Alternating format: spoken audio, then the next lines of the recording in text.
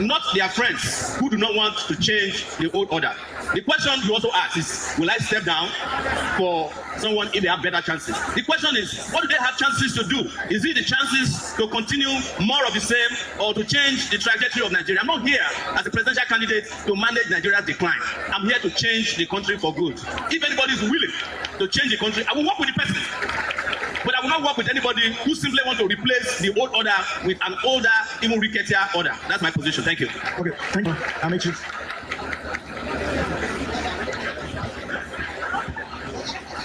Well, I bring greetings from former Vice President Pt2, who has directed that I represent him in this conference. Maybe he chose me not only because I'm the vice presidential candidate, but because I'm also a lawyer.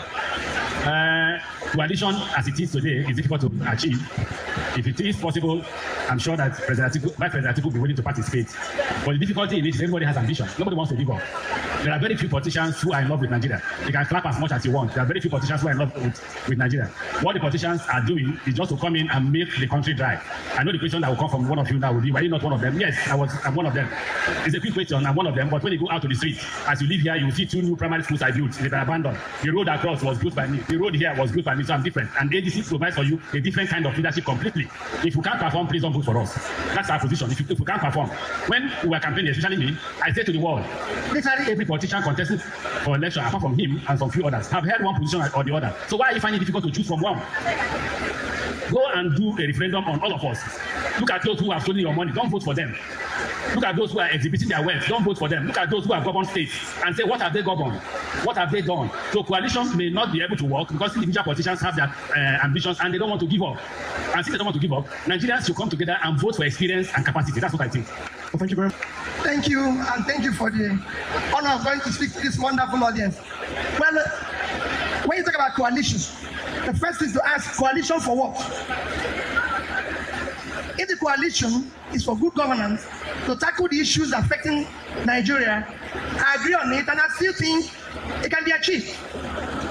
However, when we talk about coalition, we have to first examine people's records, starting from their background, their competence, their capacity, their commitment and character to be able to drive that new process. If we have somebody who I'm convinced will do that work, of course, yes. We're already talking with each other. How do we come together? Today, the most important thing we need here is unity. But that will be unity of purpose. The question you have asked is the most important question for the political class. Because the political class, they are struggling on how one another. And who is going to go next to continue mismanaging the economy? People just want good government. They don't care if the professional politicians succeed or not. They care about why is it that every 4 years we hold elections and nothing changes, and if things change at all, they change for the worse. Now the question you're asking has been brought to us before. The Social Democratic Party, which I represent, has had interaction with the professional politicians. There was a time when they wanted to come with the coalition to come to the SDP. I will have negotiations with them. And from that interaction and negotiation, we discovered 3 things. One, that they don't care about ideology. They just want to win and figure out later. Okay. In the case of the SDP, we are committed to Chapter 2 of the Constitution, fundamental objectives and directive principles of state policy. If you don't subscribe to that, you cannot even be a councillor in SDP. Okay. And they don't subscribe to that. Okay. Secondly, we don't rotate power based on ethnicity and religion, your turn or my turn. Okay. We do it based on your understanding of the needs of the country. Thirdly, we do not measure candidates with respect to how much money they have, what they call war chest. So for that reason, we are just going to the Nigerian people to form a coalition with the Nigerian people. If, however, because the professional politicians are also part of the Nigerian people, if they come and subscribe to Chapter 2 of the Constitution and subscribe to the ethics and ethos, we will work with them. So the issue of subsidy should not be discussed again, because if you have a patient that has constipation from not drinking sufficient water, And majority of doctors said that we should cut the appendix. And I said, no, don't cut the appendix. Just tell the patient to drink water regularly. After you have allowed the doctor to cut the appendix, another doctor will come and say, we want to join the appendix back. It cannot be done. You've already cut the appendix. The subsidy, so-called, has already been taken out of the budget. The so-called savings, which we knew will not come, has also been spoken for and spent. And additional some heads have overcome to the point where we are even in more debt than before. So the solution is that the Nigerian people interaction with subsidy is to lower energy costs. And I will give you 5 ways to lower energy costs without talking about subsidy at all. Because subsidy is like giving somebody a scholarship to a university that does not exist. The scholarship is useless. Subsidy is not the problem. It is the sustainable supply of petroleum products at a reasonable price with a stable exchange rate. That's what you need to deal with. I subscribe and I maintain that you need to remove subsidy. Mismanagement of the proceeds should not be the reason for not removing it. What we should have done is that when we remove subsidy, we would have given the people alternative usage for the subsidy. What we have today is that removal and the attendant resources being recovered is also being mismanaged and stolen. For example, we have received, according to them, 16 trillion. We will, I said it before, go to my manifesto and say I will remove subsidy. We'll do it in an organized manner, and whatever we recover will be invested appropriately. And I just give you an example because we have no time. Let's say you remove subsidy, and you decided number one thing a nation needs to develop is health. And today, our health is very poor, our primary health care is very poor, where we are now have more maternal and child issues than countries like India. Assuming, let me use 5%. You said that they saved 15.8 trillion. So going about 16 trillion. So 5% of that is just about 800 billion. And if you decide today, our biggest problem is issue of primary health care. If you decide to put primary health care in each ward, just each ward, in each ward, today, it will cost you, from our own studies, an average of 100 million naira for one. We have 8,809 wards. Call it 10,000. I use 100 million naira for each. It will cost you 800 billion. If you decide today, we have issue now with kidney dialysis. We have over 25 million Nigerians have kidney issues. To build a kidney center, you need 200 million. And we need about 1,000 centers when we have less than 200. We need about 5,000 machines when we have less than 800. It costs you 200 million to do a center, and it costs you exactly 10 million to buy one machine. So you need 250 to set up a 5,000 machine center, 1,000 center, and it's only 250 million times 1,000 is 250 billion. You still have 14.7. So it's what you use the money for. That is the problem. Yeah, but we will use the money in an organized manner. But just to stay with you save it. If they have saved the money and decide to do like any other country, we would have had $10 billion added to our sovereign wealth fund, which if you add it today, we'll be getting about $10 billion every month, which we can use for purpose. So don't say because people use the money they're supposed to utilize very well for party, and you say no, we should bring back. What I've said is that people in government have asked Nigerians to fast. They cannot be feasting when Nigerians are fasting. Yeah, but Governor Peter, the government will tell with health. They will tell you they've rolled out several health programs. There's the health guards, there's the free cancer treatment. There are several health programs. I can tell you there's none. I'm going around. I don't believe I physically go around, and I can tell you we have less than 10 cancer centers in the whole of Nigeria. Let's come to so your principal issued a statement just a few days ago, and it appears he has deviated from his previous position. Is that true? I want to address the conference standing. Nigeria is in a state of shock. 4 people are dying every day. The reason why people are dying is that when I tell Nigerian economists that we have no economy, they say it's not true, we have an economy. But an economy that does not provide money in the pocket of Nigerians is not an economy. Any economist who says we are making progress and there is poverty in the pockets of Nigerians must be a very bad economist. Now, let me give you figures. Now, currently, we have 11.8 million vehicles. Industries are not working, so we assume that consumption of the industries are not as much as the vehicles. Where is this subsidy money going to? It's going to the private pockets of your president. I call them Alibaba and the 40 thieves. If anybody goes into office as president and allows you to continue to suffer, the person is a wicked man. It will take us 2-3 years to be able to revert this economy to a productive economy. Anybody who tells you that is a magician. If he tells you that in 1-2-3 years he will turn the economy around, person was lying. What Vice President Atiku is proposing is not to deviate from removal of subsidy or not. He's saying that in the first 4 years that we take up back this office, we will put money in the pockets of Nigerians to be able to buy this fuel. And we're not funding. Can you listen? Can you listen? The how is we will encourage local production. We will only subsidize local production. How is you provide cheap crude for them to refine and sell at a cheap cost. That way individuals will be able to buy fuel. Now, when they are not able to provide subsidy to provide for cheap production, what happens? You are paying more for electricity, you are paying more for transportation. Everything in the economy is running helter-skelter. We will provide you with all the necessary tools for subsidy for only local production to encourage employment, which will create jobs. Whoever says it's not possible should wait and see. If there's anyone who has been consistent about non-removal of fuel subsidy, it has been me. And it took Amechi and his principal almost 10 years to catch up with me. They have now reversed their position on fuel subsidy. The question about subsidy is, who are you subsidizing? You are subsidizing the elite, you are subsidizing the governors. The only people who are doing well since they removed subsidy are the governors of states. And when they talk about subsidy, they make it sound like they have not removed subsidy before. I was a student in 1989, they removed subsidy. In 1990, they removed subsidy. They said Nigeria will be better.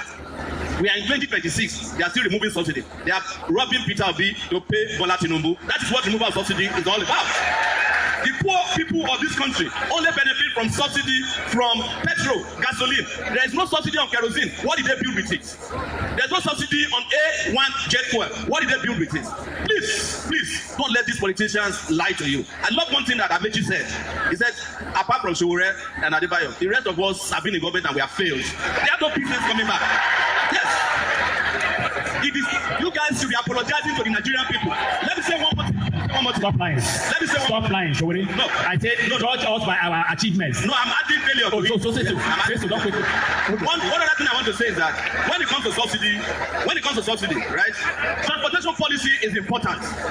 We have a former governor of Rivers State here, Amechi, who built a rail line that went nowhere. If that rail line was working, subsidy would have been working for the people of Rivers State. I'm not attacking you, but your records are here in Rivers State. Now we cannot ignore that those of you who have governed before, who refuse to subsidize your people. Peter Obi did not subsidize education in state. Lecturers and doctors went on strike for 13 months. You may like him as a person, but he did not perform as a governor. That is the truth. And we can't keep pretending that there's nothing wrong with Nigeria. And those people who have run Nigeria up to this point. I will not remove subsidy. Because the poor in Nigeria need to be subsidized instead of the rich. We are already subsidizing them with waivers. We are subsidizing their lifestyles. They are driving convoys and big stars and airjets. We have a duty to return power to the people and subsidize the poor. Thank you very much. I know Sowore very well. He knows I know him very well. Playing to the gallery will not make you win the election. You will not win.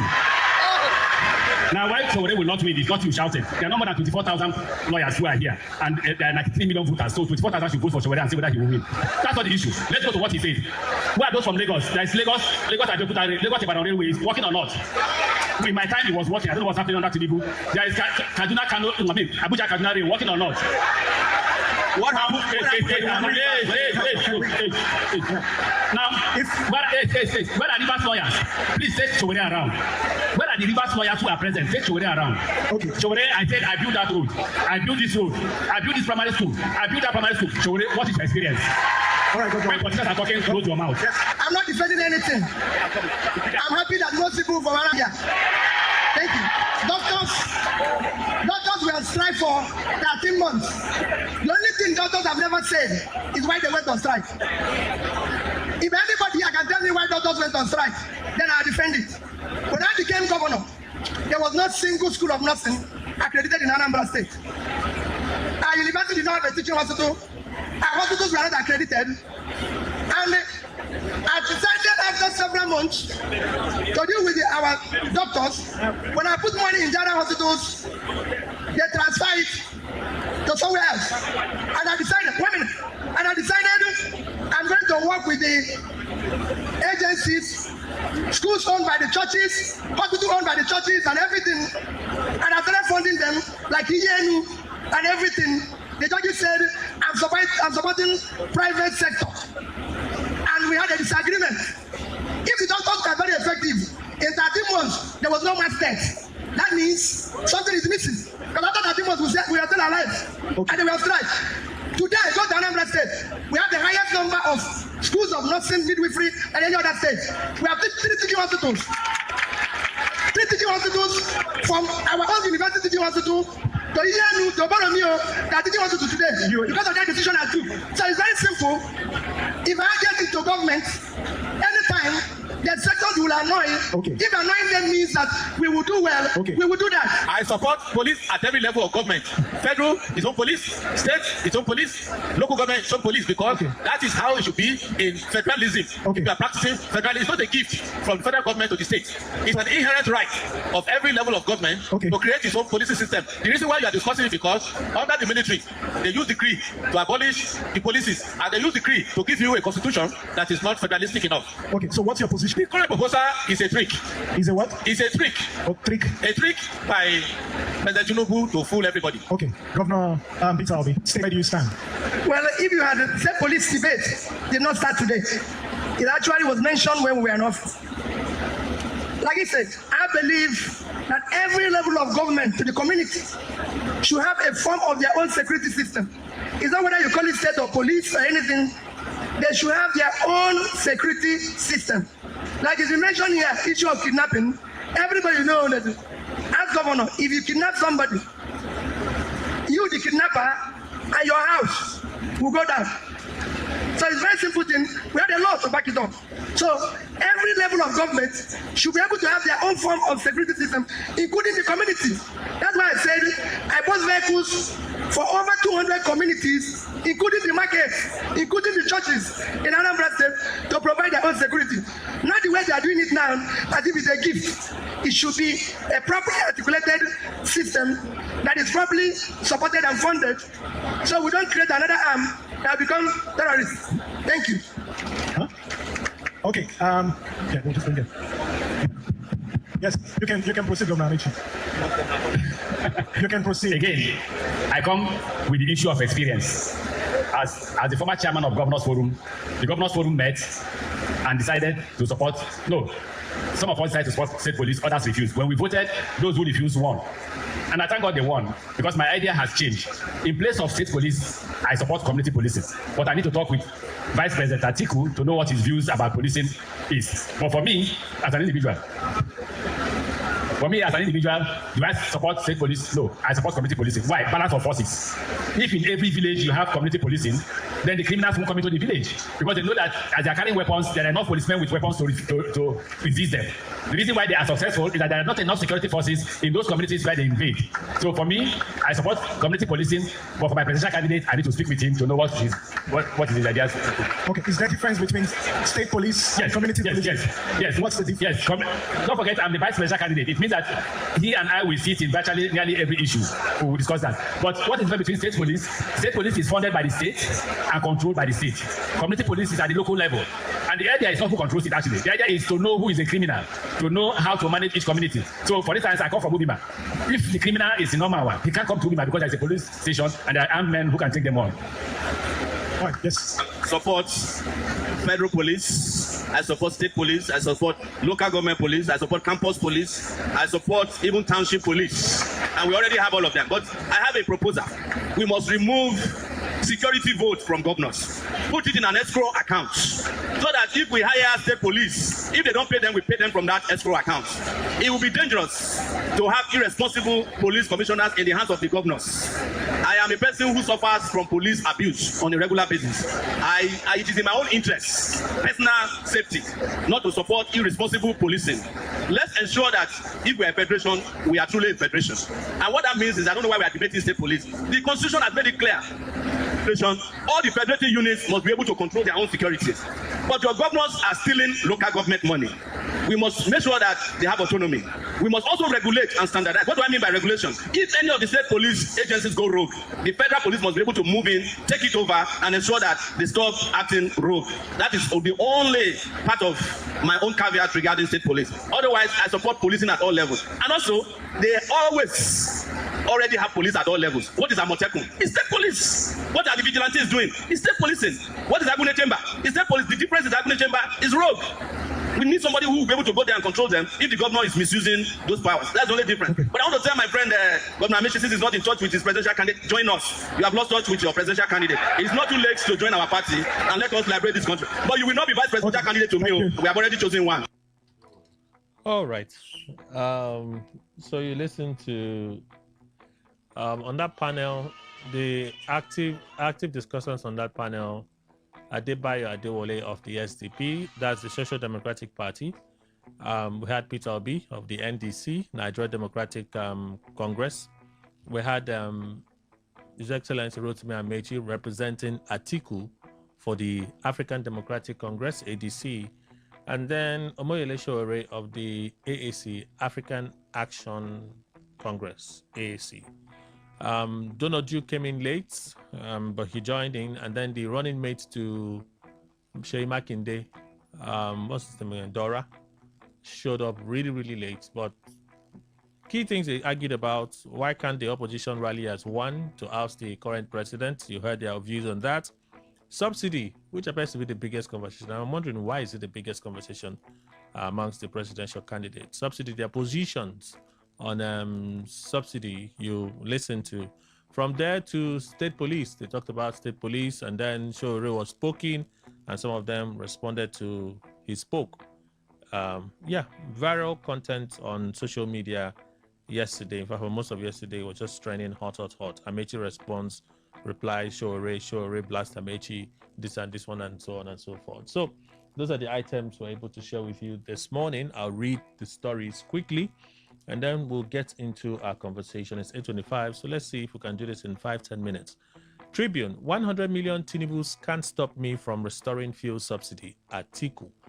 Former Vice President Atiku Abubakar vowed that even 100 million Tinubus cannot stop him from restoring a targeted subsidy to protect Nigerians from the hardship caused by President Bola Tinubu's fuel price policies. Reacting on Sunday through his senior special assistant on public communication, Frank Schreiber, Atiku accused the Tinubu administration of committing one of the biggest economic frauds by claiming to have removed subsidy while still granting tax credits and fiscal incentives to petroleum industry operators. Tinubu stood at Eagle Square and declared that subsidy was gone. Petrol prices exploded, transportation costs soared, food prices followed, businesses buckled, and household purchasing power collapsed. But when major oil investors knock on Tinubu's door, the sermon changes. Suddenly, the Nigerian government intervention is good economics. Tax credits are necessary, fiscal concessions are strategic, and private investment must be de-risked. Apparently, subsidy is only evil when poor Nigerians benefit from it. He cited the administration's deep offshore oil and gas projects incentives framework, which allow investors enjoy government protection. I said this is the Tinubu doctrine: socialize the pain at the bottom and provide incentives at the top. You cannot subsidize capital and criminalize relief for citizens. You cannot offer cushions upstairs and call suffering downstairs reforms. Well, that's Atiku's statement. Let's move on. A Vanguard newspaper, Vanguard. Obi disagrees with Atiku on subsidy, false mismanagement of proceeds. We'll listen to Peter Obi in that session at the NBA. So let me roll the story over. Kebbi bandits attack, police honor 10 fallen officers, vow relentless pursuit of criminals. The Inspector General of Police, IG Olatunju Disu, has vowed that the Nigeria Police Force will not relent in its fight against banditry and other violent crimes following the killing of 10 officers of the Special Intervention Squad in an encounter with suspected bandits in Kebbi State. Disu made the pledge on Monday, August 24, 2026, at the memorial parade held at the Force Headquarters Abuja in honor of the fallen officers. He said the officers paid the supreme price while confronting a heavily armed group of suspected bandits along the Rafin Makuku axis of Sakaba local government area of Kebbi State on August 10. He said the police personnel intercepted the suspected bandits who were on their way between Zamfara and Kebbi State, resulting in a fierce exchange of gunfire that led to 10 officers' death and 2 others injured.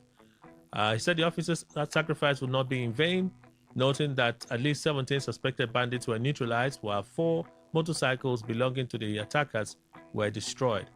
So let's move on. You can read the rest there. Felix Morka from The Cable Tinubu has outperformed any democratically elected president. He inherited an economy in a mess. Felix Morka, National Publicity Secretary of the All Progressives Congress APC, claims that President Bola Tinubu has outperformed any democratically elected president in Nigeria. Speaking in an interview with Channel Television on Monday, Morka says Tinubu inherited an economy that was completely in a mess. Asked about the indicators supporting his claim, he puts it this way: President Bola Ahmed Tinubu has outperformed any president in his first term. He has outperformed any democratically elected president in this country in their terms. The indicators are Respisa Luquita. I think that's what people will call it. Yes. As they say in law, they speak for themselves. This president inherited an economy that was completely in a mess. It said the country's economy had been in a mess as a result of the activities of successive administrations. Buhari was a stopgap president that really came to keep the country from tipping over the precipice. From 16 years of horrific maladministration of the PDP government, he said Buhari served his term, did his job to hold the country still for President Tinubu to enter. He did not explain how Tinubu has outperformed previous Nigerian presidents. So maybe one of those talk from a spokesperson of a political party. In Jume to opposition, stop dwelling on Tinubu's certificate. Sell your ideas to Nigerians. Alain Jume, former Senate leader and chieftain of the All Progressives Congress APC, urges opposition parties to focus their 2027 campaigns on policies and ideas that can attract voters rather than dwell on President Bola Tinubu's academic records. Ndume, who's representing Borno South in the Senate, spoke on Monday as political parties commence campaigns ahead of the January 2027 presidential election. He said opposition parties and their presidential candidates should present Nigerians with clear alternatives to the Tinubu administration's policies. His comments follow concerns raised by some opposition figures over Tinubu's educational credentials, particularly the absence of entries for his primary and secondary education. Ndume says Tinubu has met the constitutional requirements to qualify to contest the presidency, arguing that the 1999 Constitution does not prescribe a secondary school certificate as the only means of meeting the minimum educational threshold. The senator equally says the provision states that the person is qualified for election as president if he has been educated up to at least school certificate level or its equivalent. The narrative around his certificate, in my opinion, is distracting. What opposition parties, presidential candidates, and their spokespersons should focus on are their alternative economic policies, if they have any. What can they do better than President Tinubu? They should come out and tell Nigerians. He urged the opposition to scrutinize the administration's economic policies and performance on security while presenting credible alternatives to voters. That's it to Jume's statement. Nigeria can't rely on one police structure to tackle security challenges. His remarks at the NBA conference yesterday.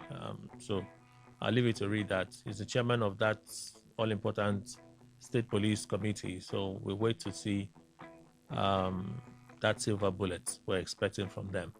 Coordinator of fake agency shares appointment letter bearing OSGF letterhead. Coordinator of the Phantom National Brands Development and Made in Nigeria Special Project Office, Prince George Buchi Wabuese, has released an appointment letter purportedly issued by the Office of the Secretary to the Government of the Federation. Daily Trust had reported how President Bola Ahmed Tinubu ordered the immediate arrest of Wabuese in connection with the discovery of the fake agency within the Office of the Secretary to the Government of the Federation, Senator George Akume. Tinubu ordered the immediate suspension of 3 permanent secretaries allegedly linked to the operation of the fake agency, as revealed by the head of ICPC, that's the Independent Corrupt Practices and Other Related Offenses Commission. Okay, let's move forward. Appointment as National Coordinator and Executive Director Made in Nigeria Project Office. Stated, I am directed to formally convey the approval of your appointment as the National Coordinator, Executive Director of the Made in Nigeria Project Office under the Office of the Secretary to the Government of the Federation. The appointment follows a careful evaluation of your commitment, contribution, and capacity in delivering on the mandate of the Special Project Office. The appointment is a 5-year tenure starting from July 2025 and it's renewable. The letter listed Wabueze's duties to include overseeing the development of programs, projects, and policies, as well as supervising regional and state coordinators. He was also assigned to organize exhibitions, trade expo, economic summits, and other promotional activities aimed at supporting economic development through indigenous products and services.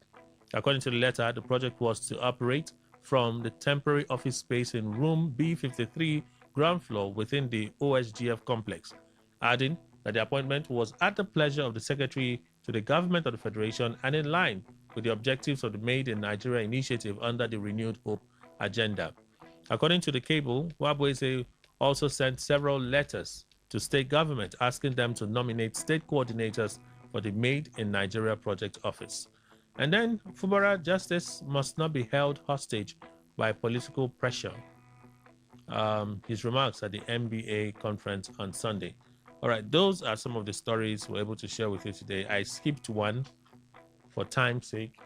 Maybe I'll read it tomorrow, maybe not, but we'll see.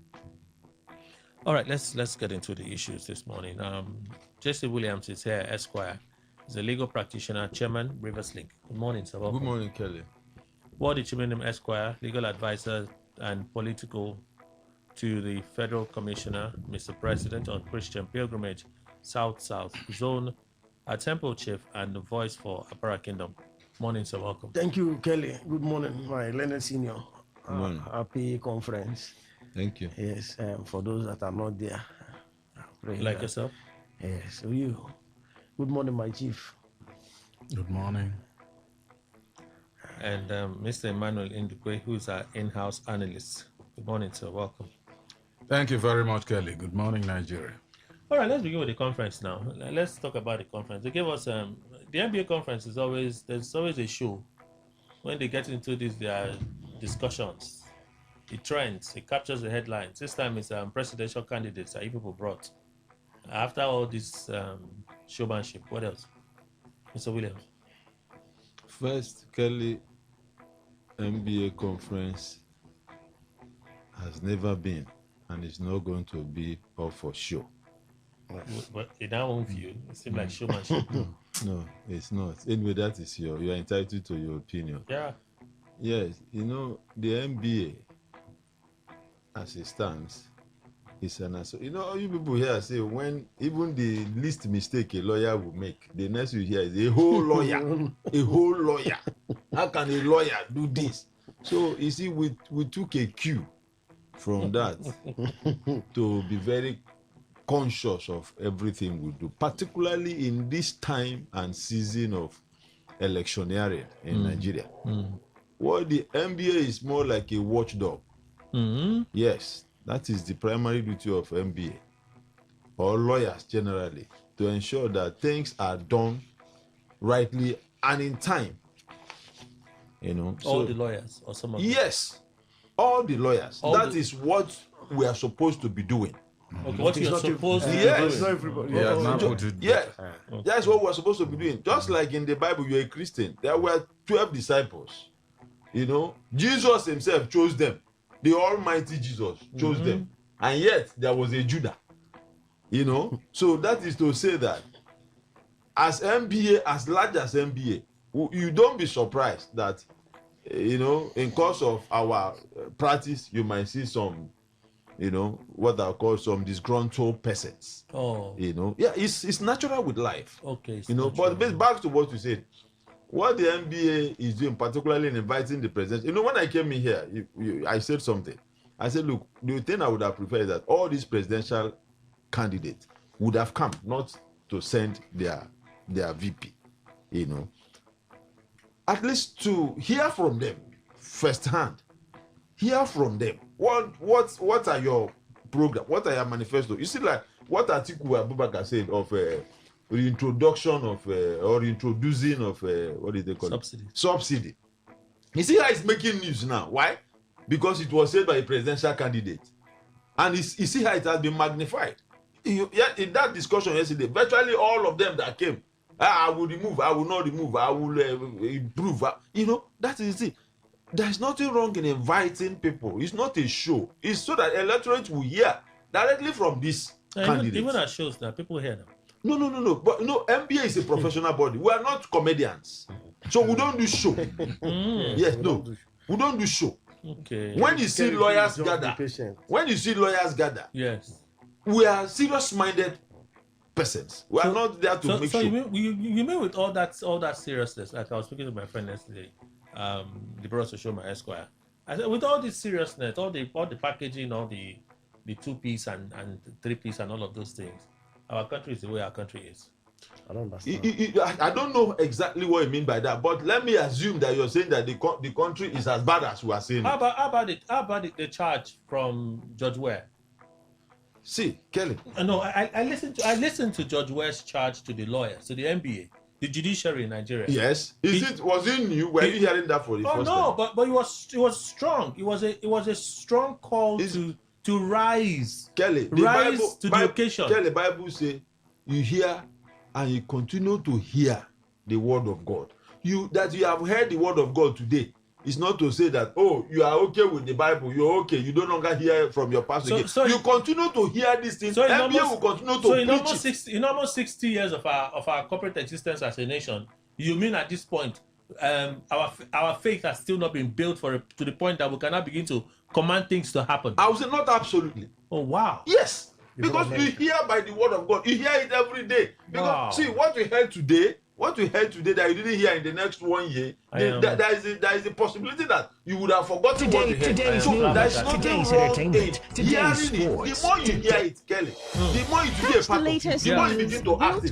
So that the NBA is in the business of, preaching good governance in Nigeria.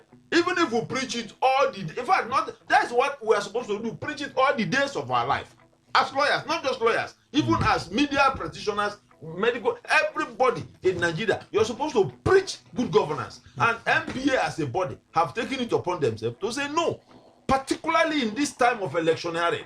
Let us bring these people together. Let's hear them out. So there's nothing wrong. No, we didn't say anything. No, but the area of show, NBA is not doing it so that people will clap for us as show. It's not show. That's what I want to correct. No, you have a right to try to make that clarification. I don't think it's a correction because I watched a show yesterday. Presidential candidate, they sat on the. Well, what may mean show to you may not mean show to other people. I watched a show yesterday. It was an interesting show. One person was accusing the other one. You had this. The other one came out to respond to this. I'm like, is this how they do it in organized? And don't forget, let me even say, don't forget, Showore, is he a lawyer? He's a presidential candidate. No, but he's not a lawyer. So perhaps people invited him. Yeah, we invited him to speak as a presidential candidate and not as a lawyer. You understand? He was invited as a presidential candidate not to speak to lawyers. He was speaking to Nigerians. The elite. Not the elite. Every Nigeria, as long as you're a Nigerian or you are here, you can vote or be voted for. The NBA is not longer elite. No. That was the gathering of NBA. That speech yesterday wasn't only meant for you heard it, but you are not a lawyer. You heard it, but was it beamed live? Kelly, how did you hear it? Was it beamed live? No, how did you hear it? I have my sources, but was it beamed live? Are you a lawyer? The answer is no. The same way you heard it. I'm a journalist. The same way you heard it. Any other person that is not a journalist I'm a journalist. No, there are many persons that would have heard it from what we did this morning. That's how they would have heard tell it. us one person and that is hearing it for the first time. Maybe you, because you probably were not there yesterday. So, but the conference is going very well. Very well. It's a good time for people to atete. Yes. It's been a long time. After a whole long practice period work, at least you should have some time to unwind. When is your dinner? Has it passed? If you want to know more about MBA, be a lawyer. Why can't I ask? No, I won't answer that question. Why? Our dinner is meant for. So you people have a sumptuous dinner. I wouldn't go there. If you want to know whether the dinner will be sumptuous or not. The last time we were having this conversation, when you said they put people inside one place and told people, this is the secret cult. The secret cult. If you want to know the secret in the cult, join the cult.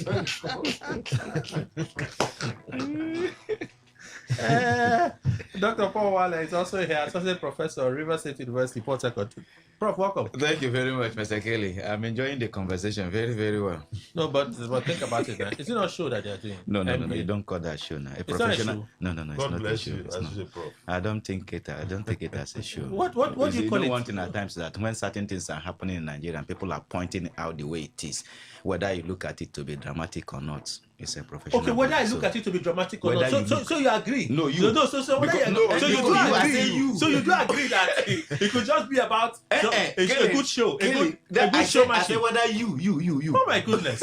I'm talking about Eh? you. I pointed at you. You guys just look sharp. Where you come on looking One straight. of my cousins say, how do you manage Kelly? He just sometimes a troublemaker.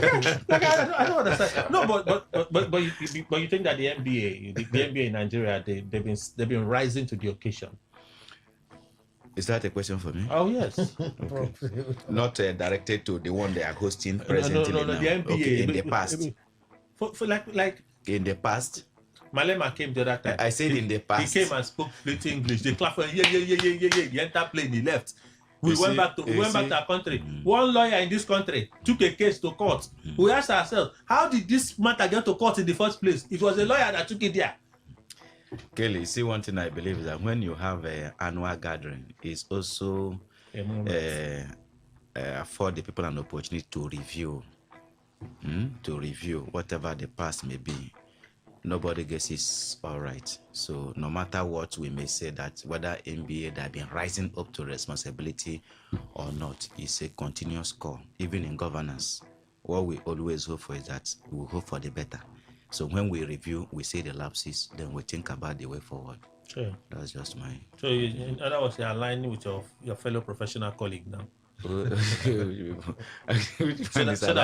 when we turn our attention to the academic, they will look for ways. The other side will support them. No. You see, when they talk about support, let us just face the reality. It's No, not about no, it's not about time. The day will be ready for now. We'll be ready for you. Because when you say they support me, I support them, which means we are not on the side of the truth. Well, exactly. That's what I suspect. That's what I suspect this morning. You don't suspect, that's your conviction. That's what I suspect, because if you guys are on the side of the truth, we'll be pointing out these things You one will by still one. find another One thing by and one, say, we'll be I pointing still out say these this things. one is wrong. Eh? You will still find Now, another. I wanted to go to one hotel to just go and rest my yesterday. Told me everywhere is booked. But don't you have You a can house? imagine. They say everywhere is booked. Are you not a No, family? everywhere is not booked too. Everywhere. Everywhere is not booked, Everywhere Kelly. is not booked. And do you know only where you are going? It's only No, it's not the Think kind of of. where you are going. It's not the where kind you of are those going. local places Why I would go you go to to. where that has been booked? The whole of Rivers is everywhere. No, but even if everywhere is booked, it's expected. How many lawyers in Nigeria? We have hundreds of thousands of lawyers. So you don't expect even a space. There's a space for him where if Kelly is looking for where to go and rest his head So away. now you guys are just catching all the headlines. NBA this, NBA that, just catching all the headlines. After 1 week after this conference, back to status quo. Let's see now whether it will back to status quo. Nothing new. There's another lawyer here. Let me ask him. I know he's not even participating in the NBA. Why would you say that? conference. Are you participating in the NBA? conference? I was do you there know? since yesterday. You That's were very there wrong of yesterday. you. That's one thing with you. No, there's something in my spirit that tells me that he has not participated at all. No, that's wrong. Okay, something in your spirit. Yeah. He's I'll here now to participate. speak. And for most of himself. the time, that is usually not wrong. His spirit, That he's means physical somebody may now. choose to Yes, listen the to person it is or physical now to otherwise. speak for himself. How has the conference been for you, Chimene? You said I've not participated. Something my spirit suddenly told me. become a ghost. You know, so since you have become a ghost, let me speak like a ghost. Reverse yourself. Reverse And yourself before so that you will answer well. let me equally inform you. Me? Let me equally No, inform you are you. Why? informing Because- the I'm esteemed informing you listener. so that you will know. No, it's not about Kelly. You're informing the It's listener. you. Why It's you I me? want to inform. Oh, Chim. Okay. So that you understand. Mm. So many lawyers are not in the conference now. Why? For reason best known to them. It's not money. Let me just tell you, you can pay your dues. Is it that they I don't want have, to is pay. it that they don't have money to As I attend? speak to you now, most of my colleagues are home doing their businesses. Are they affected by And the reason why they do all these are they things- affected Now- by the economic crunch? I know you are not affected. because of the economic crunch. Why you go You know, to- hotels are not why very you go expensive. to pay for these Transportation dues is expensive. because the reason is that when you pay all these things, it affords you the opportunity to be a notary public. Because once you pay, they give you receipt. These receipts, all these payments afford you the opportunity to be a notary public. And once you're notarized, of course, the condition for you to be a notary public are all these payments. So some persons, it's not that anybody will penalize you. But some persons prefer, you just, like I saw my colleague, he's in the gym this thing now. He's a lawyer. We were all called. We went to Kano together. So all of you were in the gym together? I don't do gym. I'm a karateka. And I went to dojo club. You still gym now? You still No. We have. You won't do. You won't do in gym body workout. You do body, but in karate, what you do in your shoulder, in your knee, and all those ones, they have different techniques. So I am not a gym person. Okay, so are you part of those that you have your dues? You pay your dues and everything, but you're not. You didn't attend the conference. Like I said, it's not compulsory. You see, I told you that something my spirit. That I have paid. It's not for me to inform you, but like I said, for those that want to be notary public, there are conditions you have to meet up. But as a lawyer, you must understand that this is part of what you must do. So, but for me, like I said, I do what is proper. The conference is going well. It's going well, very, very well. It's just that I don't like the caliber of people that came yesterday. Okay. And I must tell you, one of them, I can tell you. Amechi. Well, you've already said it. It's not supposed to be. You see that my spirit. When I said it, that my spirit was telling me something. People said my spirit. You see, so far now my spirit has been proven very correct. Anyway, we have to go for. I know you will have to go for after commercial break. We'll continue. I know we have to go for commercial. We have gone for the commercial already. Okay. You always.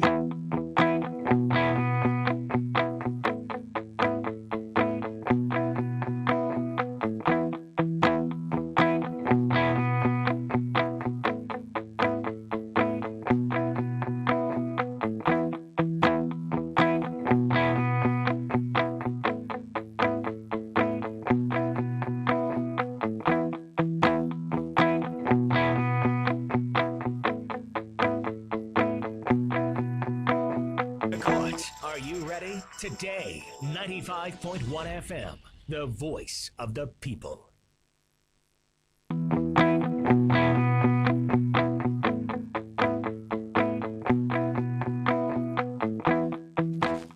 All right, good morning. Thank you all for staying with us. We have Ngowari from Non's Luxury Homes joining us at this time. Good morning, madam. Welcome. Good morning, Kelly.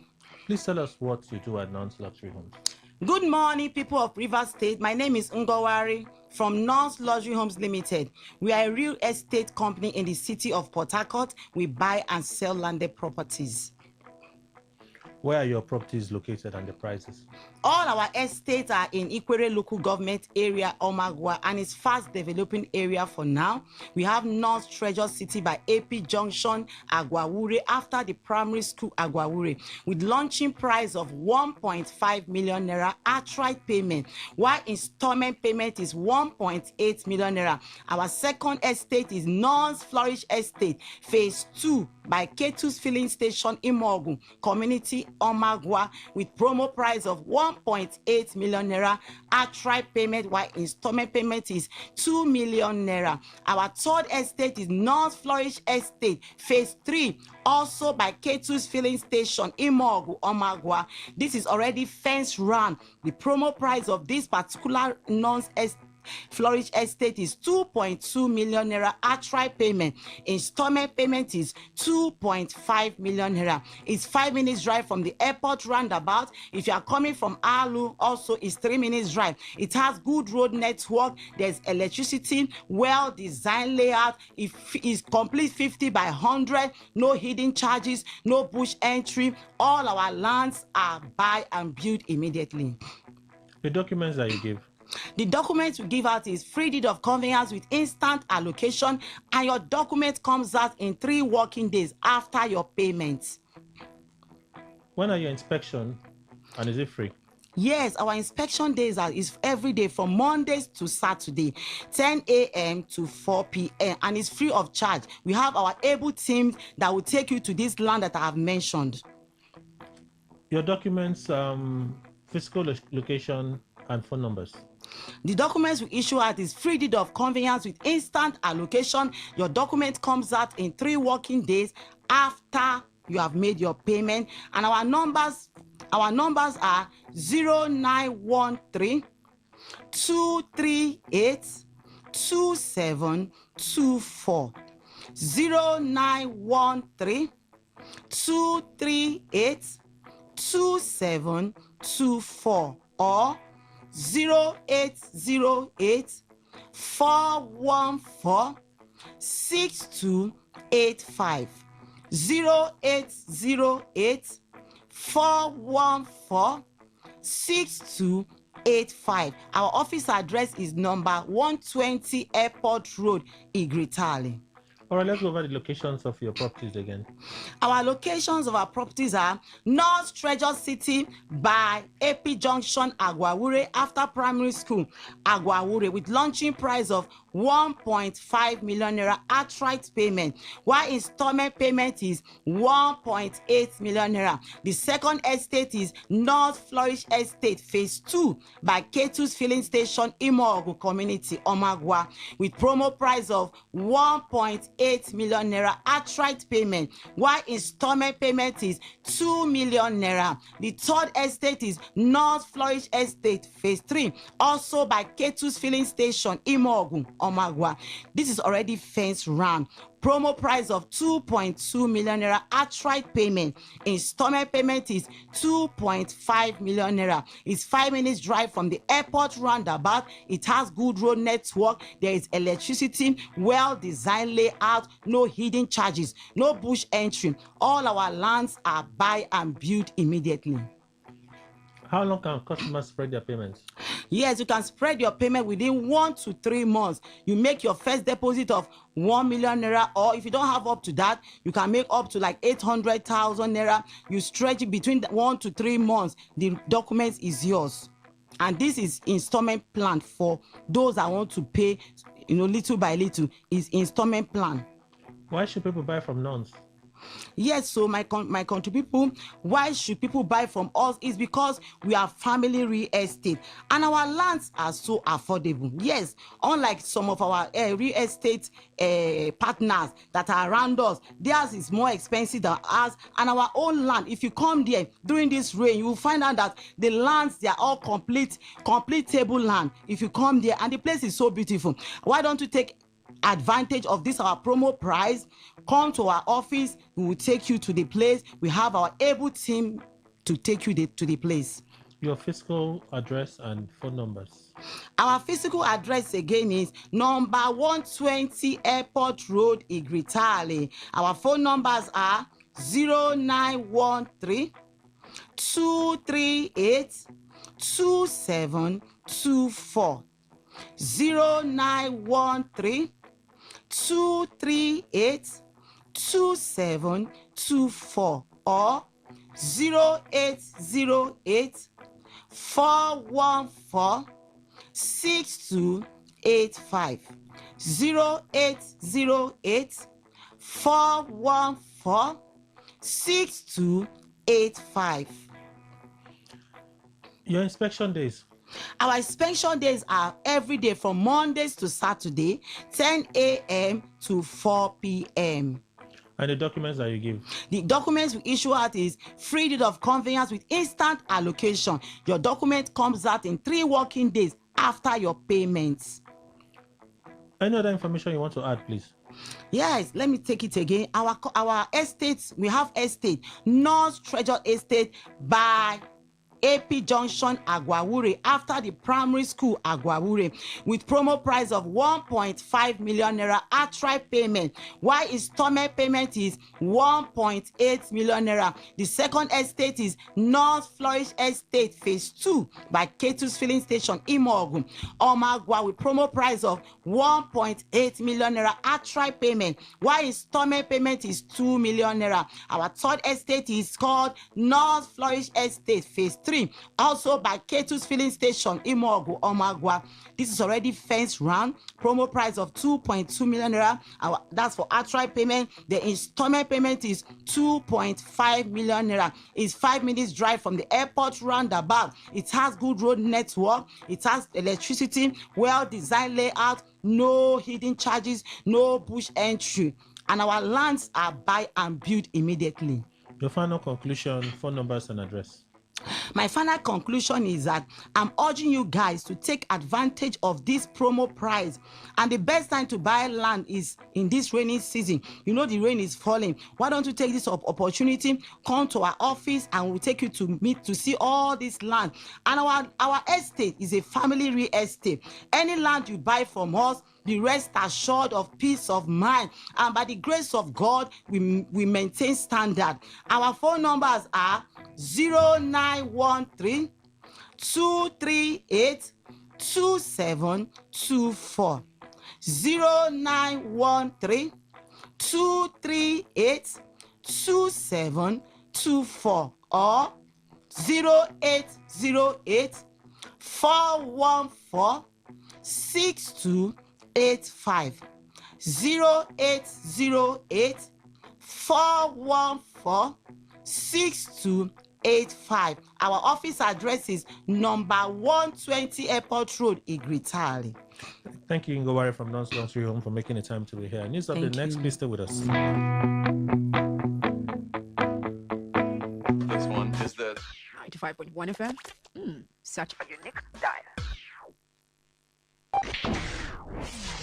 Today 95.1 FM. Port Harcourt. News update.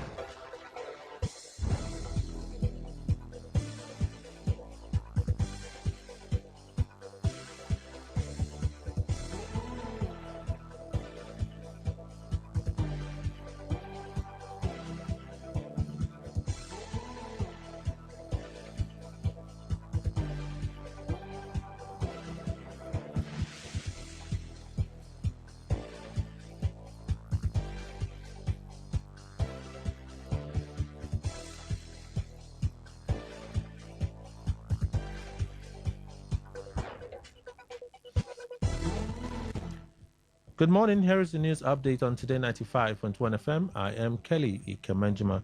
Troops of the Joint Task Force Northwest, Operation Fast and Yama, have intercepted 3 suspected gun runners and rescued 6 kidnapped victims in separate operations in Zamfara State.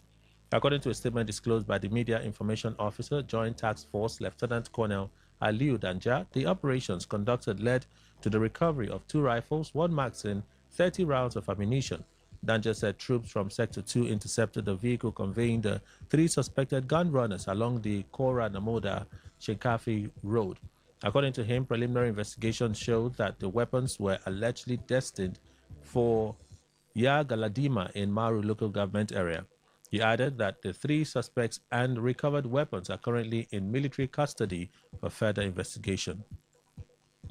The Pharmaceutical Society of Nigeria, PSN, has warned the federal government and the National Assembly against weakening the governing structure of the Pharmacy Council of Nigeria, PCN.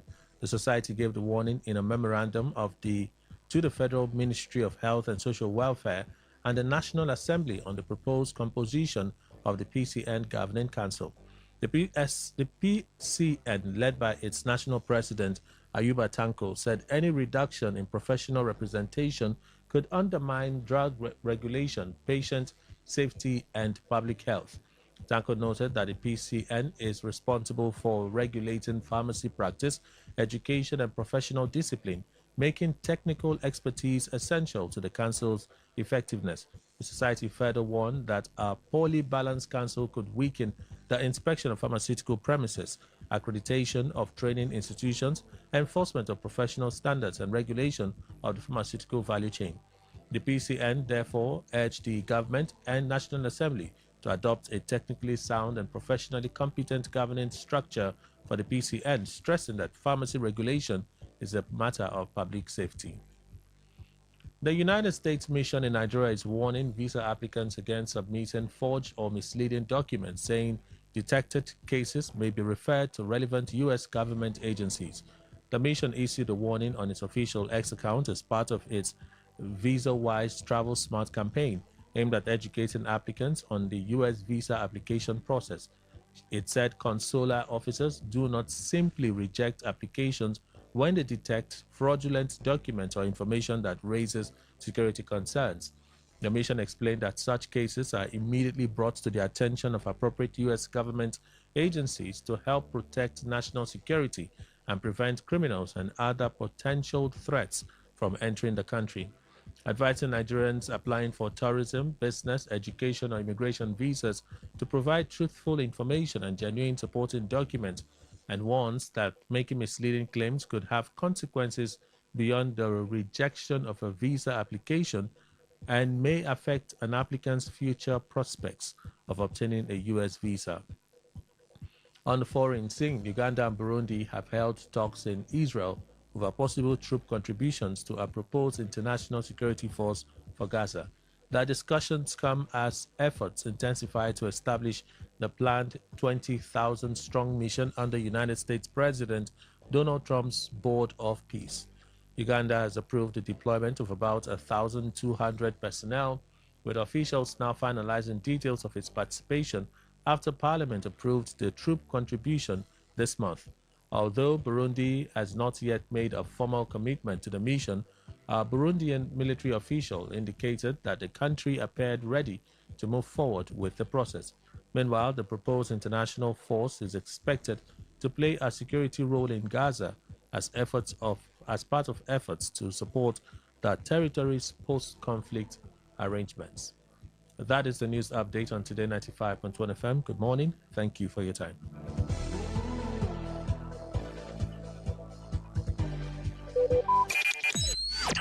Talk radio. I listen to a lot of talk radio. 95.1 FM. Wetin you dey find for Sokoto? E don dey your domot o. Unique Company Limited na the ogbonge company wey dey deal on all sizes of quarry products like chippings. For Unique, we no dey do the more you look, the less you see o, because we get standard weigh bridge wey go weigh the quantity wey you want. You confirm am, you pay, you carry your chippings, you go house, everybody's happy. Wetin you dey wait for? Waka go Unique Company Limited wey dey along Obirikwere Airport Road beside Bowen Filling Station now, or you reach them with these numbers: 0912 994 7115, 0912 994 7115, or 0813 572 3222, 0813 572 3222. Port Harcourt, are you ready? Today, 95.1 FM, the voice of the people. This is Today 95.1 FM, Port Harcourt, voice of the people.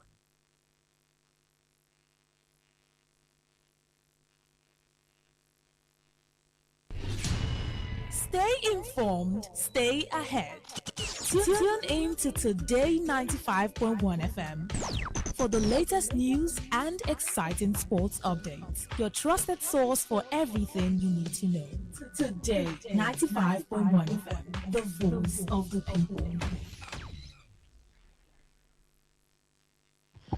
Good day, everyone. My name is Ambassador Dr. Paul Ezike. I am the Health Code Business Analyst for Africa Markets, and also I'm a Star 5 leader in the Health Code business.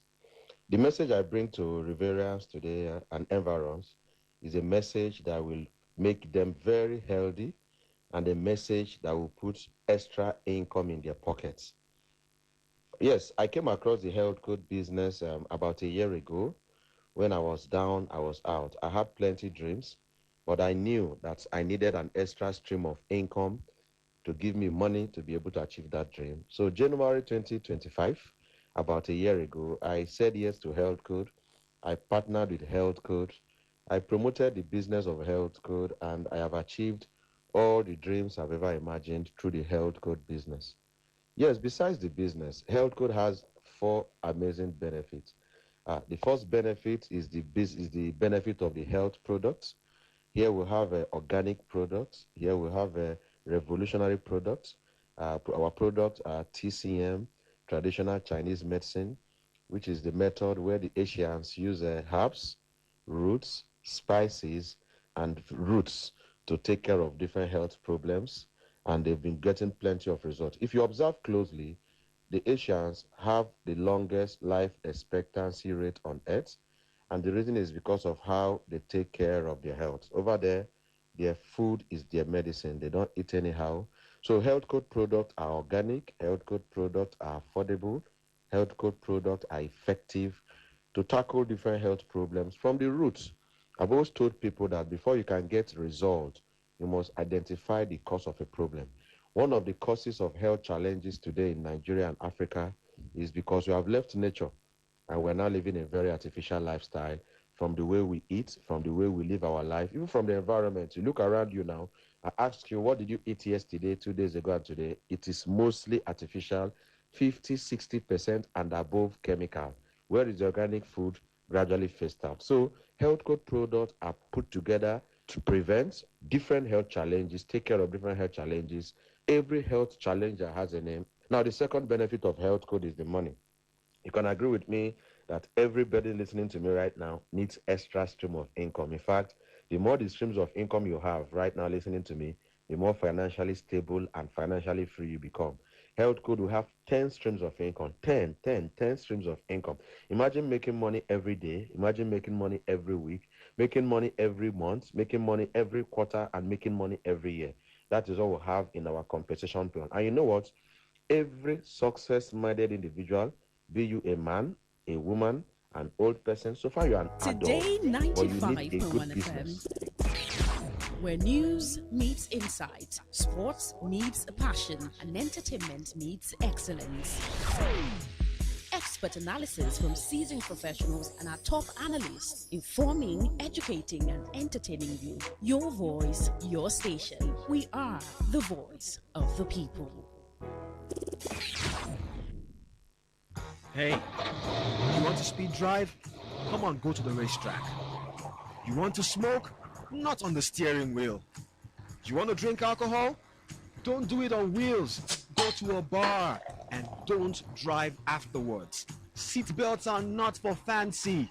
They're there to save your life. Know your traffic rules and obey them because they are for your own good. Drive with care because life is dear.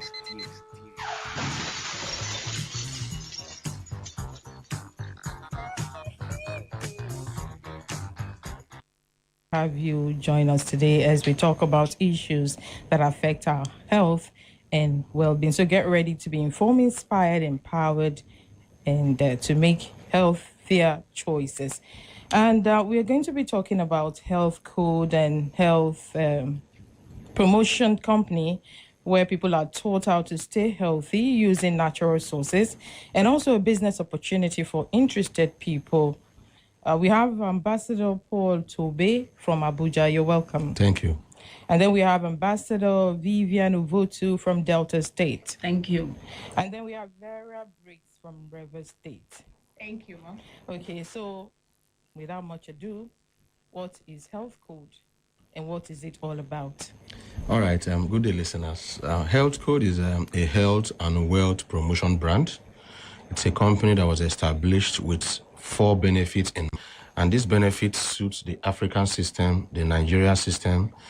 Health Code came into existence in 1989. We are from Beijing in China. We got established in Africa a year and 6 months ago, and we came into Lagos State, Nigeria, and our head office is in Lagos State, Nigeria. Health Code in the past 1 year and 6 months in Nigeria have been able to impact a lot of lives, impact lives in the area of your health.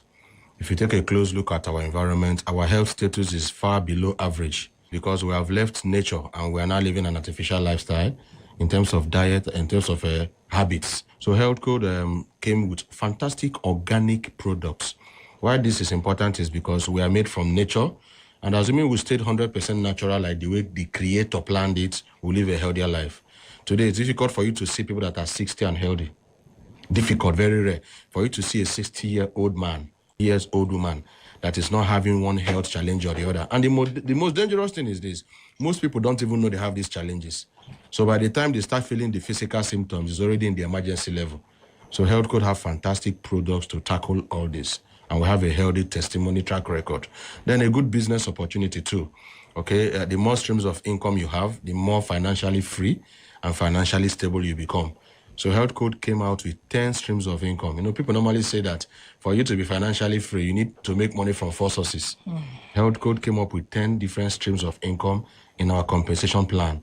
So that is what it's all about. And over the past 1 year and 6 months, we've done well in Nigeria. I, for one, I came into the Health Code business because of the business opportunity. Some persons came into the Health Code business because of the products. and we're beneficiaries today. So we're here to share the good news of health code settlement to all listeners who are tired of being tired, who are looking since they can venture into the pensioners, the housewives, the house husbands, the graduates, the people that are working that need extra streams of income, the traders. So that's health code in summary, a very beautiful blessing that God has brought to this country. Okay, having said all that, what is your track record? Okay, thank you so much. Health Code, as the name implies, we've been in existence for a while, and we came into Nigeria a year plus, that's a year and 5 months right now. And just this time we came into Nigeria, Health Code has, transformed different lives in different cities. Yes, these cities now, they've been transformed. That's why we're bringing the good news here. We have people from different health issues. We have people that have, experienced an all-expense paid trip like myself. With my breastfeeding baby, I was doing the business. I'm from Rivers State, and this opportunity came in such a time that I was down. I needed something to, having an extra income for myself is something that I prioritize. I'm not looking forward to just my husband money, but I was looking out for something. So Health Code gave me that opportunity, to stand out in that line. And through Health Code, I have traveled. I've been to Turkey, I've been to Singapore, Morocco. So the track record of Health Code, I have qualified for a brand new car in this business. And in over this 1 year plus, we have over 41 cars being given to distributors all over in different states. You can hear us coming from different cities. Cars are being given out. We have almost 200 people that have qualified for trips. So it is a genuine business. See testimonies of people using our headline products, and they are recovering. So I call them God's word in capsules. So it is a business opportunity that you can, look back and give a track record to Health Code. I said so. So you've heard it all. If you're looking for a business opportunity, there you have it. Okay, what are the benefits of Health Code and what people stand to benefit? Health Code benefits are numerous. There are so many that if we want to say it now, we will not stop. One, your health. Natural products. We need natural products to take care of our health issue. If you are tired, you don't have healing process on time, just come with their product, natural product, you will get your word healing naturally without spending much, because Health Code will take off your head from the base. Health products, number one. Two, you travel, all expense paid by the company. I've traveled several times with this great company called Health Code. Retire young, rich, and healthy. Come to Health Code. Thank you. So I want you to tell them right now how they can benefit from this program. All right, for those that are tired of being tired, those that are interested, it takes interest to take actions. You don't just depend on government to do everything. The state government is doing a very good job, but there are individuals that can still add to what the government is doing. And that is where we'll come in terms of helping you to be healthy and helping you to make money. In fact, our goal is to create healthy millionaires all across Nigerians. So if you want to earn good products, that means you need to find your way to our physical business meetings, where you will see all the products, practically all the product functions, NAFDAC approved product, organic product, where you will see first-class testimonies, because these are testimonies of people in this state that have used the product, and they have testimonies to share. What used to cost millions over there, with few hundreds of thousands, you get natural solution, and that is all. You want to make money. The cost of living right now is not a joke. The cost of living is killing the living. You need more streams of income to be stable. So Health Code have a fantastic business plan that you can venture into. All right, we'll teach you, we'll show you, we'll support you, we'll help you, and we'll show you how you can build a part-time business that can give you full-time income, okay? We have daily payment plans, we have weekly, we have monthly, we have yearly, with proofs and testimonies. You like to drive brand new cars. Like I say, the kind of car you drive, it shows. Car is no longer a luxury. Car is necessity in Nigeria. Yeah. Those they say car is liability. It's a lie. Car is it's a necessity now. If you have a good car, it will improve your own standard of living, because your physical stress to move around will reduce. Physical stress to go to church, go to mosque, go for school runs, go to market, go for weddings, burial. It will reduce. Imagine this rainy season, you plan to go out and start raining. The stress is not good. You dress out to come to church and somebody just splash water on you. So you need good cars. It is one of our competition plan. We have testimonies. Whatever we're saying, we have fact and figures to back it up. We're not telling you what might happen. We're telling you what's already happening. You can benefit. You like vacations like myself. My colleagues spoke about going on vacation. It's not Jabba. There is wealth in Nigeria. I believe that there is wealth in Nigeria. We'll have our challenges, but you see, wealth and opportunity, there is no continent on earth as wealthy as Africa. Nigeria is blessed. So but of course, you go on vacation, go relax, come back. We've gone to China, we've done Turkey, we've done Singapore, Morocco, China. We go to choice destinations 3 times a year. In the normal Nigerian plan, vacation no follow. But in waiting follow for Nigerian plan, make a belly full first pay house rent. We understand. But health code will help you to step up your mind that you should go to at least one country a year to go on vacation. You and your family go and relax, go and change the environment and look better. Service your international passport. Don't be a local champion. We're running a physical symposium here in your state. Attendance is free, but please, it's for matured minds. People that really want to come and know more. It's not gambling. It's a legitimate system that works with track record in these states. Pick up your phone and send a WhatsApp message to 091 573 35290. Let me slow down. Please get your writing materials. Save this as health code. You can save it as health code consultants on your phone. So you can call or send a WhatsApp chat to 091 573 35290. You reach out to this consultant, you come around, you see things for your decision. 091 573 35290. Health Code Consultant. God bless you. If you just joined us, we're talking about Health Code, where people are taught how to stay healthy using natural sources and also a business opportunity. The number once again is 0915 733 5290. Thank you so very much. Thank you very much. See you. For coming. All right.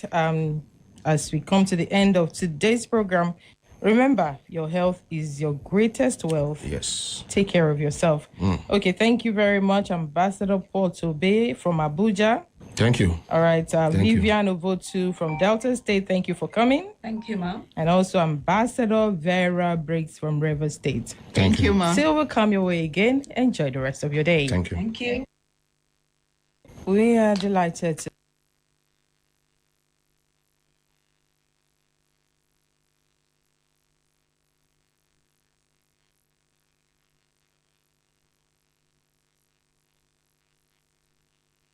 Day 95.1 FM, where news meets insight, sports meets passion, and entertainment meets excellence.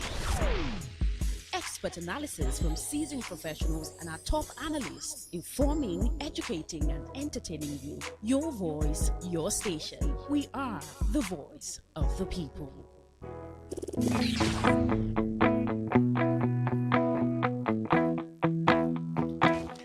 All right, thank you for staying with us. Panelists will return in a moment, and then we'll continue our conversation. I didn't even mention the channels that you can reach us via.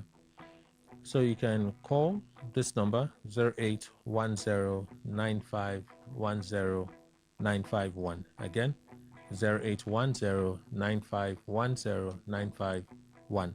So you can call that number. Or you can send a message to this one, 0701 9339 962. 0701 9339 962. Text, WhatsApp, feel free, that's a plug. Let me read some of you who saved the number and you've contributed. So let me take some of those contributions now. Okay, this is Kizito. All right, I want to wish my wife happy birthday. Okay, this is private, so I guess I would. Okay, but you can just drop it here. This is Kizito now. You can drop her name here. here. You can drop the details you want us to do for you. You can drop it here, and we'll take it from here.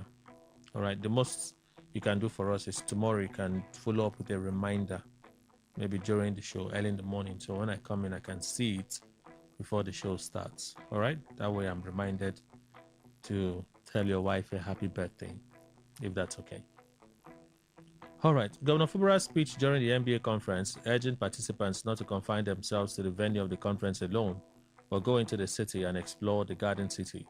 My question to our dear governor is that is it the very deplorable roads they will explore, or is it the heaps of garbage around the city that they will explore? The truth is that there is nothing special to explore in Riverside for now. Elvis Amadi from Ilelemo. That is your contribution. Thank you. As I said, lawyers at the NBA, they are having a good time. Look at the way they were shouting up and down. It's your mame. Okay. Economic growth is part of development, although economic growth does not necessarily guarantee development. It can make development possible if such growth is managed in such a way that increases GNP and is equally distributed and increases GNP. An increase in GNP is not. Boku Darlington, I'm not sure what you're reacting to, so I don't leave them.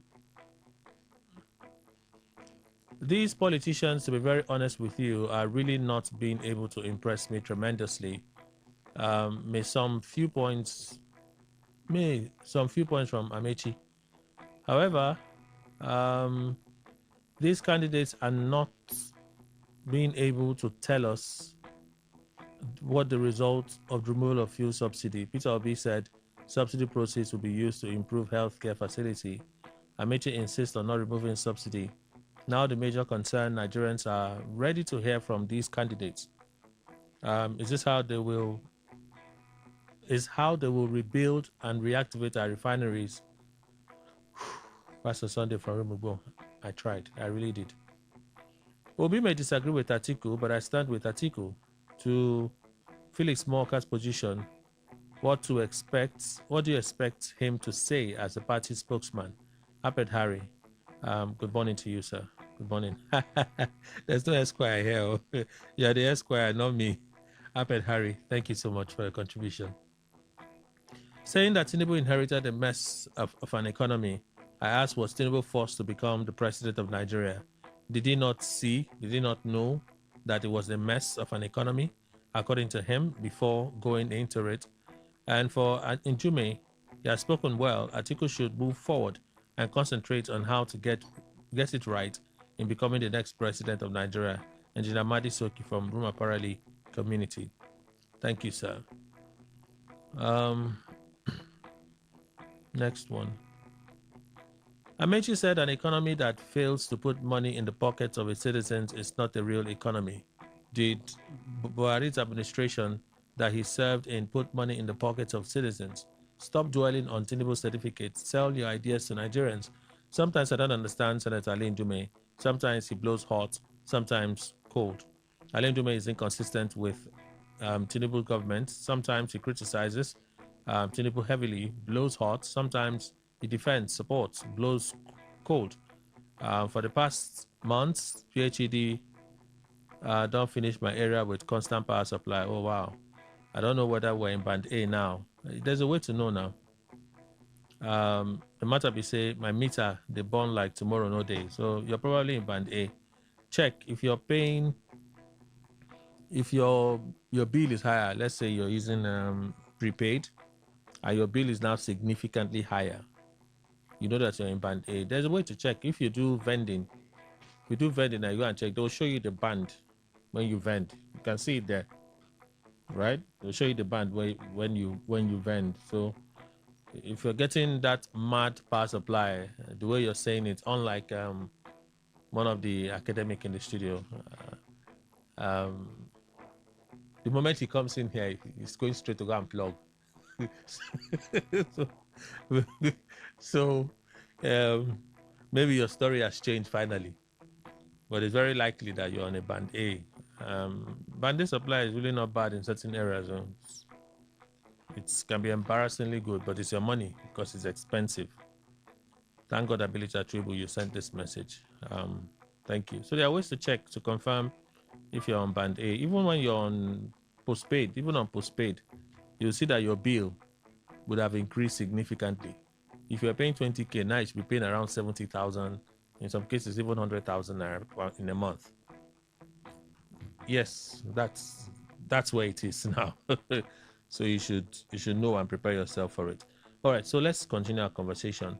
I know others are yet to speak on. We're speaking with Chimenem on the NBA conference, and apparently he confirmed to me that what my spirit told me was spot on. Mr. Mindikwe is yet to speak. Let's move on from there. The conversation now is subsidy. I know these things happen to us as a people. There will be a subject, it will be in circulation for a while, and then after a while, something else pushes it away. But subsidy has been a major issue that Nigerians are dealing with. Is that the biggest concern for us as a people? Petrol subsidy. Mr. Williams. Yes, Kelly, if you call it biggest concern, yes. It is? Yes. Because, this our biggest concern came at the very inception of this administration. I'm not saying that Nigerians were enjoying before that May 29th declaration, of Mr. President. Truth be told, as soon as Mr. President made up, declaration, it's like Nigeria immediately was put on reverse gear. It's a concern. I know fuel or petroleum in Nigeria is something that, whether we like it or not, it's like one man who says the macrocosm in the macrocosm. It is not something. It affects even. In fact, even permit me say this. Even mad people on the road that feed on waste, it affects them because everything in Nigeria revolves around fuel. In fact, some persons, let me tell you, Kelly, some persons will bag their waste and put in the car and drive. When they are going to work, they will get to a waste dump and dump. Now, if it's so bad that people don't even have enough fuel to even drive, to even trash that waste where the madman will pick and eat. It is that bad in Nigeria. So it is something that have taken the Nigerian space. It affects everything. So it is a concern. So discussing it, either at the NBA level or any other fora, it is an issue that must be trashed. Now, a presidential candidate said he was going to make a U-turn. We'll look at whether it should stay or it should be removed. What they are proposing. We'll look at that. Let me go to Dr. Wala. Is that the biggest issue for us as a people? Kelly, ordinarily I would have said no because of insecurity, which precedes this subsidy. But because of the new administration, the incumbent president, coming to power, and the first, one of the first statements or comments that came from him was subsidy is gone. And from that moment of subsidy is gone, many things fell apart. And in Nigeria, I think we so much depend on the petrol in terms of our economy. And what some persons will tell you for the reasons of a commission of crime, look at it very well, so that economic hardship constitutes the majority of it, the major causes of crime.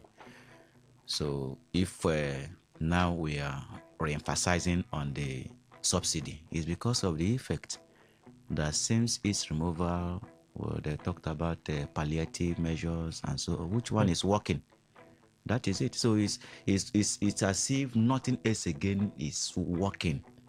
Even if now, from some quarters, I've heard that they say even if yes, that's that pronouncement that so many other things have been even subsidized. That's by the way. And I ask myself, if there are other things that have been subsidized, then why are the prices of things still very high since then till now? since then till now. So if we look at the effect of that pronouncement till date, then if anybody is talking about it as a major problem that we are having in Nigeria, I would say yes, because of the economic aspect of it. Okay. Ordinarily, to me, it's insecurity. Mr. Wadi, is subsidy the biggest issue for us as a people? I don't think so. I don't think so. It may have been hastily been done. This is not the first time we are subsidizing. And of course, if you follow the Nigerian trend of politics, it has happened, I think, sometime in 1991, in 89. And the problem is that, of course, the oil economy, you can't take away the oil economy, especially in this part of the world, the third world. The oil economy is part of what is making us, when you say the economy is booming, even the windfall, you can't take away the fact that. But I think politics is being played. People have forgotten the student loan. I don't know if any administration did it.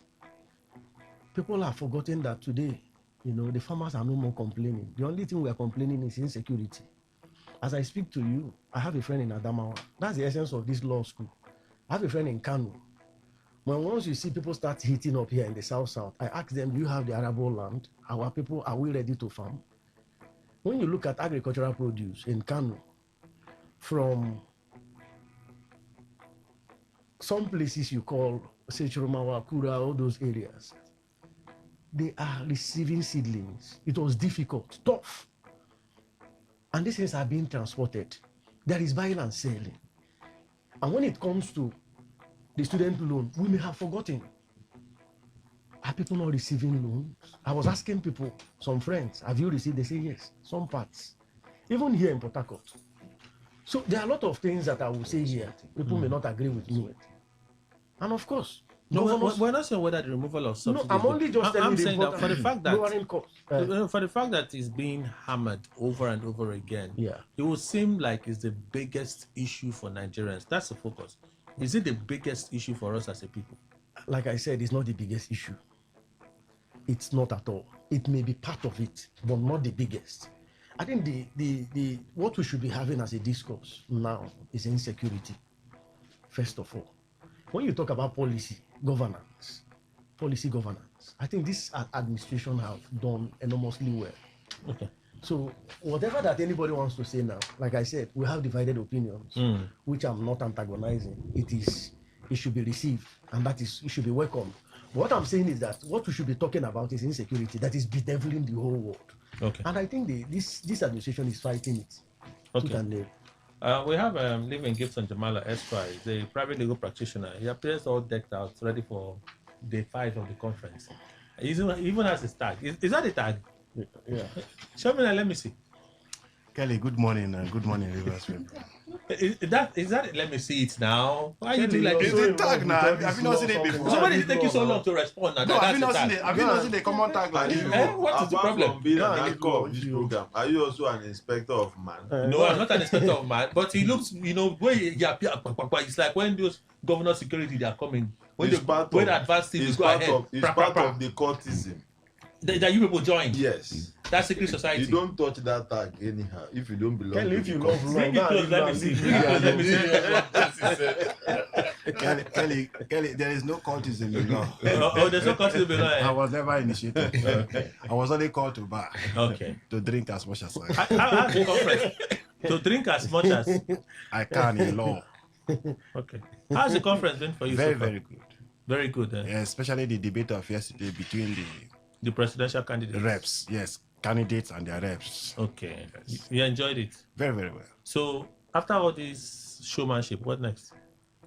After all this show, what next? There's no show. We are carrying on we are strengthening ourselves. You're strengthening yourself? How? Yes. There is no show. We are not doing showman. We are not doing any show. Sigwe was on the stage. He had his own time to present. Oh, lawyers this. Oh, this is the rule of law.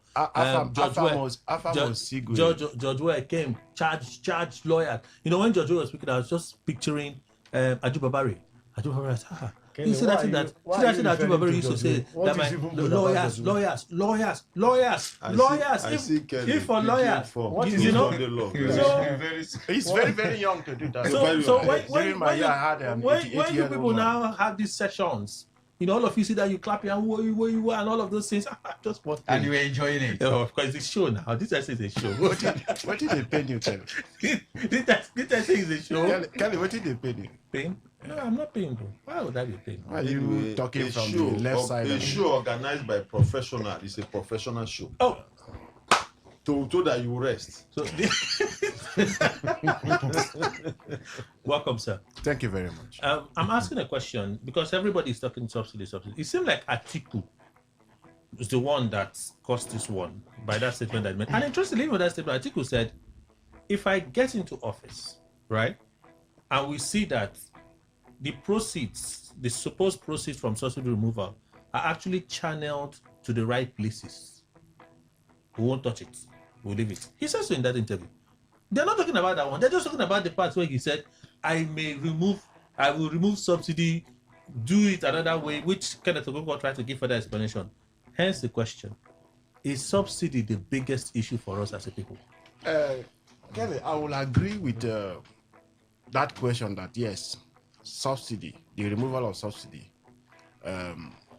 is the biggest problem. Even the insecurity we talk about is linked to the hardship faced by some persons. There are some persons who entered into criminalities by virtue of the hardship the removal of subsidy brought about. I'm not saying all the insecurity challenges we are having is linked to the removal, no. But I think on my way coming, I heard my learned senior giving stating the fact that from the day Mr. President was elected, he made that proclamation subsidy was gone. And you can confirm that the price of fuel then moved from 100 and something thousand to about 800, and today we are buying 800 and something naira, not thousand. Yes. Yes, 100 and something naira. We know the level you are at, but please calm down. Calm down. It's like today you planned for me. I mean the spirit for us, though. the spirit of the conference. He never reached 1,000. That time never reached 100 and something. Maybe around 200. Maybe around 200 that time. 200, 250 that time. It was 100 and something. I remember. No, I think or 240 at most. I'm just saying it wasn't 1,000 that time. Could have. Pick the call for him. Tell us, say, in there for a very important meeting. Continue. Now, if you remove that fact, everything about our lives, even the cells in our blood, depends on the price of commodities in the market to survive. Okay. Now, the economy changed the day fuel subsidy was removed to the fact that only the poorest, even those who are somehow they call themselves average, also suffering the heat of that removal. Now, we're not saying the removal is wrong. Well, we're talking about the absolute, without plans, removal of the subsidy. If it would have been systematic, Kelly, then it would have been better. Periodical. You try from now to now, see how much you can remove. Then are there holes, are there some persons benefiting from the said corrupt activities that has been linked with this said subsidy regime? Why not block those systems, those leakages, those holes that will make the people, the money government is spending is equivalent to what the people are getting? So for me now, if subsidy is removed, is returned, things, I know it's difficult. Okay, let's say partial subsidy. Can we go back? Can you imagine a Nigerian market where the prices of fuel is reduced to 500 naira? And see how it trickles down. Presently? No, yes, can you imagine? Now, yes, right? imagine. Then you see how the prices of commodities in the market will also go down. The governors will protest. If the governors can protest, you see, they said they have been having money because of the removal of subsidy. How impactful has it been to the people? What is the increase? Okay. It has. What is the value? The value of the said naira you say you are having more. We'll get back to the. Why then the borrowing?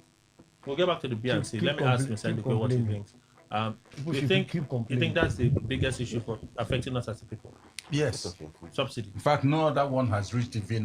Not everybody. Me, I'm not part of it. You see, not everybody. No, some people that so may not everybody. agree. But I'm asked a question, and I have every right to answer, and I'm saying yes. You see, Kelly, from that particular day, the subsidy was removed. Everything in this country tumbled down. Because remember, the economy we talk about is more sensitive than even humans. Once you mention anything that is holding the economy, you will see it go round immediately. And before the end of that particular day, now usually our filling station owners, what they will only do is that once anything goes up, they will fix immediately. But if it's when it's down, reluctantly until they are forced to do so. So from that particular day, the problem, the breeze of confusion and everything started, and the economy started going downhill. Now take for instance, if anybody, I don't even know why sometimes, is it because of being in government or what, that will not think about that, for instance, I am Emmanuel Ndukwe, that I have my own wisdom. You, Kelly, you have your own wisdom. We are humans. Now, if you mention something and we are doing that, and I came out to give suggestion that I can do it a different way, why pounce on me? You won't allow me experiment it. Who told you that your own way is just the supreme way to do that? For instance, when Atiku did not expressly even say, I'm going to change it. No, or that's bring it back. He said, according to the analysis you gave, if he checks and the money and the proceeds, everything is channeled to the right place, no touching of that. But if he is not, he may bring it back. Now tell me what is wrong there. As a president, for instance, should he win? Because we should also remember that this one is just a tentative comment. He might not even win in the first place. But if he does, I'm telling you the truth. See, sometimes it baffles me. It's a contest. It baffles me. When he makes that comment, he's not in Aso Rock as president making it. He is struggling to get into that particular position. And he is saying he may, because if the right thing is done with the subsidy, he will not touch it. But if it's not, that he will bring it back. And people are rattled in this form. It makes me wonder why they should be rattled in that form. Because if he doesn't win, all that he has said, the pontification has gone with him. Now, if he wins, and he looks at it as the president, remember that the mandate has been given to him the way it's given to President Tinubu now. Who will be talking this and that about President Tinubu? He has said subsidy is gone. And it went truly. And that's why we are suffering. Now, Kelly, if all is well, why is it that the whole thing in the market is still going up? So that those who are even saying that it's not the biggest issue, remember, once you talk about petrol, everything is tied to it. If you were buying something 10 naira, it may automatically go to 100 naira or more, because those, if you go to buy the taxi drivers and all that will carry you, will now say, no, we are raising the fare to this level. And you that buys will add your own. All this kind of markups will continue unabated because of that crisis. Then Atiku says, I will do so. Won't you give him a chance? Okay. Who says, as a president, he will not find a better way? Is that particular way that President Tinubu, for instance, did it? Is it the only viable way on earth? Why is it that I don't know why they quarrel like that? And that is why you cannot say, why I say I can't be a politician, Kelly. Because I should allow my fellow man to use his own creativity in doing something. That's how God made us. Not when it is So about let's look at the options. Obi doesn't believe that subsidy should be returned. He believes the issue for him is the management of the proceeds from subsidy. that he feels that it should have been better invested in education and healthcare. But by his own summation, it's been looted. That's Obi. Amechi, in reoccurring what Atiku believes is the position, the right thing to do for subsidy, also added that key thing, he would ensure that local refiners get crude at a cheaper price. So that's a way of subsidizing. The same thing we've been saying here. Rather than peg it the same price at the international market, you can peg it lower and say, you refine at this amount, since it's for our people, whatever difference that we have on top, we take the burden. That's Atiku's position. Sure, already says it has been a scam. It only benefits the elites. It has never benefited the ordinary citizen. But between keep and leave, Mr. Williams, which do you think? We know that all these things we are doing, they can act like they don't care, but they actually listen. You know, Kelly, I wish I would be the advisor to the president, whoever it may be, on petroleum. Maybe what I'm going to say now would make better meaning.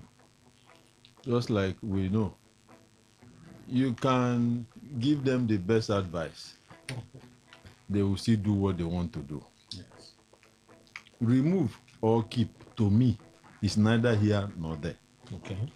First and foremost, nobody says removal of fuel subsidy is wrong. Some people say it's wrong. Pre-2023 election, all the candidates were on the same page that fuel subsidy would be removed. Now, but the fundamental thing is, do you just wake up one morning like Mr. President did and remove it? There are basic things that need to be set in place before the removal. And what are those things? For, if I'm not mistaken, since 1999, we have always had turnaround maintenance in all our refineries. Billions of dollars voted in. And at the end of the day, those maintenance will not see the light of the day. Now, if anybody, whether President Tinubu or the coming president, whoever it may be, wanted or is sincere to himself, the first thing to do, even if it's not all the refineries, at least let one or two be working. I would have thought that Tinubu, as a Democrat, as we thought he was, that the first thing he should have done before that pronouncement that has taken us 1 million years back should have been that, look, Port Harcourt refinery, Warri, Kaduna is working. But they said we didn't have the fiscal strength to carry such a project. Where did they go? What is physical strength? But money has been voted. Even in this administration, we have heard, if I'm not mistaken, over 4 times. They say, oh, they have finished it, to start working. Port Harcourt refinery to start working. No, what I mean is what the Tinubu administration gave us as a reason why that option was not a viable option was. They said the nation was already hugely indebted due to subsidy. NNPC was unable to make remittances to the federation account because of how much they were paying, the trillions they were paying for subsidy, which even me, I know that it was a ruse, right? Because the facts and the data, even from the NNPC and the federal government, contradict the claims they have made. But at least that's the excuse they gave. They said it was drowning us as a people. Okay, Kelly. Now, subsidy has been removed. A good manager, as Mr. President, I would have thought that what would have this money that, according to him, the governors are happy that they send to the governor, the local government chairman every month.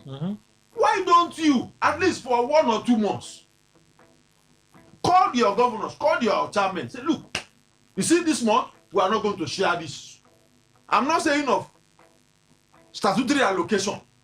The money they say they are saving from removal of subsidy. No, but whatever money they are saving and whatever payments that are made, those payments are made to the federation account. No, Kelly, that's what I'm saying. So now, don't forget. See, the president cannot tell them that Kelly, he will give them their money. See the point I'm making is, when subsidy was here, the local government and the state were still having their allocation from the federal government. Yeah, small money. Yes, whether small or big, they were having that allocation. Now that subsidy has been removed, Mr. President said there is more money in the hands of governors. There is more money in the hands of chairmen. I would have thought that now See how Nigerians are suffering.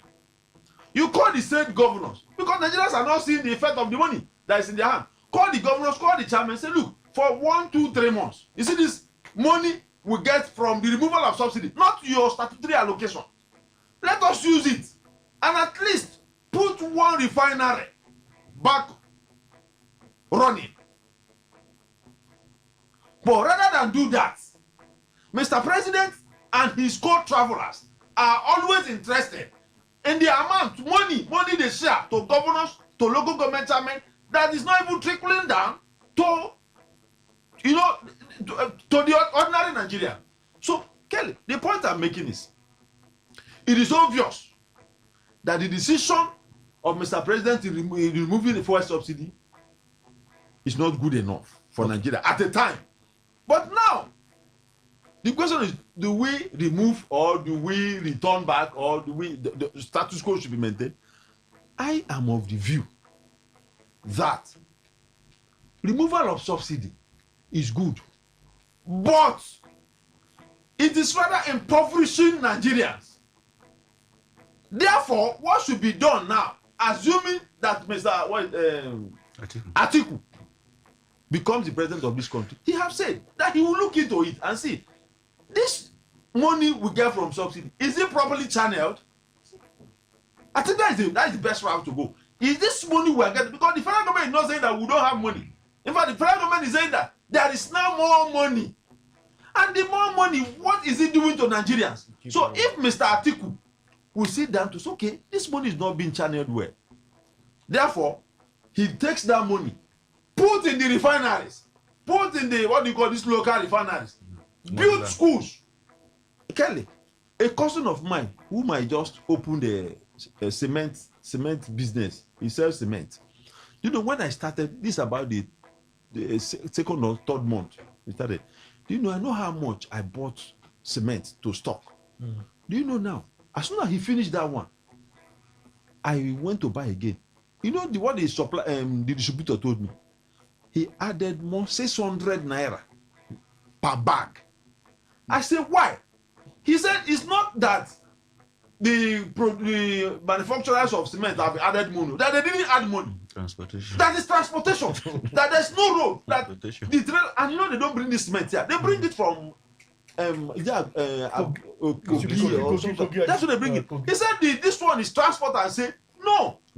That this money, they are the one. It's not like money has increased in manufacturing of cement. So what I was saying, and the here government of the day tell us that there's more money. They are doing road. They are doing this. Where? How? How is Nigeria enjoying that? So I want to plead with that, or even Mr. President, if he's re-elected, any of them, please channel this money to the appropriate quarters. All right, Dr. Wala. Kelly, my comment here will be very brief because we have talked about this issue. The problem we have is government doesn't at times review their policies, see where they are not getting it right, listen to public opinion, and then make amendments. Rather, they attempt to justify their actions. I don't know what actually leads to that. You want to remove a subsidy, one would have expected that you have already planned, knowing the effect of such, and get yourselves prepared. Because if each time I remember it, it's like you have taken an action and then later you realize that that action you have taken is backfiring. They mentioned about CNG. You heard about it then, that it was an alternative. Where is that CNG today? That is the question. Where is it today? They also made mention about refineries are working. Which refinery has been working? So you didn't put measures that would have cushioned the effect before you went into that action. And now you see how it is now affecting the general public, and you are still maintaining your ground. So what Atiku has spoken or talked about should be a kind of reminding the government in power what they have failed to do, and then pick from that point. If God helps him, he wins the election. To me, I don't know whether what you have said, if he's going to do it or not. But what I'm saying now is that, having pointed it out, the government in power, the one we have now, What is their take? Why not look at it and then look at? But their take was succinctly made. Succinctly made. Yeah, I think that's the right intonation of it. Grammar. but the statement made by the president and his media aides pointed to the fact that when you go the direction Atiku is going, you will bring in stability into the economy. You know, one of the things that this administration prides itself on is the praises it gets from this, what people call it, Bretton institutions and all of them. When they praise them that you've been able to stabilize the macroeconomy. They say that stability is the reason why, you know, governors are making more money, they're able to carry out projects and so on and so forth. But fundamentally, they also agree that the dividends of that has not reached majority of the people. Thank God, you use the word now. Fundamentally, it has not reached. They agree. That's what they keep saying. So if they have agreed on that, we'll return back to what Atiku have said. They are also, channeling it properly. No, they are saying, they are not saying they didn't channel it properly. They are saying that because the economy was in such a terrible state, it takes a while to repair the mess of that economy. But you take 8 years. It is when that economy has been repaired that we'll start feeling the real impacts of the decisions that they have made. Okay. Now, as they are repairing that economy, just like as I've said, they are repairing it. What has been the effect, the impact? That's the macro stability now, macroeconomic stability. And it's affecting you, are benefiting for it. No, it's working well for you. We can mention some of. We can mention some. Is it working well for you now? No, you don't make this about me. Meanwhile, Mr. President took over from himself. No, but if you wanted to make it about me, I could also give you some of the pointers. Okay, where you have benefited. Like I said, even Dr. Obi Ezekwesili credited them for stabilizing the macroeconomy. The macroeconomy benefits perhaps a few. Right? Okay. Who are those few? Fundamentally, thank God again. People like you. People like you. But fundamentally, they also insist that majority of the citizens are not benefiting from it. That's why Mr. President, when the minority are smiling and the majority Mr. President are continues to insist and preach patience. Nigerians, be patient. I know how you feel. And people are dying. Many other issues are rising. We have to go for the news. When we come out from the news, I'll hear the views of others on this subsidy issue. Please stay with us.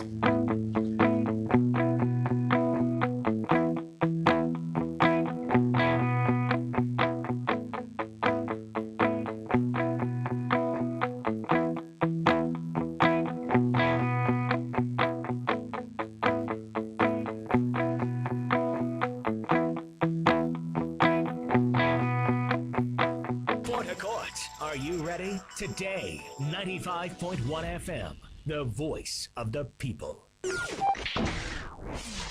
Today, 95.1 FM, Port Harcourt. News update.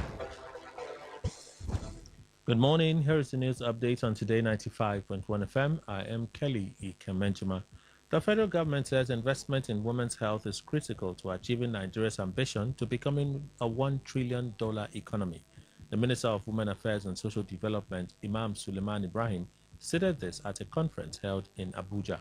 Represented by the Director General of the Miriam Babangida National Center for Women's Development, Dr. Adedayo Benjamin Lani, the minister said the country's economic ambitions could not be achieved without prioritizing the health and well-being of women. She calls for stronger collaboration among government, the private sector, civil society organizations, and healthcare professionals to improve women's access to healthcare and promote economic empowerment and gender equality. The minister also urged stakeholders to move beyond discussions and translate ideas into measurable action and tangible results. The National Publicity Secretary of the All Progressives Congress APC, Felix Morka, says President Bola Tinubu has outperformed every democratically elected Nigerian president during the first term in office. Morka made the claim during an interview on live television where he said President Tinubu inherited an economy that was completely in a mess when he assumed office in 2023. The APC spokesperson said the performance of the administration is evident in available economic indicators. insisting that the figures speak for themselves. He said Buhari's administration helped to keep the country stable before President Tinubu assumed office.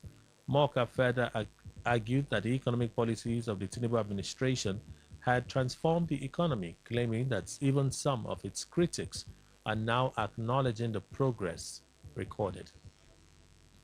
The Minister of Works, David Umahi, has announced plans to inspect the deteriorating Benin-Asaba road today, following protests, complaints, and severe gridlock on the federal highway.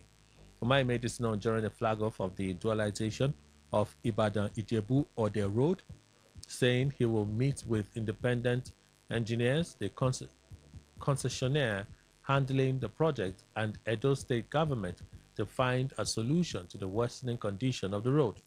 He said the poor state of the road is linked to the federal government's concession arrangement with the private sector and alleges that the concessionaire removed more than 30 kilometers of asphalt from the road without completing the rehabilitation work. The minister, however, assured Nigerians that the government would address the situation, adding that the road has since been redesigned.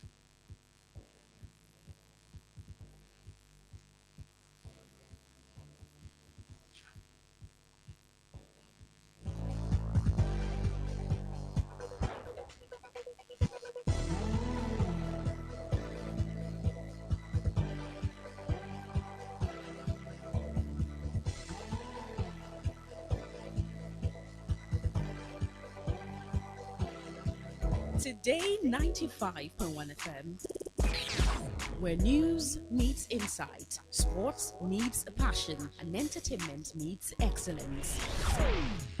Expert analysis from seasoned professionals and our top analysts, informing, educating, and entertaining you. Your voice, your station. We are the voice of the people. All right, let's continue our conversation. Thank you all for staying with us. Let me go to Jamala. Jamala, do you think it should be removed or you support Atiku's plan? I will not say let the subsidy regime be continuing its fullest capacity as it used to be. But I say if we can, at the moment, find a way of reducing the sufferings of the people, they have removed almost everything that has to do with subsidizing for the poorest of the poor. Today we are paying very high electricity to have just light in our own homes. We pay our monthly salary just to see 18%, to see like 8 to 9 hours of light in our home. So if there is a plan, or if someone can come up with a blueprint, a plan that will enable the government while sustaining the program, they are also laying foundations for the short-term benefits of that, the proceeds that come from it. And it will have been very, very good to me. This is like 3 years now. Apart from the money they said keeps on accruing to various state governments, which we cannot see, so that we are benefiting from, is the fact that there is nothing this federal government can come up to say this is what we have achieved with removal of fuel subsidy. Is it the borrowing? In fact, they have borrowed more than the entire lifespan of Goodluck administration and Obasanjo put together. This government. They disagree. That is their own. They have borrowed far more than that. They disagree. But the records are there. We have just of the FCT alone. You read it here in one of your programs. Has moved from 80-something billion to 300 and something billion. After receiving, proudly saying so on national TVs every day about the benefits of the removal of the fuel subsidy and how their own allocation have increased in a period of just 3 years. You can see how they borrowed to sustain the so-called, in quote, development that is happening in the FCT. So if you can bring a very short-term plan, sorry, excuse me, on how we can benefit, see, not political benefits. So I'm looking at something tangible that we can see, we can feel, to say these are the things that we benefited from the removal of fuel subsidy, then Kelly, let it be, like I said before, let it be in stages. Let it be systematic. In fact, if I were to be president, in 2012, 2013, he kicked against that of Goodluck Jonathan. Yes, 2012, thereabout, 2013, kicked vehemently against the suggested removal of fuel subsidy at that point. All of a sudden, his own decision now seems to be the Almighty God has spoken, and so we must bow and give accolades to him. That is not a. Are there better ways of doing it? If Atiku says, "I will look back and see that if the proceeds are channeled towards the right direction, there are no leakages," but it's difficult to see so because we have seen the benefits of that regime. The number of buses they said they will bring, the number of the supply to each of the states. I think they flagged off, is it 3,000 about or so? We are not even seeing. No roads, no electricity. So what then are we using the savings? You don't have power. Me? You don't have power. I don't have because I don't have the money to pay. Mr. Williams, you don't have power. Power to the people. Electric power. I have when they give me. Okay. So is that the benefit of the subsidy? So when they give. I'm just asking. Thank you. Mr. Anukwe, remove or keep? Well, we can see that Kelly, let's face it. It's not a bad thing to remove subsidy. It's not. It has never been. For other places, they've tried it. But the problem is, did we get ready and got ourselves prepared before we embarked on that removal? That's just the problem. And so it's a good thing to continue. It's also a good thing to call it back. Yes. In that either of them could work based on proper management of whatever. Yes, because as it stands now, when I heard the comment you said will be made, you see, it shows already for now that things are not being managed well, that would have indeed made this removal of subsidy to be a welcome development. But it's not managed well. Because if it's managed well, we won't be in that situation we are. If you now look at the one Atiku is talking about, you check the whole thing, and it's not channeled well, who will continue on running a fruitless journey? No, now, you bring it back. Kelly, when they were subsidy, they were paying it all around and things were going down as they are claiming. Nigerians were feeling better. Even the lowly ones, if there are people that are lowly, the poor, I think it's better to call it that way. The poor were feeling better. But right now that you removed and governors are receiving more money the way we are hearing, because I keep on putting a finger onto that, then I will ask, how do we know that the governors are receiving more money now? Because maybe they were receiving 15 billion, you now give them 30 billion.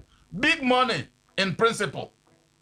But in practice, is it big money? What is the value of that money?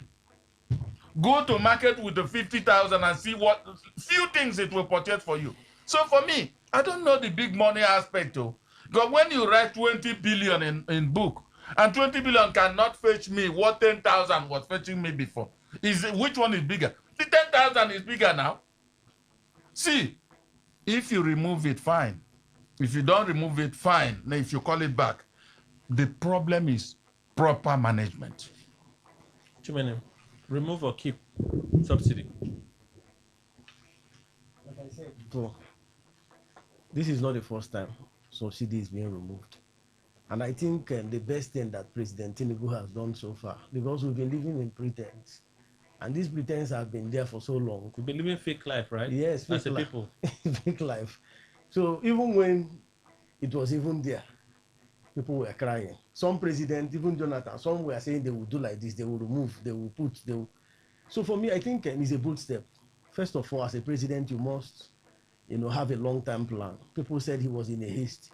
If he had sat down and began to, pamper it, Nigerians will still complain. You remember when the former president, Buhari, as he then was, during his time when he was delaying in the appointment of ministers, people were crying. And I think, like I was telling people, government is being careful. You don't just appoint, you must be careful and get people that are credible.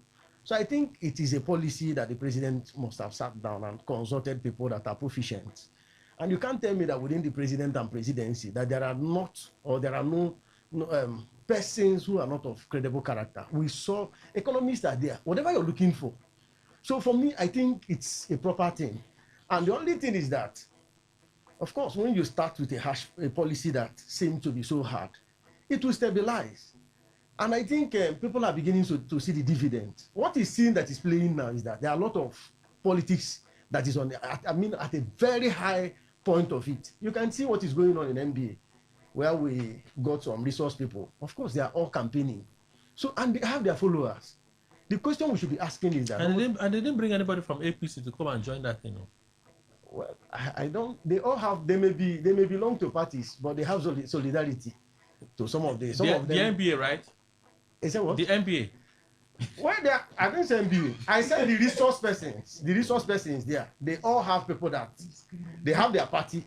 They equally have the people they support. The resource, I didn't call them the resource people. I look at them, they call them resource. Is it not resource people? That's what I'm saying. I said they have the resource people are the guests. They are candidates of political parties. Is it not the NBA that invited them? That's what I'm saying. Why did the NBA invite people for the APC to come and balance it? Well, they may have done so. I don't know. Are you sure they did? Kelly, I don't know. I would have suggested you read law. I think you're beginning to admire law. No, it seems like pick up a phone. They just chose opposition. They didn't invite anybody from the APC VP Shetima. I think it's not a political party affair. What we saw there, but they invited it was more of campaign. That was just campaign, right? It was just campaign. Council, please hold on. Council, hold on. Council, please hold on. Council, please hold on now. Council would not agree. You don't agree. Council would not agree. Let him make his point. Council, wait. Why is he afraid? Do I look afraid? Are you not seeing my face? Your senior doesn't want to talk because he agrees. Your senior agrees. No. You're looking for your own mouth. Why did the NBA bring only one side? They didn't bring the other side. So did you see their invite? Kelly, like I said, it's also they invited APC. It's within their I take no. They invited. Where is the letter? They invited all the presidential candidates. I don't think all so. of them. I'm only hearing it now. It's a question. I say you've attempted to answer the question. I think am I the one answering this thing or you're giving the mic to no, but you refuse to answer the question. Why would you say so? That's not the rule here. Did you answer the question? Please allow me. Whether I answer it or not. He said he cannot tell. Oh, he answered the question. Yes, that he cannot tell. And I'm giving you unequivocally. They invited all the candidates. Okay. Oh, they invited all the candidates. Yes. It is also the wish of the resource persons whether to come or not to come. And now you are saying now I don't know if they invited them. I don't know. You said they invited all. Well, I will go and check. That's why you should have attended the conference. Please, Kelly. Sir. What is actually going on is that the President Tinubu has done the best in removing this fuel subsidy. People will, even if there is nothing you will do as a leader that people will not complain. And of course, for some, I can tell you if you go to some quarters, you will see those that are extolling him. The issue of refinery, like I overheard some of my colleagues here, said, in 1965, Tafa Balewa was the first prime minister. That was in First Republic. Refinery was working optimally. The people that were maintaining this refinery in the First Republic was Shell BP and Shell Pt2 oil companies. Then the Shell BP was sold immediately after the Civil War. Now, what happened? It was the colonial masters that were maintaining the refinery. They were maintaining it because it was from Britain. And of course, it was working optimally. But what happened after the First Republic? Politics came. It's not like it's an invitation that came on that Tinubu. it was working perfectly. Okay. But what happened? It was most of us. In fact, from Second Republic, the policy is now started. Okay. So for me, I think there must be a policy direction. There must be sincerity. Why was it working in 1965? Why is it not working in 2000? You mean the refineries? Like, yes, it was working properly. Chief, I think you're part of those that. So for me, I think. You read about it. That is why we are historians. Okay. They don't only read law. You are trying to make reference to someone you suggest was alive that time. No. So what was under Tafa Balewa? The policy was when they saw BP, they shared BP, problem now started. But then we were living. And remember, let us not forget, in that same 1965, First Republic, there was agriculture. Coupled with the regions we are working optimally. Why is Tinubu incapable of activating all when of you these say things? incapable, I don't like that word. That's the president of the Federal Republic of Nigeria. Okay, let me rephrase. He has all the capacity. Let me rephrase. I think for me, permit me to rephrase. Permit me to rephrase. Okay. Why has Tinubu respectfully? Why is the Tinubu administration Respectfully. Why is You're not bending your head. Why is the Tinubu administration some level of showing gross disregard and incompetence in investing the proceeds from the subsidy removal in areas that impact ordinary Nigerians in a substantial way? In your opinion? It's a question. It's a question, is that? Please, counsel, you can't be there and be here. No, I've never seen anybody live in heaven and on earth. I asked a simpler one. You said it was a rude question. So now, I asked it in a refined way. Let me respond. Maybe you can respond it was not respectfully. That's the president of Nigeria. First, he has the capacity. For him to have been elected means he has all it takes. Please, Chief, don't shake your head. Please, you were not talking before. You see why I said this selective approach? You know, you cherry pick. He's shaking his head. He's shaking his head. Oh, fake. Yeah, he's wearing his Madam Podio. When you say it's not working, the monies are they are working. I said here about student loan. Governors are not beginning to have money. So many things are going on. Okay. And it pains me a lot. I don't believe, each time I say, I don't want to believe that you belong to a political party. Okay. But I'm beginning to see it. That I'm a member of a political party. Yes, right? you have an interest. Chief, even you have APC, right? You have okay, maybe member of the coalition. You're a member of the coalition. If you're not there, your spirit is there. You are in a coalition. By body language. Maybe you are in Rainbow. Wow. Today, bombs are not being blown. We have F-35 jets. Things are being, yes, our security, when it comes to apart, is being equipped. You see, F-35. I said about seedlings here. F-35. Yes. Those military equipments were not, they were in absentia. You remember what happened on that? F-35? Please, whether F-36 or anything, but the equipments are being bought on daily basis. Our military, today, at least, if not for this guerrilla warfare kind of, where you see people being kidnapped, Would have killed all of them, right? I don't go to Abuja under Jonathan because I was in Otako when I heard bomb in Malada. I was also in you are not appointed then now. No, not being appointed. These were things that were on ground. To go to Abuja that time. No, bombs were all over. The Kaduna, everywhere was blown. In fact, if you see anything like black polythene, you have to run away. Oh, really? So these are the things that Tinubu has come to ensure that all these things becomes a thing of the past. Okay. Today we can celebrate independence. All right. And so just today, our military, maybe if you're not aware, let me inform you. The last independence we didn't celebrate. Maybe not in Abuja. You know, because the last independence. I said they don't celebrate it in River State. It was not celebrated though. Maybe you were not here. I heard you were in Ethiopia. After the president took that tumble, his managers have been very prudent in ensuring. This past independence was linked to a president took one. You see one thing. No. Each time I'm handling the mic, there will be force of attraction. Because you're taking too long, and I want to move to the next topic. You've been giving them time. No, I'm giving them time. I need to move to other. And if you look at today, I'm just the only one in one party. The rest. So I'm sure you're looking at the table.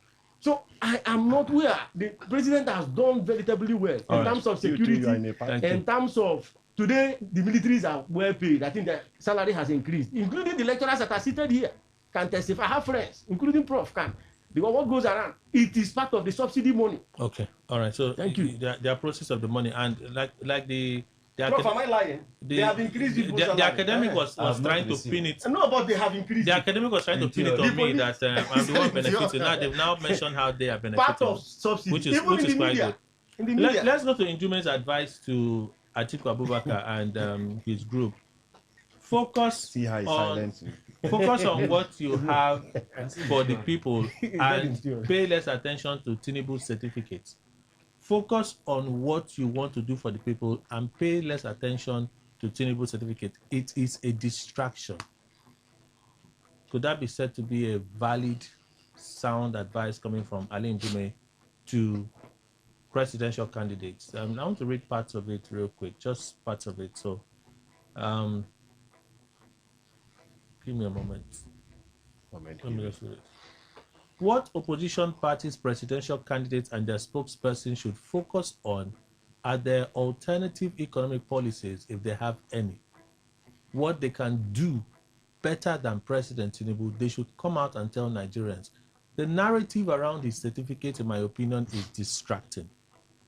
Dr. Wala. Professor Wala. Well,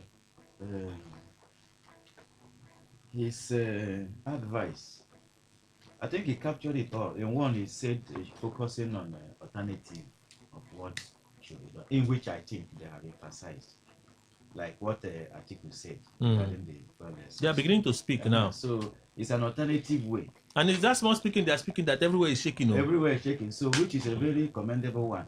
Then the area of certificate, I don't see it as a distraction, except he thinks so. No, I don't see it as a distraction. How is it a distraction? Tinubu is moving on with his life and what he deems necessary to do. Oppositions are also on their own mission as well, looking inwardly on what the problems are, if being given opportunity, what they can do. So that advice and Senator Njume is good. I don't see it as anything that is one should get bothered, because opposition are doing what they are saying. So why is he emphasizing that that of the certificate is a distraction? How is it a distraction? I don't see it as a distraction. So if anybody has anything that is, let's say, yeah, she'll provide it. That's why then clear it. So it's a subtle way of showing support for Tinubu. Sorry? A subtle way of showing support for Tinubu and then knocking the opposition people. Well, you don't expect him, if he's a Tinubu supporter, he would always speak to defend Tinubu, but it's left for the masses to look at what he has said. But my joy is that if I'd only focus on that certificate area, then, but he mentioned about the oppositions on what they should focus on, which oppositions are doing. So in one way or the other, if we are taking, he's also supporting the opposition and also supporting Tinubu. So it's never a distraction. That particular issue has always been coming in. It should be cleared. That's what I expect him to say. It should be cleared. Kelly, I think this is one of the advice I will not take from Njume. Someone I've been respecting all this while. Not respecting again. I don't need your permission to either respect or disrespect. See, when you talk, you are the one who quickly shout. You were here when you took my microphone. But you are the champion of interjection. No, thank you. I'm the protagonist. Wow. Not only champion. Kelly, the truth is, they are pursuing a constitutional issue. The idea of Mr. President conniving people should wear coat more often. It makes me take you more serious. Kelly, there is something you're looking for. Like when I see people with your coats, like very serious. You feel the presence of the presidency. Kelly, tonight there is the dinner for non-lawyers. Non-lawyers tonight? I will give you the venue. Oh, awesome. Awesome. Any dressing code? Now you can continue. Any dressing code? You must wear suit. Now you can. I was suit. There's one there inside rack. I've not used it for a lot. I'll go and clean it. I'll come back. You can continue. We are returning to you know, the days. You know, as you when I see the time, you just straight. I'm like, conference. You are returning to the days. You are returning to the days of Amechi when Amechi said he can buy suit and give to anybody, and that person becomes a lawyer. Oh, pardon. That's a shade. You can't shade me. I'm not a lawyer. I never intend to be one. Oh, he wants to give you suit. No, but as you were speaking, our own you call coat. Your own you are referring to suit. I didn't mean that in an offensive way. No, he saw this. I didn't mean that in an offensive way. He said we are wearing coat. It's preaching. That one is preaching. I didn't mean it in an offensive way, please. He will wear suit. No, we'll give him suit. We'll give him suit. Since we are wearing coat now, we'll give him suit. No, don't take it down. Don't take that one serious. That one is not preaching. It's preaching. Please. No. It's part of. But really, when I turn left like that, I see, I'm like, serious. I look at it, serious. I'm like, wow. He's even today, he's not shouting now. The senior is not shouting, taking it easy. The power of suit. MBA conference. Are we going to have that one next month? Please go on, Chawala. Yes, I said the statement of accredited to Mr. Ndume is not one that befits his kind of person and the way he has been vocal on issues of national interest. Okay.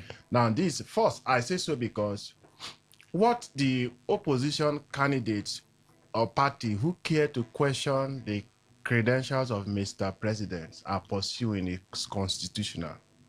Okay. Although the National Assembly and Mr. President tried to remove it from the Electoral Act. Why are you dragging Mr. President? Oh, yes. I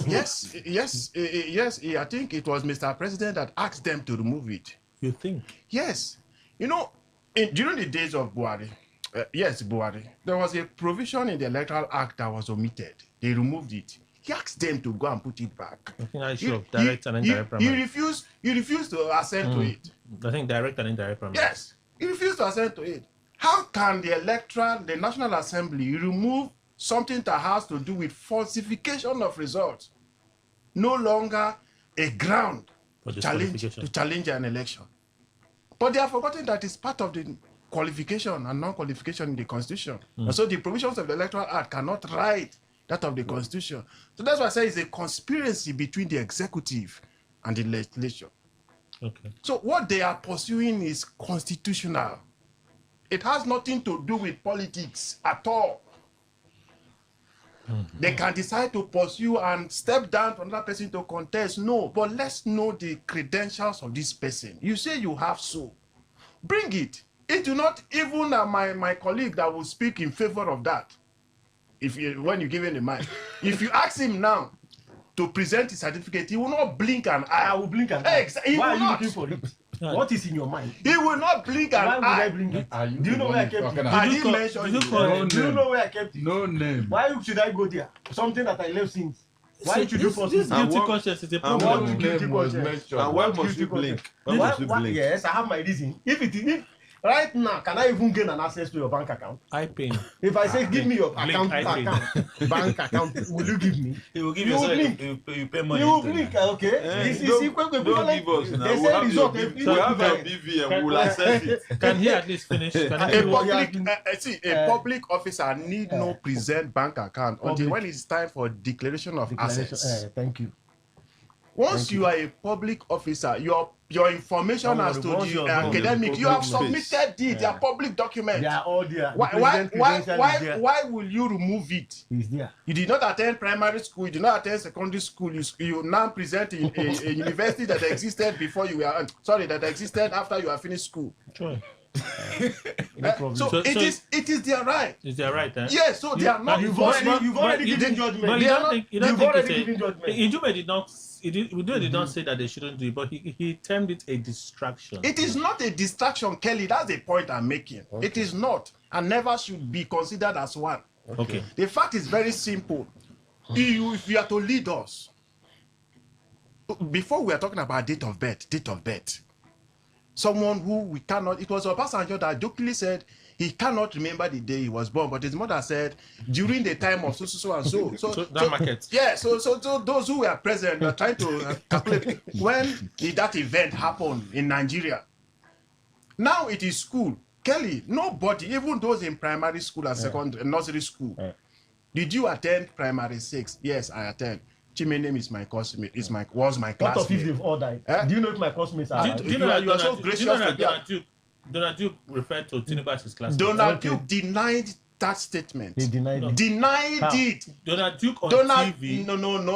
No, Kelly. Google it and bring it out. Donald Duke It's on on TV now. TV Google it and bring it out now. said Tinubu was his classmate. Google it and bring it out. Okay.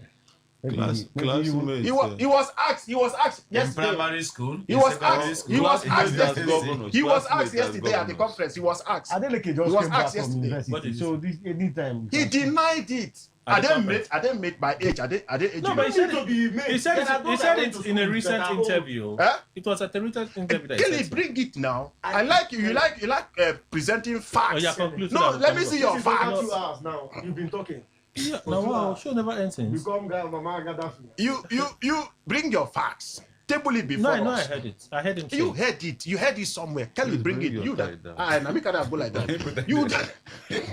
As how we said, You that I know. the former No, I know Buhari he did not said go it. to school. I didn't Equivalent. edit out that part. I but am it's not just- saying he did not go to school. Okay. What I'm saying, Kelly, is Nigeria will live in our education is certification. There is no school you will attend, even 2 days program on radio, they will give you certificate. Bring your certificate. If it is lost, swear an affidavit to say, yes, it is lost. Let's All go right. to the school and get it. All right. So it's not a distraction. It's not a distraction, Kelly. Too many. Well, at my news, I know that things like this will come up. When a man is progressing, there will be a lot of antagonism. You see, the Bible says we should rejoice with those that are rejoicing. And I think that part of the Bible may have been torn by some persons. But I don't forget to read there. A morning you join, but this is not the time for mourning. Remember the former president Buhari, who were all shouting here, including professors.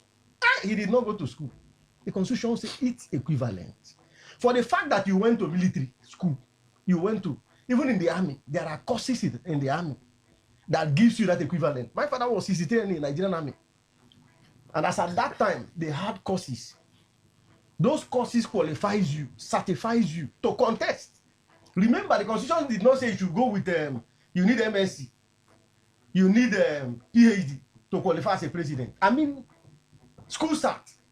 And you're telling me that a man, the former governor of Lagos State, a man who has gone through some series of learning.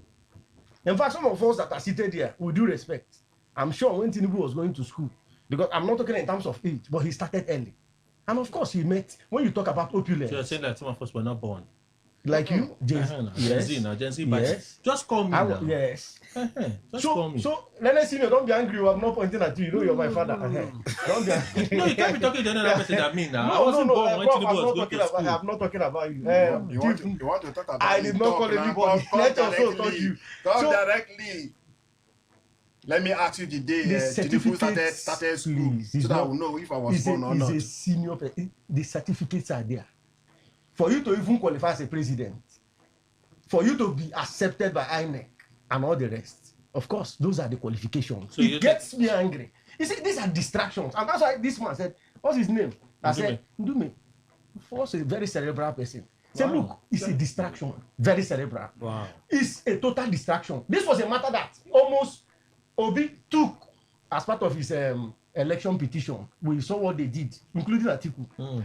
It's dead on arrival. Dead on arrival. How can you, in fact, you that claims that you remember, even Obi, somebody came out and said, look, that there are a lot of variants in terms of. I don't remember. I don't want you to remember. Like I said, of course, that's why I said I only asked this question for you to forget. But I didn't say you should remember. Okay. So these are the things that goes on daily basis. If I met tomorrow, you will come out and say, I don't think he had certificate. Who, me? Yes.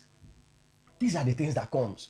He doesn't have certificate. And you're here, he didn't contest. You that has both MBA, PPA, RST, MBA conference. You didn't contest. You were there. Somebody with that is a shame. You see, there are things I won't say that. You were there. He presented his own. And today, he has been certified. You with everything, you didn't contest. Maybe. And you say your president doesn't have certificate. Well, I think, you see, for me, it's, I don't want to. It's a distraction.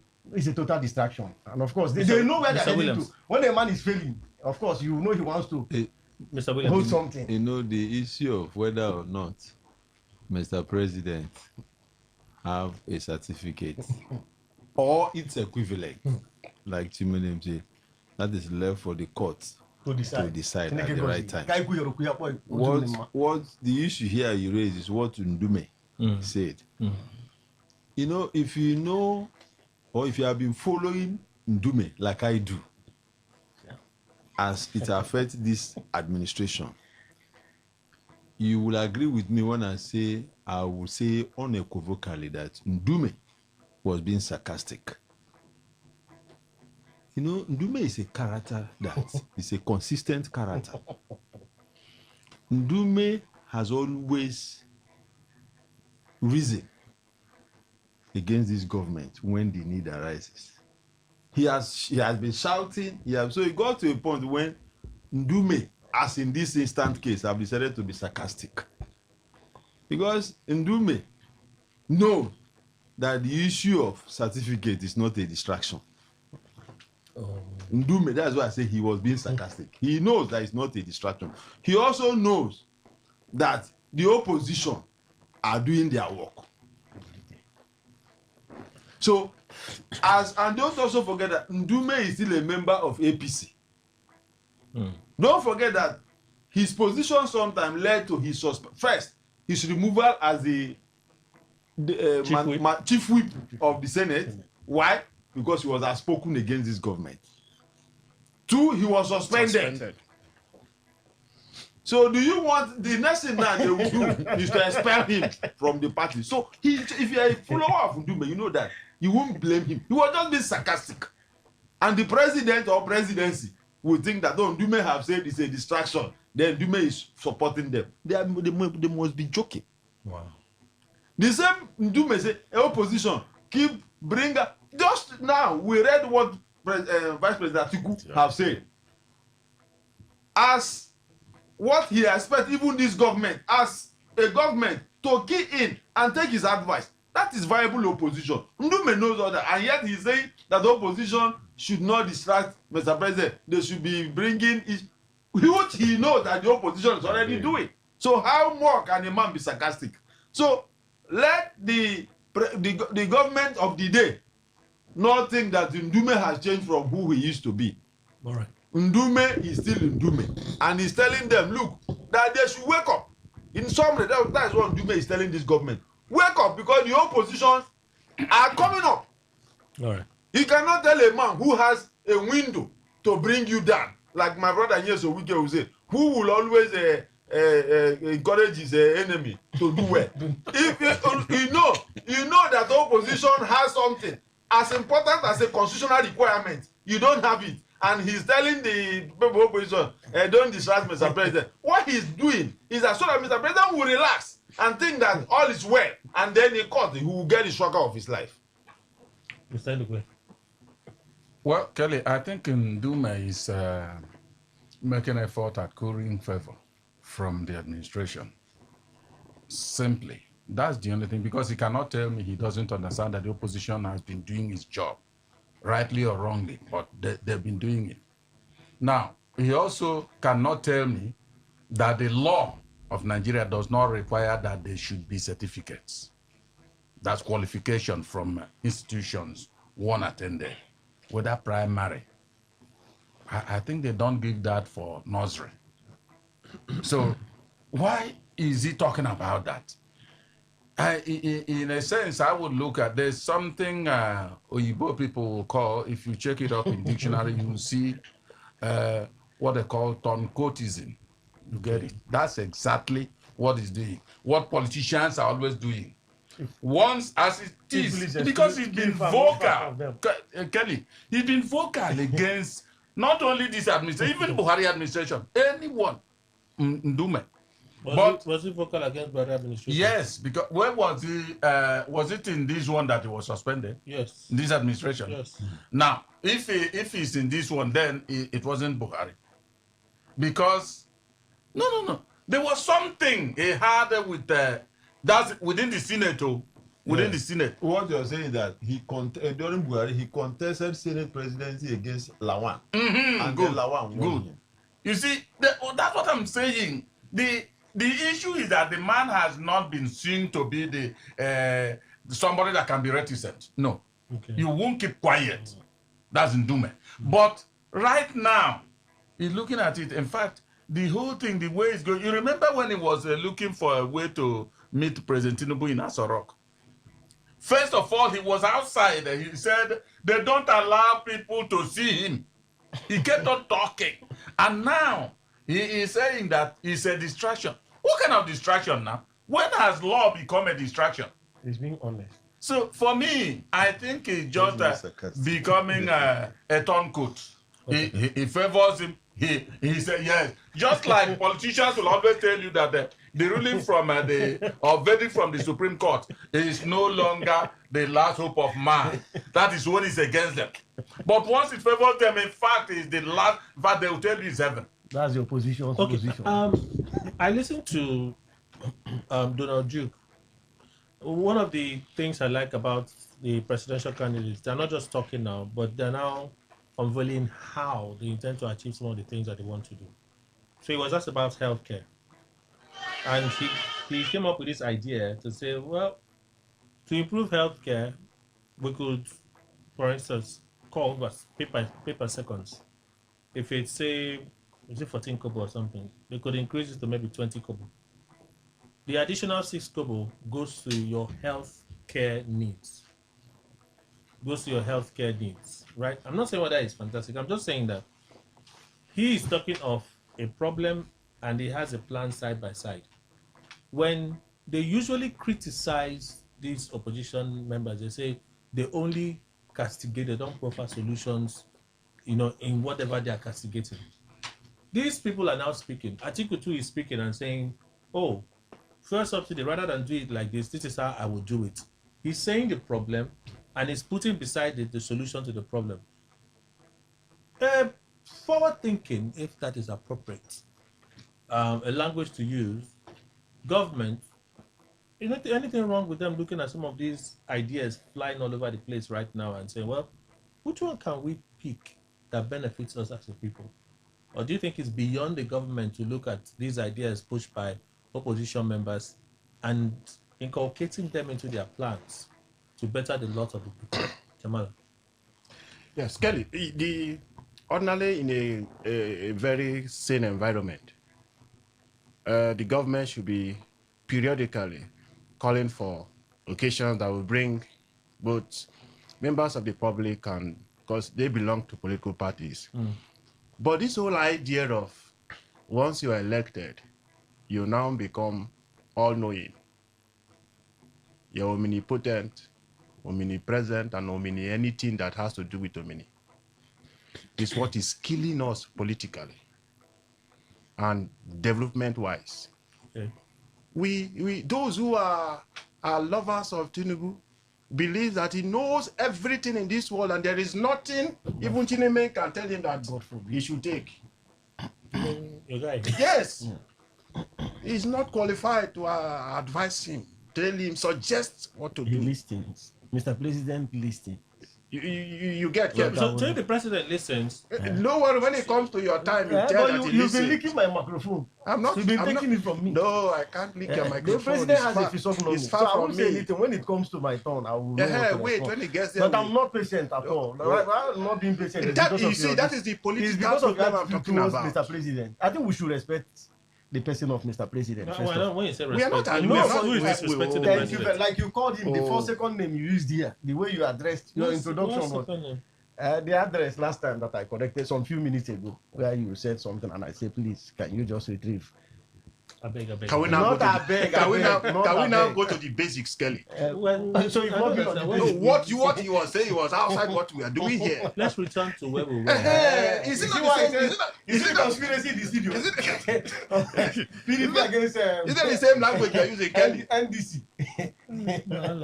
So once we see that our father can never be corrected, we live to bear the pains of tomorrow by the mistakes made today by our father.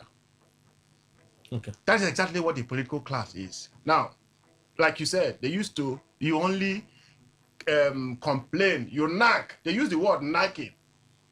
At the opposition, they nag. One, they are confused set of, what is that political grammar they copy from one statement to the other? I would remember. Now they are bringing up, but if it were to be me, Kelly, I will not prefer solutions. Why?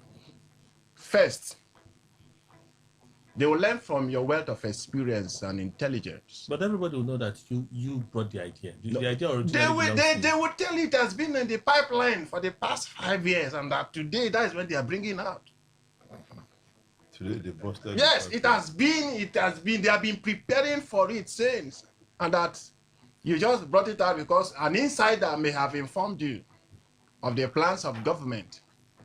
So identify those areas, look for how you will solve them. And if today they are coming out to bring out solutions, Kelly, a very responsible government will listen to constructive criticisms. Not all right. are meant to demean. Yes, some are meant to look. If you pass in the morning, someone is telling you good morning. You come back in the afternoon, the same person is telling you good morning. In the evening, another person is still, the same person is telling you good morning. Only for you to walk next few meters, someone is telling you good evening, sir. Don't you think you should pause and ask? That's the one. Yes, Kelly. Remember your lecture watching that. You see the black? No, you see the mind game is playing. Those that are in the ministry shouldn't criticize the ministry. Because I know what I'm saying. I think he's a lecturer of state. You have nothing. The Ministry of Reconciliation. He's the Minister of State. What I'm trying to say is that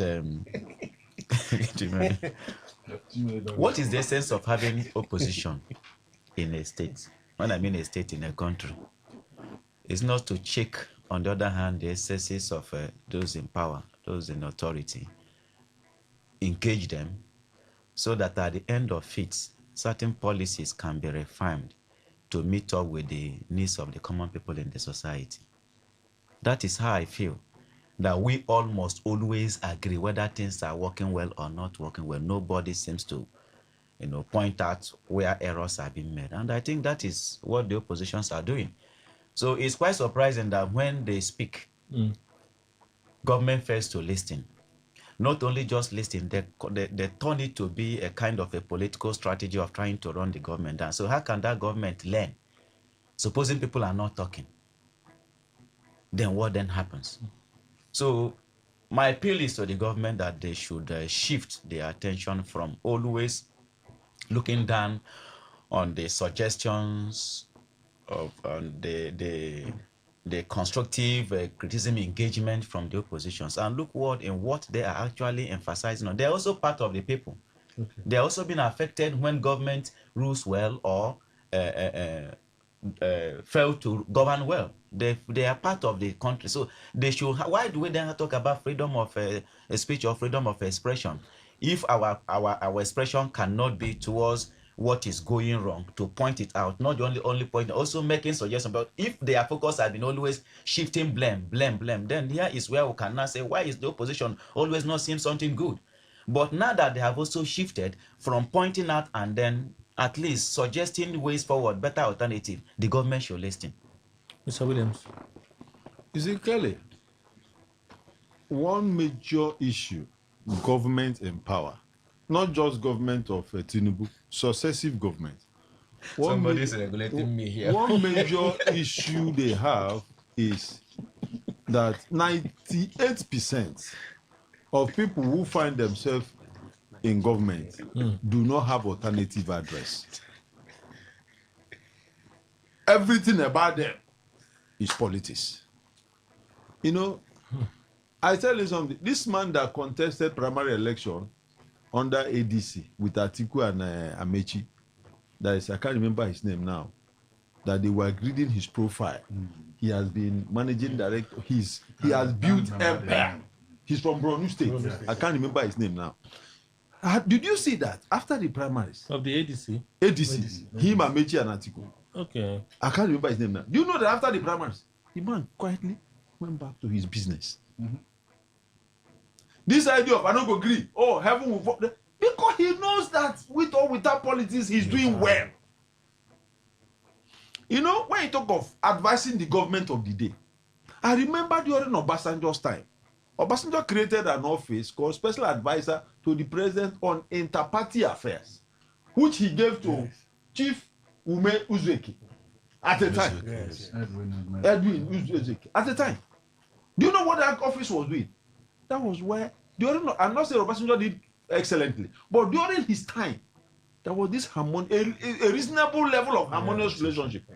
He appointed people from other parties, and the person here, was the national chairman of NPP then, but he was the one he appointed as the special advisor to the president on inter-party affairs. What were they doing there? Give advice to the government. And the government of the day were taking those advice when necessary.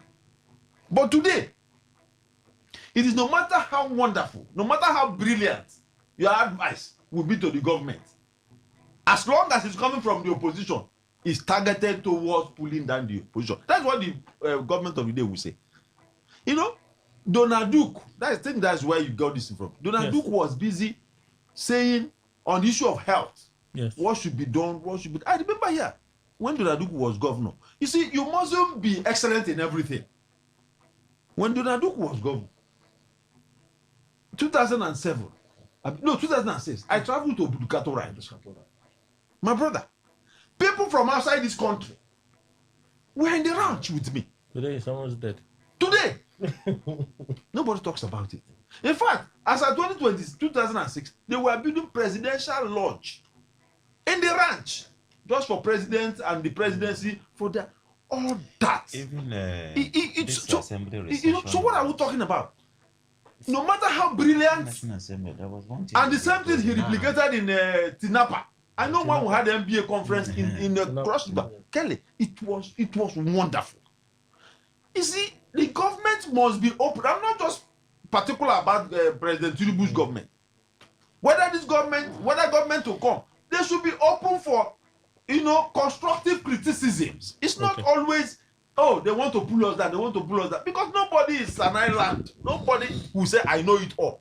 To be very frank, it is worse in this government because there are a whole lot of psychopaths around, people who don't want to step an inch because everybody is opposition to them. It's unfortunate. When you have a very wrong advice, if you look at the personality called Atiku, let me just be fair enough. I would have been harsh. What will Atiku tell me? Or tell others who have been following the politics of Nigeria? No, what? But so when an advice comes, please, when an advice is coming from a political route, where someone begin to, in your campaign slogan, that ought to be, moral, and ought to be, friendly, or have some little orientation that people can marry. What are we seeing in? It's like what happened in NBA yesterday. We saw presidential candidates who ought to be teaching the people and accepting their mistakes. Because it is when you accept your mistakes and say, look, if I have known, but you've not accepted your own, and you want to advise, how many of them have written to the president and said, look, maybe on the columns, because if you look at the newspapers, there are columns begging for who is going to write and choose those columns. Have they been doing that? What they do, Kelly, these people are just, they are atomic bomb. So these people are atomic in nature. Even as volatile as they are, right? Yes. If they say something that the government can benefit from, you're saying that the government should not. No, just throw them away and sieve out those things. Throw away. What I'm trying to say is that I have not seen anything good. That's what I'm saying. Chief, please allow me to. You see one thing with me, my own talk usually is always cohesive. It's always adhesive. So please, whichever way you see it, that's why we are here. That's the beauty of democracy. See, these are people that have been there, and I can tell you from series, part of their governance and what has led Nigeria into this verge of extinction that Tinubu is trying to restore. What advice? How? I will remove subsidy. I'll bring it back again. What are the measures? How do you intend to? In America, you listen to electoral call. You listen to candidates, how they talk. Even at the age of Tinubu, you can see the level of consciousness within the academic environment. The guy is sound, cerebral. So when you look at these people, what are their physiognomy, political? When you assess them and say, look, I want to look at what this candidate wants to do. Even the obese of this world, we have seen a lot of economic contradictions. Okay. So where are we going to start from? Okay. So I've not seen the best in him when it comes to mathematics and how to calculate how the economy is going to be. Amongst all of them, Tinubu is the best. All right. And I make both to say this. Let me correct myself. There's a mistake I just made. You say you're not a politician, you're starting this change. All right. Kelly, So please let me all of correct. these things, Yes, you will. if not, No, finish. No, I have to take calls. You made your point. in all of these things, Yes. what are the parameters? How do you advise? Okay. Is that how you come up with an atomic character? Okay. You want to detonate and you want the president to take it. There are advice you take.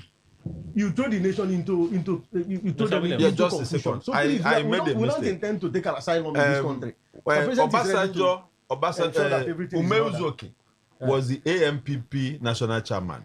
Then when Obasanjo emerged in 2003, Umezuoke was asked to nominate somebody for an appointment. He nominated his son, who incidentally is my namesake and my friend, Chineme Umezuoke.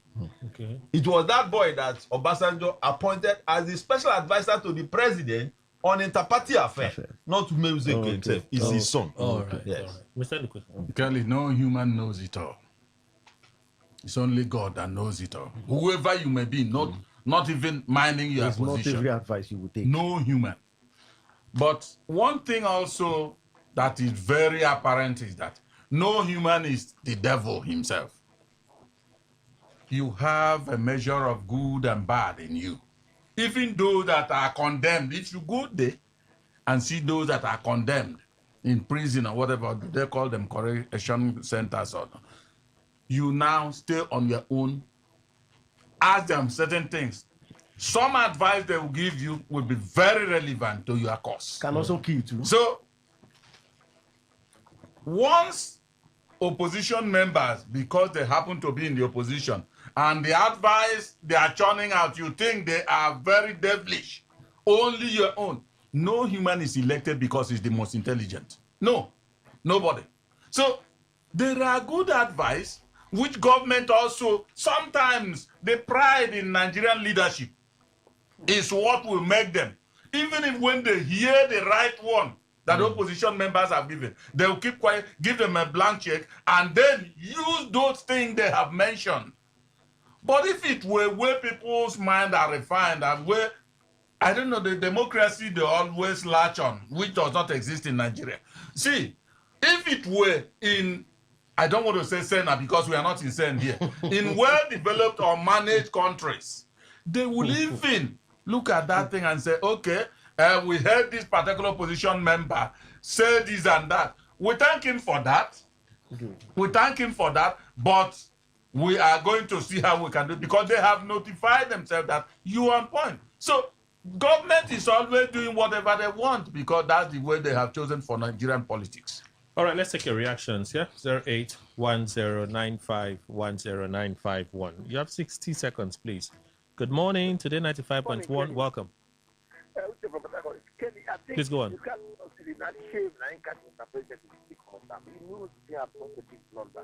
The foundation of the failure are there. Everything crumbled after he made that statement. How can we draw the president? But it's too late.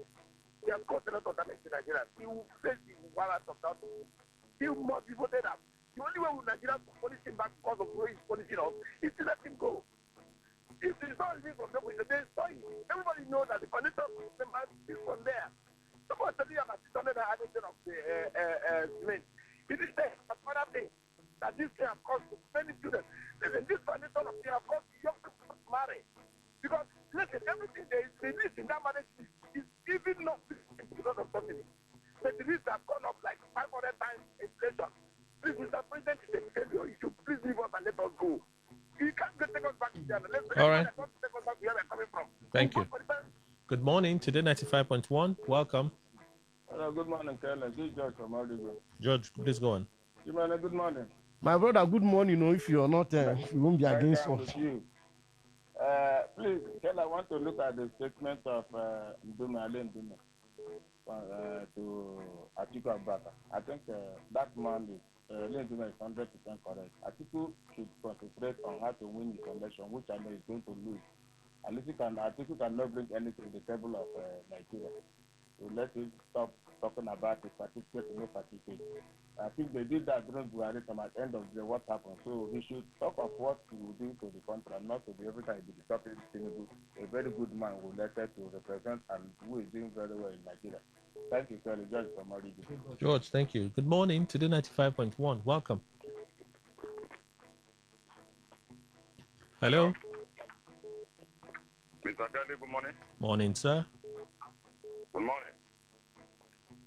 Good morning to everyone in the studio. Oh, good morning. And my love and the man follow my love, Mr. Jimenez. My brother, good morning, my brother. I'm not saying that it is everything I would say I'm going to take, but it's my man. Now, Thank you very much, my brother. You will live long. My name is now the APC government. No matter what's happening, no matter if you like, this man that is the president now, 100 years, he will not do anything. He will not. He will not change anything in Nigeria. Rather, we continue to cause hardship. What they know is to borrow money and share. Borrow money and share. All right. Borrow money and share. Thank you. That's the time. Good morning to the 95.1. Welcome. Good morning, Kelly, and the fellow discussion. Hi, Dr. Chris. My maternal uncle, Neka. Dearly, my brother. Thank you. I'm Dr. Chris. Quickly, well, I have to tell MBA. In fact, the conference is actually unique.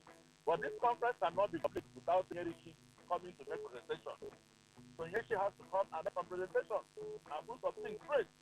That is one. Two, certificate is important now. Certificate, how can you present a university certificate? We don't present primary and secondary. Do we eat through the nose? We eat from our mouth. I mean, we've long overgrown this type of thing. What I can't put this in this, we should not cut their head. People are not done. We should rest now. Rest. Let Nigeria move forward. Former president is a big name. Thank you to all of you. Dr. Chris, thank you. Good morning to the 95.1. Welcome. Good morning, Kelly and yes. Morning. Good morning. Blessing from me. My simple reaction is to the certificate issue concerning the president. You see, personally, my personal opinion, my father is alive. I don't know when my father goes to primary and secondary school.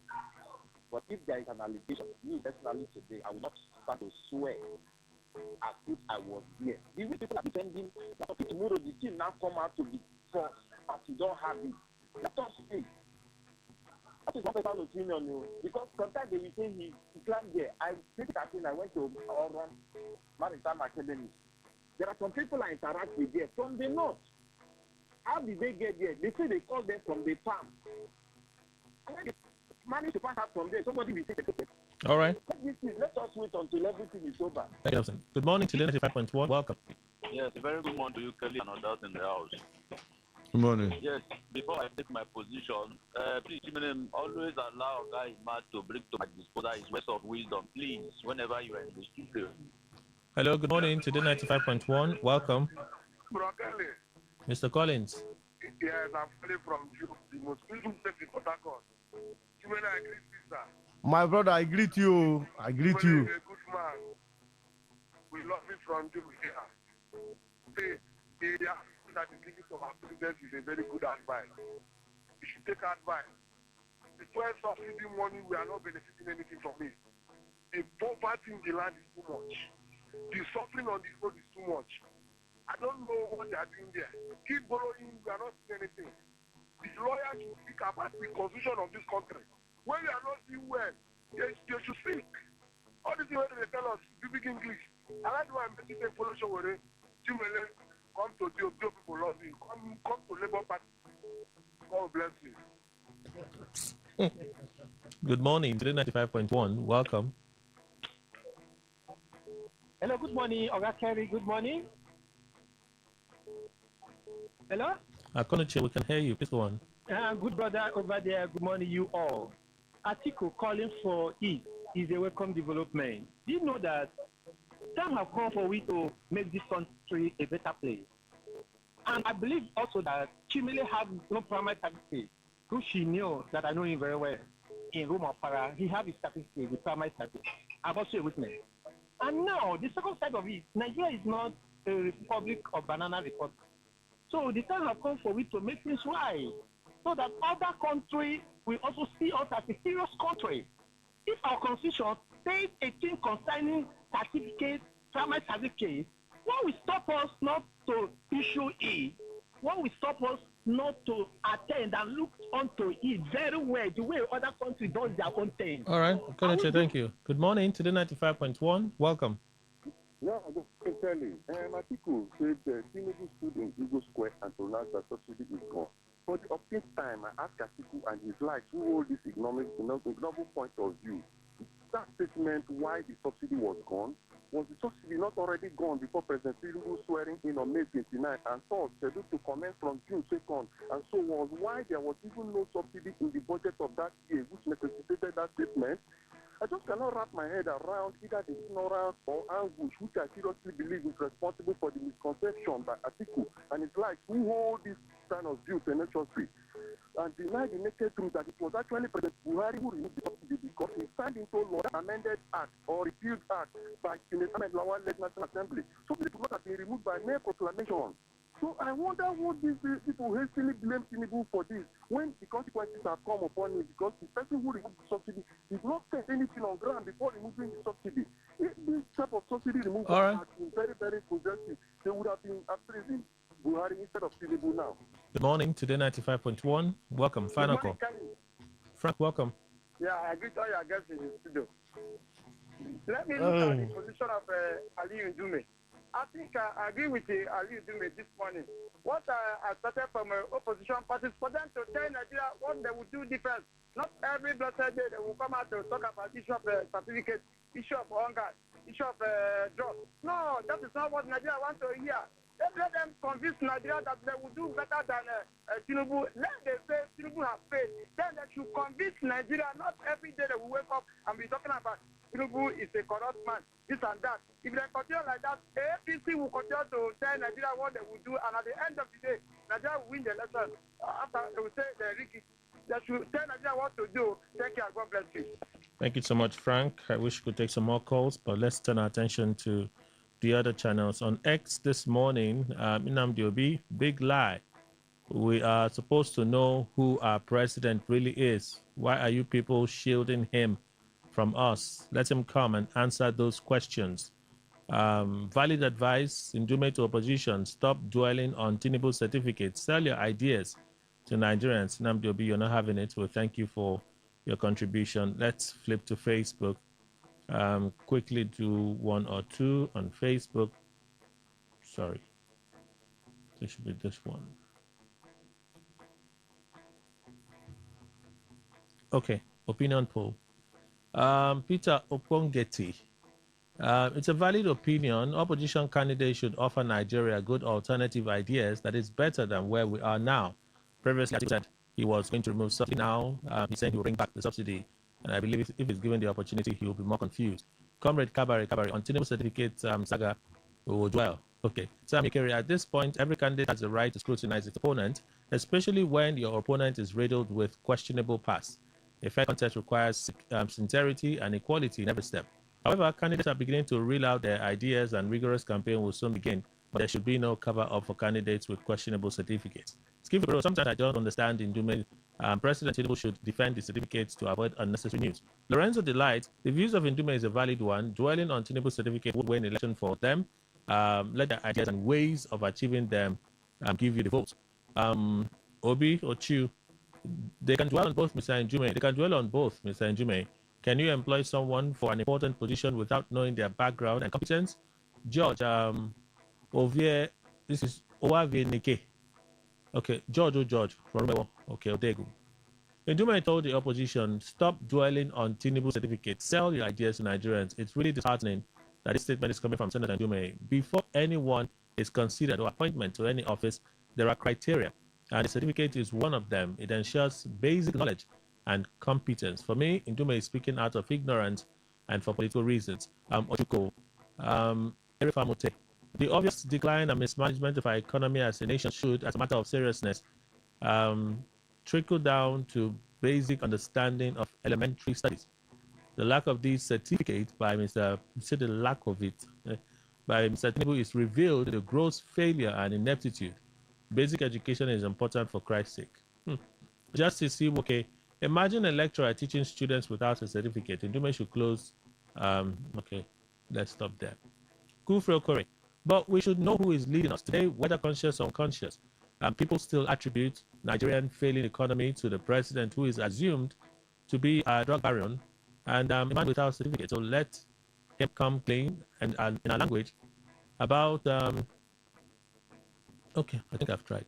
Some of you no, it's not a valid advice. Imagine a senator giving this kind of advice, and when you check, their children are schooling abroad. It is a disgrace to this country. What is trying to say to the younger generation? Going to school doesn't matter. Onimite Isaac, is very correct. Bright Danko, he made a valid point. It's obvious to even the blind that Mr. President's life has been built on forgery throughout his life. That's a strong claim you're making. No? Very strong claim you're making. Say it's obvious to even the blind. Which blind?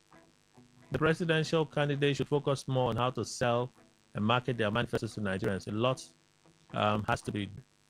I want to speak on the presidential debate.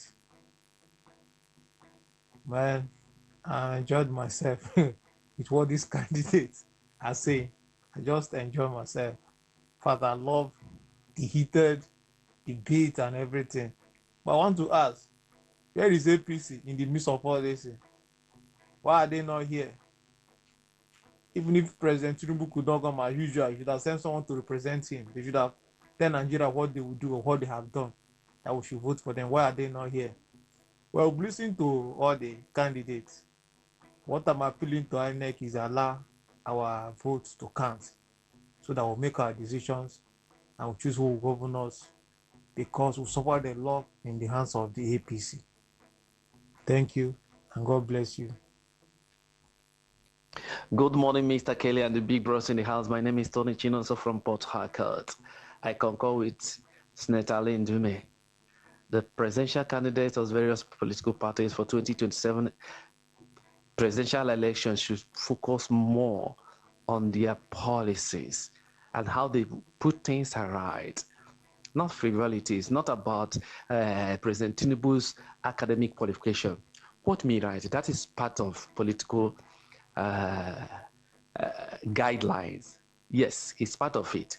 But the way Nigeria is now, even if let's assume it's a wheelbarrow pusher, Okada rider, driver, cleaner, whatever you can think that is things that make people look down on other people. That if that person can do it and do it well in Nigeria, I think we stand for that person. That is what is needed now. Do you have a self? Very good morning. I want to say that removal of subsidy, to me, is a good thing. I love it. If you watch, since the removal of subsidy, no state now they owe. They are all paying to their workers. They are all paying. They are not going. Net fund is helping in his own way.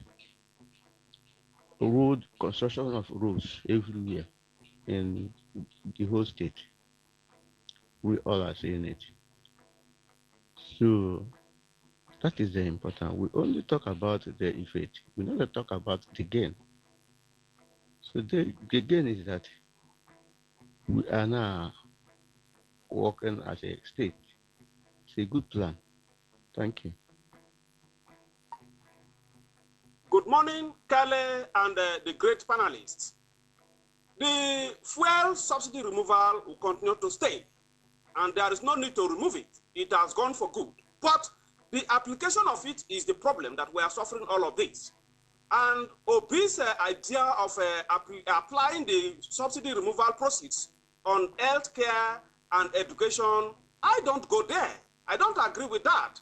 The most needful thing to apply the subsidy removal proceeds are to revamp the agricultural system for food security, and to revamp our refining system. We need to have a viable crude oil refining system to meet the local demands. These two things must be met before any other thing. You talk of healthcare and education, good, but you can't just only. All right. We have to go. Thank you all for your contributions. Thank you for your time. To all our guests, they left already. We appreciate you. Mr. Emmanuel Indukwa, in-house analyst. Thank you. Thank you very much, Kelly. Thank you, Nigerians. Our show has closed. Bye-bye.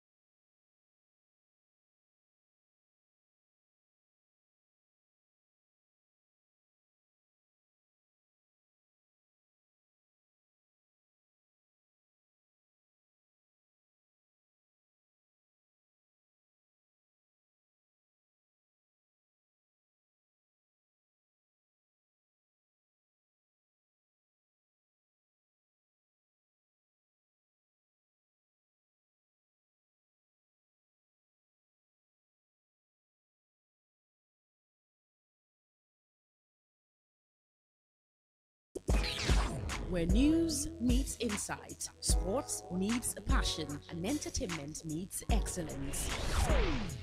Expert analysis from seasoned professionals and our top analysts, informing, educating, and entertaining you. Your voice, your station. We are the voice of the people.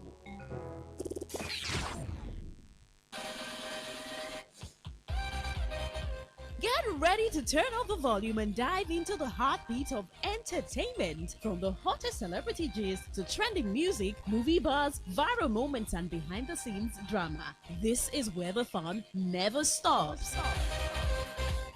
Tuning to Entertainment Today, only on Today95.1 FM, Voice of the People, your station for pure entertainment. Weekdays, 11:30 a.m. Entertainment Today, where your favorite stars and stories come alive.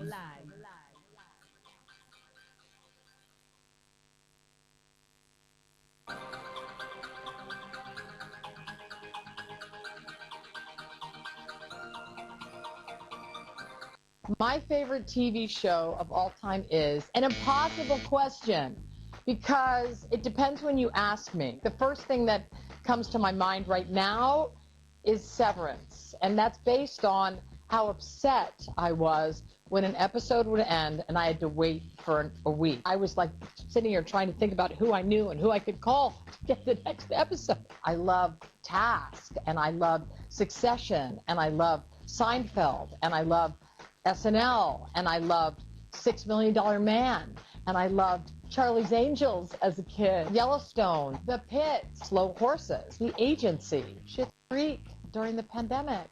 It saved me. That's a hard question. Bro, is you that one kid when your mom came in, bro? Huh? Yeah. Bro, follow your dreams, bro. All right, bro?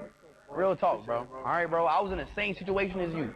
Real talk, bro. Follow your dreams. Do what you want to do, bro. Real talk. I'm being serious, bro. I couldn't even watch that clip because it brought up too much, bro. Do what you want to do. All right? Always, bro. Love, bro.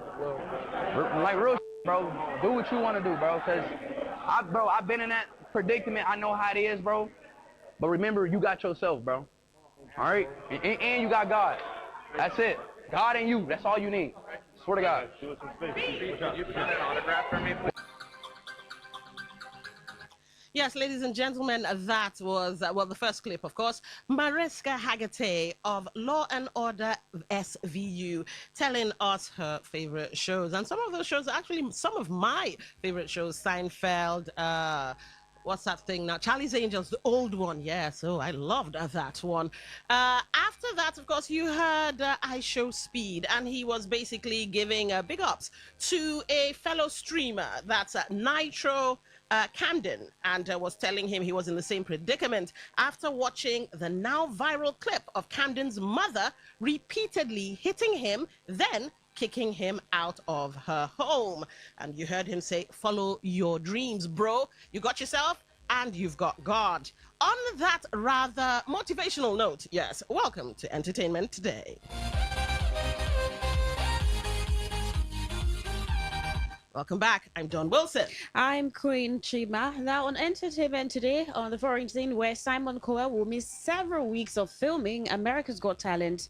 Simon, who's been a judge on America's Got Talent since 2016, is scheduled to have back surgery, which will require weeks of recovery.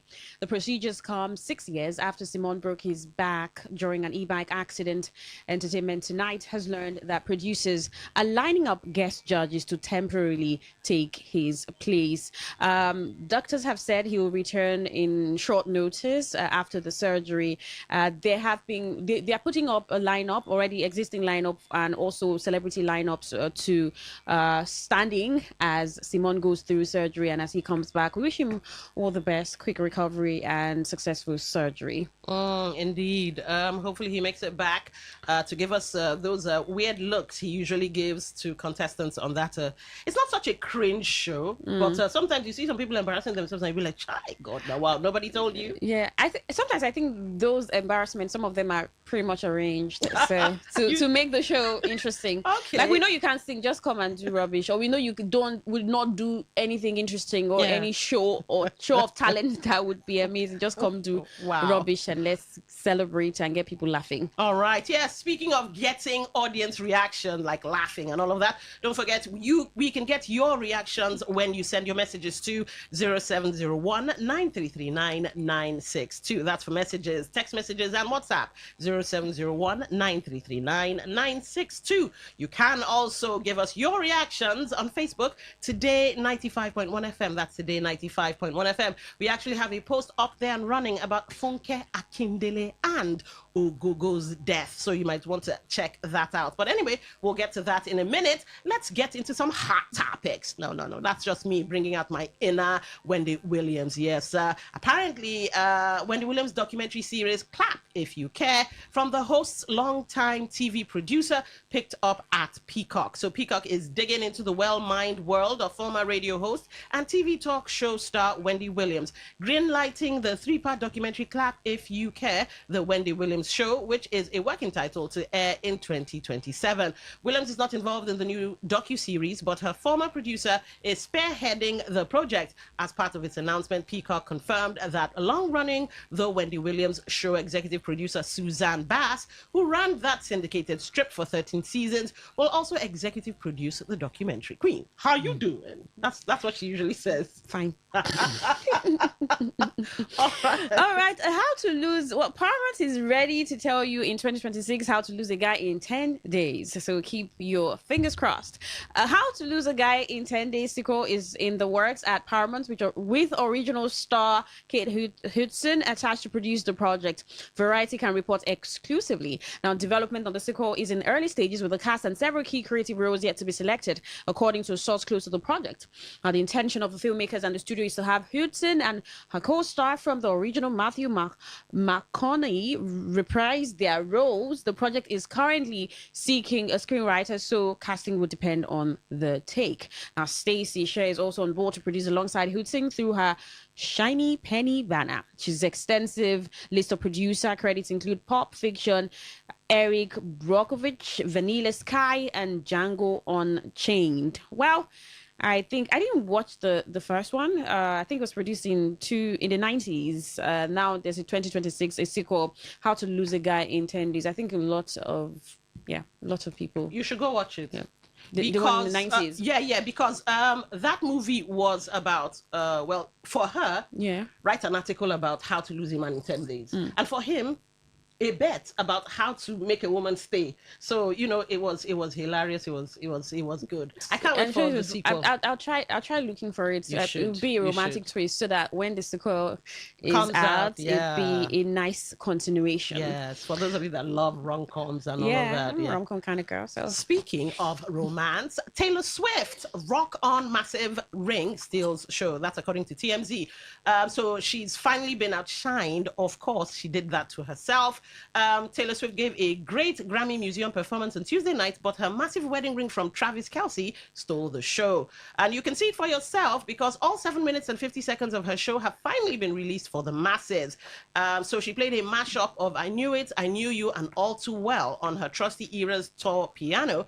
And it's a wonder she could even lift her left hand to play it under the weight of that rock. As every fan knows, Taylor's wedding ring is an 8 to 10 carat antique old mine brilliant cut elongated cushion diamond. That cost I was checking, that cost around $400,000 to $1 million. Some people even say depending on the color, we can't relate to depending the on the color, we can't relate or clarity Naira and even fights. the provenance. It's about it can even cost as much as $5 million. Nice. Really nice. Yeah, I love her life. And I wish I could have some aspects of her life attached to mine. Well, welcome. In Nigeria, where Nollywood actress Tonto Dike has revealed that her reconciliation with her former husband, Olakunle Churchill, has helped at least 10 women reconcile with their partners. Tonto made this known in the post on social media while reflecting on how her experience with forgiveness prompted several women to reach out to her for advice about their relationships. Ever since my reconciliation with my ex-husband, hundreds of women who have reached out asking asking the same question. How did you learn to forgive? She wrote. The actress said she could not respond to everyone, but reached out to women whose experiences reminded her of her own. According to her, at least 10 women have since reconciled with their partners, with some restoring peace in their homes and working towards healthier co-parenting. She said, today, to the glory of God, at least 10 women have been reconciled, restoring peace, healing hearts, and stepping into healthy co-parenting, Tonto said. She described her experience as a tool for helping others and urged people carrying bitterness to consider forgiveness. Interesting story. I think the essence of stories is whatever story is told, it's for different reasons. It could be to inspire, it could be to educate, it could be to entertain, depending. So when you tell a story that is inspiring, it can stir up things like these. People can decide to reach out to you. And Tonto is no small meat. I mean, Tonto's been in the industry for years. A lot of people were looking up to her. No matter what you think, there are people who were looking up to her, liked her as a person. Yes, and have followed through her journey of transformation to the Christian faith that she now upholds. And at the time where she reconciled with Churchy, because that relationship was really controversial and very heavy with hate. We saw her calling herself King Tonto. Immediately she took over custody of their son. So and getting to the point where they had to reconcile, not just for themselves but for the boy, who the both of them have to take full responsibility of, is really commendable. And for some people who think they can emulate that is a good one. You've been separated from your partner, you guys are just loggerheads, and you have children. Really, the both of you need to come together and place the lives of those children as priority. So if people were really inspired by that, that's great inspiration, I think. With age, in some situations, I guess the passage of time or the passage of age, I guess, comes great maturity. And Tonto seems to be showing us that she has matured, gone, the dressing like a man to be the father figure and all of that. So good. And it's a nice motivational one for those of you that follow her life story, because I don't. That's why I was largely quiet, because I'm like, okay, Tonto, sure, whatever. Anyway, let's keep it moving. Daily Post, where they collect the face. Toyin Lawani questions Lagos women. All right.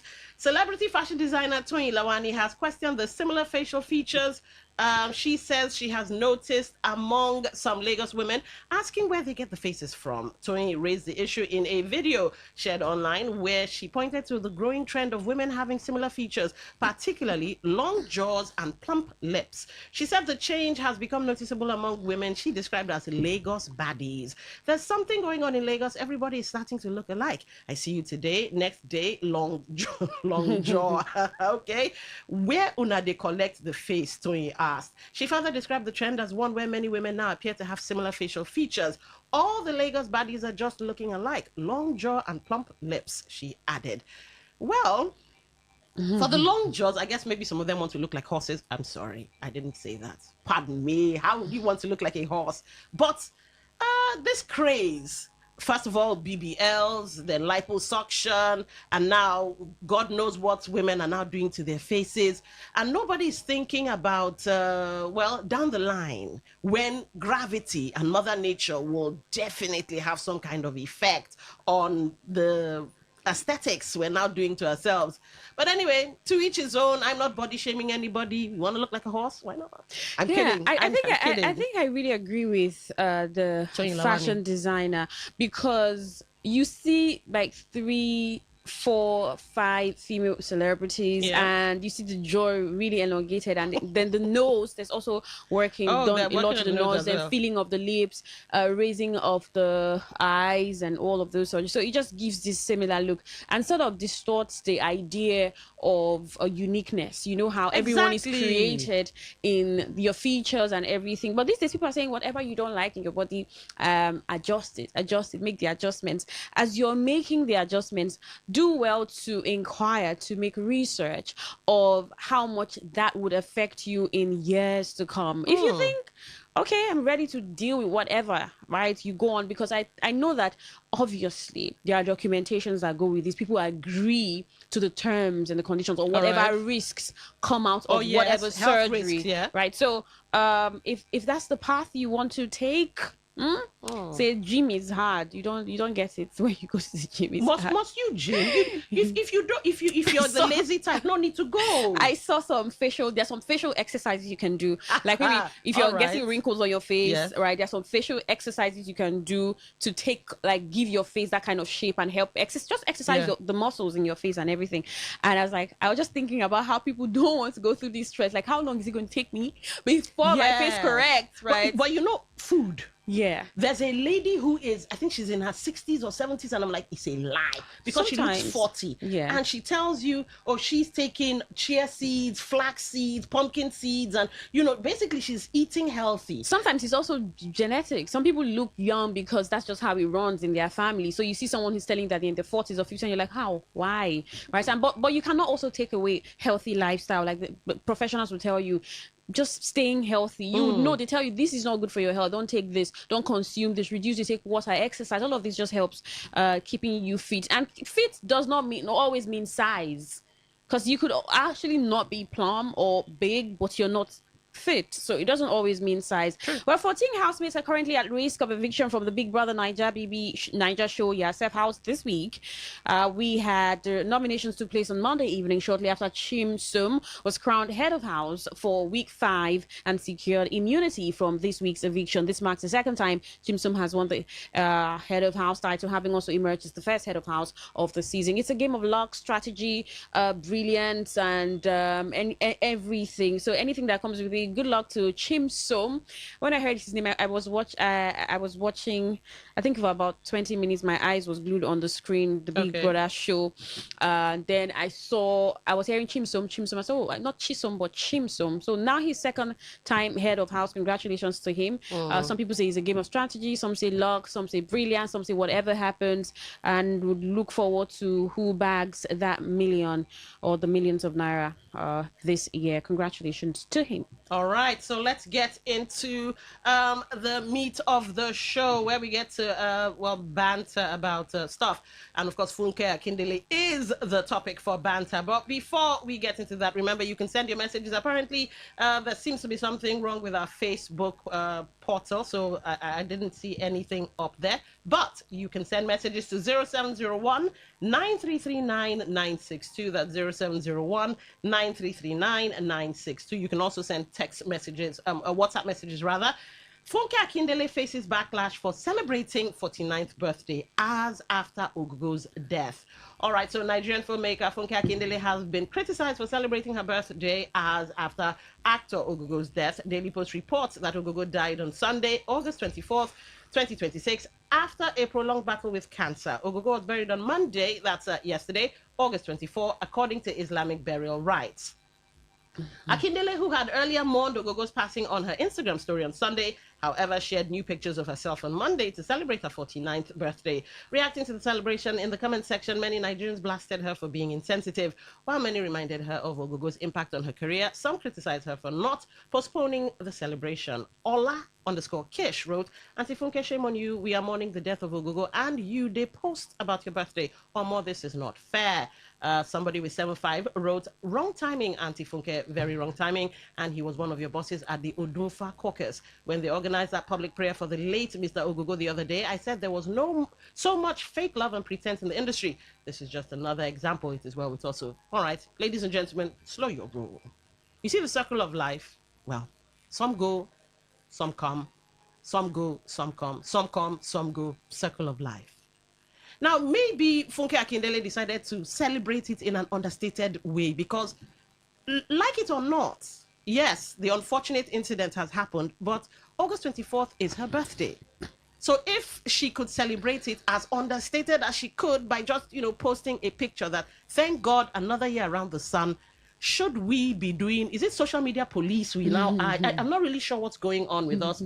And the fact that, okay, we have access to somebody's life and therefore we are now the Jesus of the person's life. I think social media has made it really harder for celebrities because yes, we're talking Funke Akindele, Nigerian celebrity, really harder for them because people like to mourn the way that they like to mourn, and because you have to show up, social media expects you to always show up, and if you're not showing up, there must be a problem. By showing up, I mean a show of love, a show of hatred, a show of criticism, whatever. Just come put out your thoughts there, and then we know that yes, you have said something. People can decide to mourn people by not saying anything. Indeed. She had put out something on her Instagram story, mourning his death, and then 24th of another day was her birthday. It was only normal for her to celebrate her birthday. And again, most of these celebrities have managers, they have PAs, they have people handling their social media platforms. Sometimes they only get to react and make corrections. These are notable dates in the life of these people. So you probably have someone who has arranged the photo shoot. We're arranging for a photo shoot for you, Funke Akindele. We have to put out a picture on your birthday, puts out that picture and puts I know we have heard some celebrities say they handle their social media themselves, but it's until that person comes to tell you, that's when you would know that they do such, because there's a lot to handle than handling social media just alone. So there's a team, there's a management that does this, and birthday celebrations is part of the way to get celebrated, it's part of the way to create the buzz. Remember that her movie would be in the cinema. So whatever and however people want to choose to celebrate. And then there was the thought about the late actor's impact on her career. I quite searched and I did not find anything particularly like direct impact, right? Because it is true that there's a relationship you'd have with someone and you decide to live a certain life. You can say, okay, I'm not posting on my birthday this year because I lost a dear friend, right? But I did not find any direct impact that Ogogo had on Funke Akindele's career or anything. I did not. If you see anything, maybe you can call my attention to that tomorrow, but I didn't find anything. I only remember that he spoke out during that saga where Tony Abraham and Funke Akindele had issues. He did speak about it and saying that, let there be love in the industry and all of that, but I haven't really seen any direct impact. So that person talking about direct impact, you cannot teach someone who thinks that someone has had a direct impact on her career how to mourn the person. It's very possible that Nollywood is kind of divided into two. You have the Yoruba section, then you also have Nollywood, you even have Kannywood. So it's very possible that there might have been skirmishes or kerfuffle, something that happened in the Yoruba side, and maybe he stood up for her, or maybe he brought her in. Who knows? Well, people that know the story, like the person who wrote in on social media to say what they said, well, fine. Maybe it would have been better for her to say, I'm turning 49 this year and it's bittersweet. Would people have now been, okay, fine. And you can't always get it rightly, and you cannot always please people. Did she throw a party? She didn't. I mean, she just took a picture. She said, today is my birthday on X. I saw that on X. Today is my birthday. Simple tag, put a picture. So no big Facebook, deal. The same thing. I think on Instagram too, today is my birthday. That was all. And then people started celebrating her, like happy birthday and all. We're too serious. We're too serious in this country. Anyway, this is where we have to bring the show to a close. But before we go, I'm feeling good. Queen, are you ready? I'm ready. Has she picked up yet? She hasn't picked up yet. Madam, you better pick up. All this happiness for nothing. Some people don't like picking their calls. No, you need to pick. You need to pick your call, please. Okay. Is this ringing? It's ringing. I hope that she picks up. Come on. Because we need to say happy birthday. Yes, indeed. Who are you? Okay. Come. Has she picked up? No, not yet. Come on. If you were born in August, come out and dance. Yes, sir. If you were born in August, come out and dance. I don't know the other part. Around the apple tree. God bless. I might be singing rubbish. I don't know. She's not picking up. We can still say something on air. All right, let's just say happy birthday to Mercy Edwin. She is the lovely wife. He sent me the phone number. I said, my lovely wife. Aww. She's the lovely wife of head of administration here at Today95.1 FM, Edwin Ochono. So happy birthday to you, Mercy Edwin, and we wish you all the best that God wishes you, and keep prospering, long life and all right. Happy birthday. Hi, madam. Can you hear us? Thank you so much. Okay, can you hear us? I can. Thank you.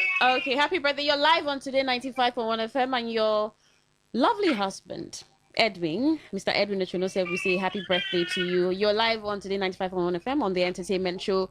Dawn and Queen is saying happy birthday. Happy birthday. Thank you so much. All right. Do enjoy the rest of your day. Thank you. Thank you. I appreciate it. You're All welcome. right. Okay, she picked up. And on that rather smiley note, I can't stop smiling now. I guess it's where we have to bring the show to a close. Thank you for staying with us on Entertainment Today on Today 95.1 FM. The world news is up next. Okay. I'm Queen Chima. And I'm Don Wilson. Stay with us.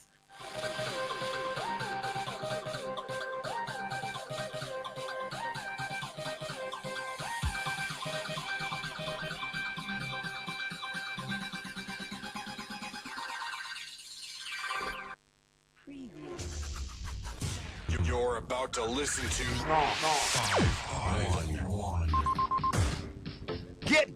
Get ready. It's the world of broadcasting as Today 95.1 FM brings you entertainment, information, education as they unfold every day. Today 95.1 FM. Do you know that I'm necessarily mentioned? Do you think I used to climb from tree alone in the village? So, you say you've not benefited anything from Nigeria? What was your favorite Nigerian movie growing up? 1, 2, 3. Isakaba. Yeah. It took time. Conspiracy. Today 95.1 FM. Don't touch that dial. Make sure you are tuned to your numero uno. Tell me, where's your money now? Whether it's happening in Port Harcourt, South South, Nigeria, or around the world, we've got you covered. On air, online, delivering balanced news and unbiased analysis. Today 95.1 FM. This is Today 95.1 FM, Port Harcourt. News.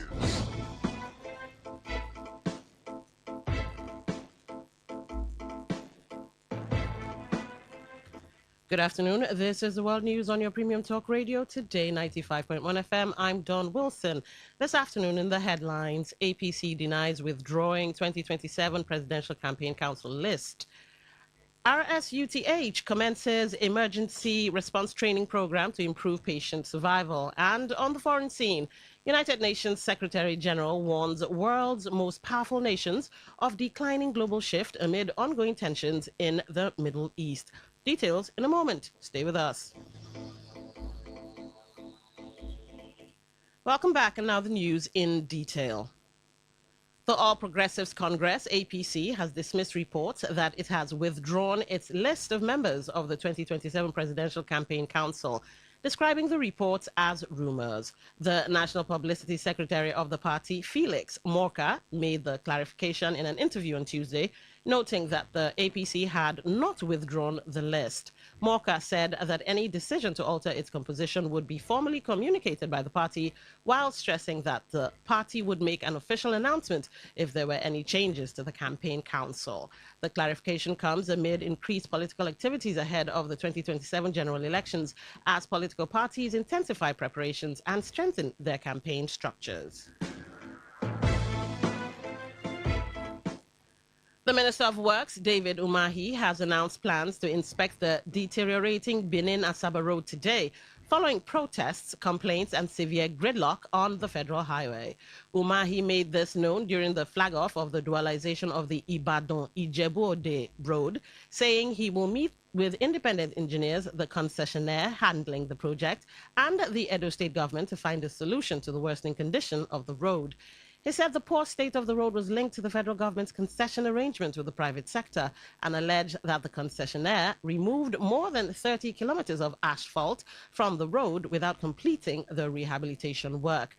The minister, however, assured Nigerians that the government would address the situation, adding that the road has since been redesigned.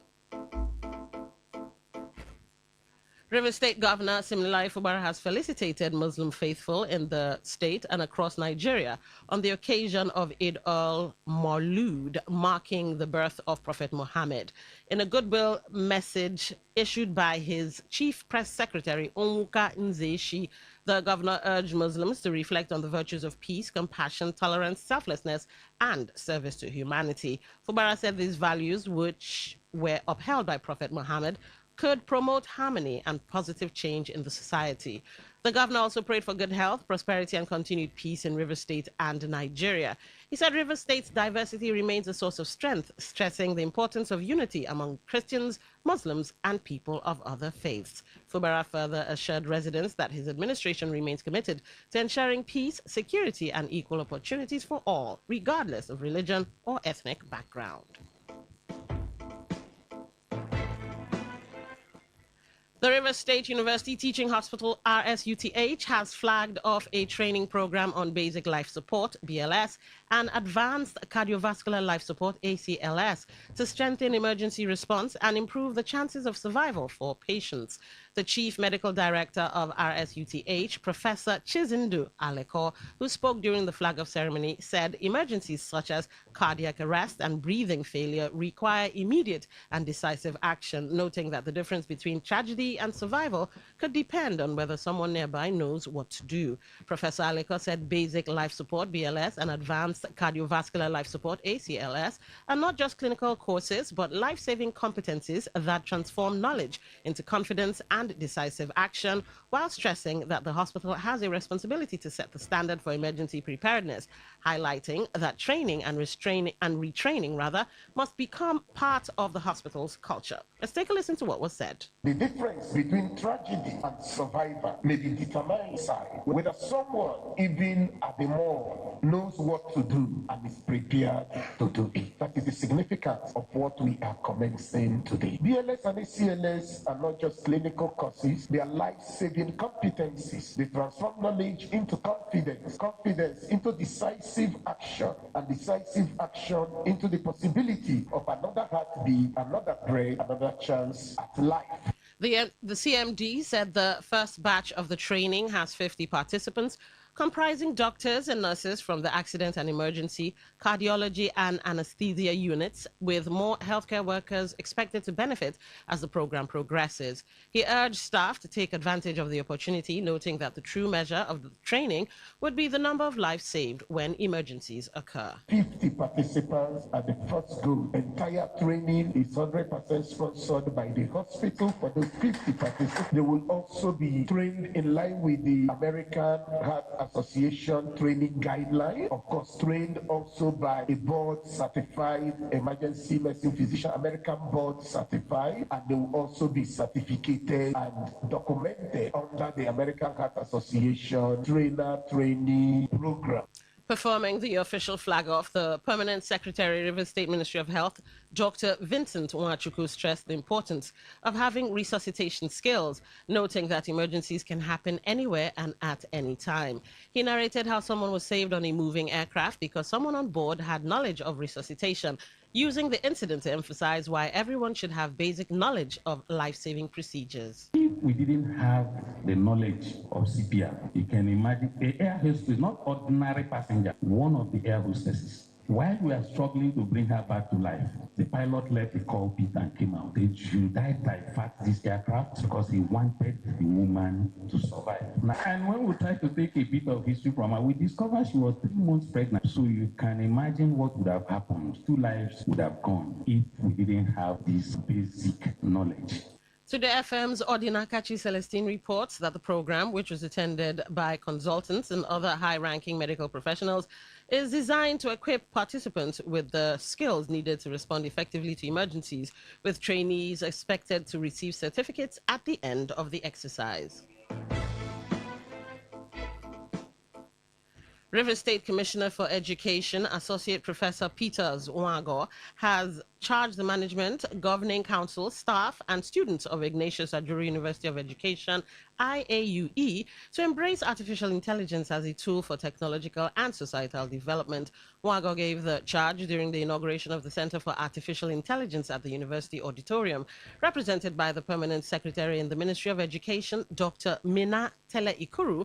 The commissioner said artificial intelligence can help fast-track academic activities and programs while positioning the university to compete globally.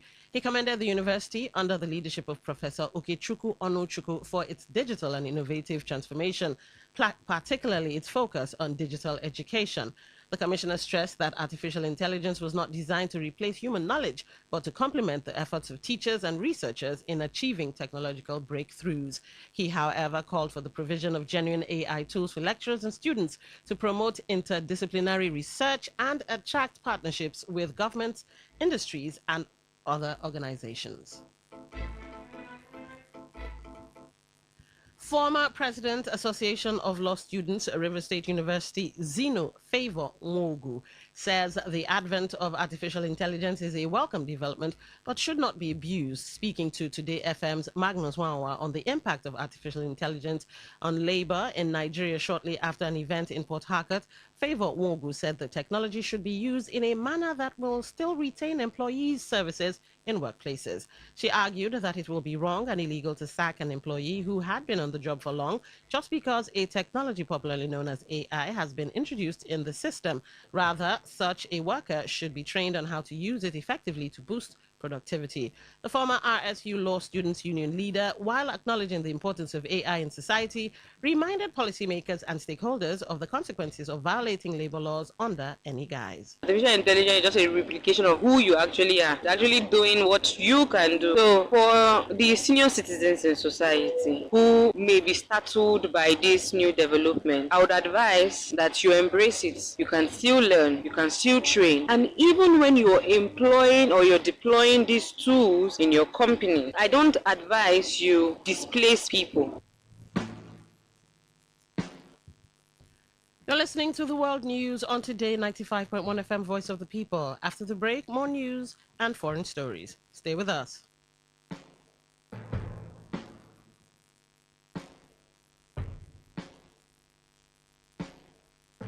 Every day, every hour, when the big stories break, depend on our 24-hour news team to bring you the latest. Today, 95.1 FM.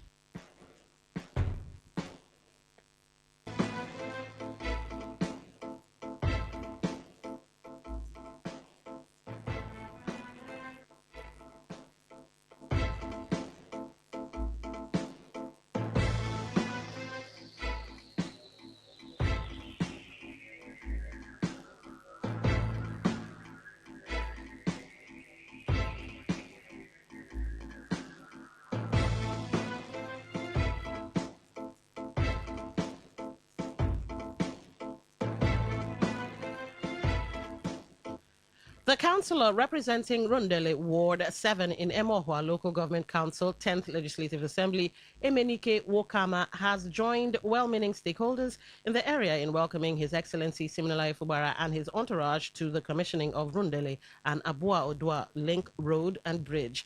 Emenike Wokama is also welcoming the executive chairman of Emohua Local Government Council, Chidi Lloyd, and his team for the commission of the said road and bridge completed project in the area.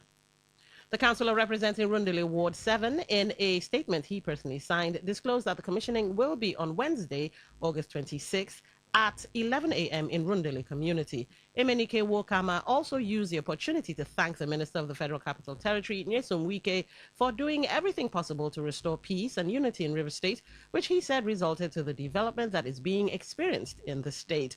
The Rundele Ward 7 councillor enjoined the people to come out en masse to give the governor and local government council chairman a rousing welcome, with expectations that the project will bring about economic development. Emenike Wokama expressed optimism that the correct administration of the state, led by Fubara, and local government, led by Chidi Lloyd, will attract more development in the area because of their love for the people. On the foreign scene, United Nations Secretary General Antonio Guterres says the world's most powerful countries need to recognize that their influence is becoming more limited. Guterres made the remarks in an interview where he cited Russia's war in Ukraine and the United States' war with Iran as examples of changing global power relations. When asked whether the Board of Peace established by U.S. President Donald Trump to oversee efforts in Gaza poses a threat to the UN Security Council, Guterres said it was time for superpowers to understand the limits of their power.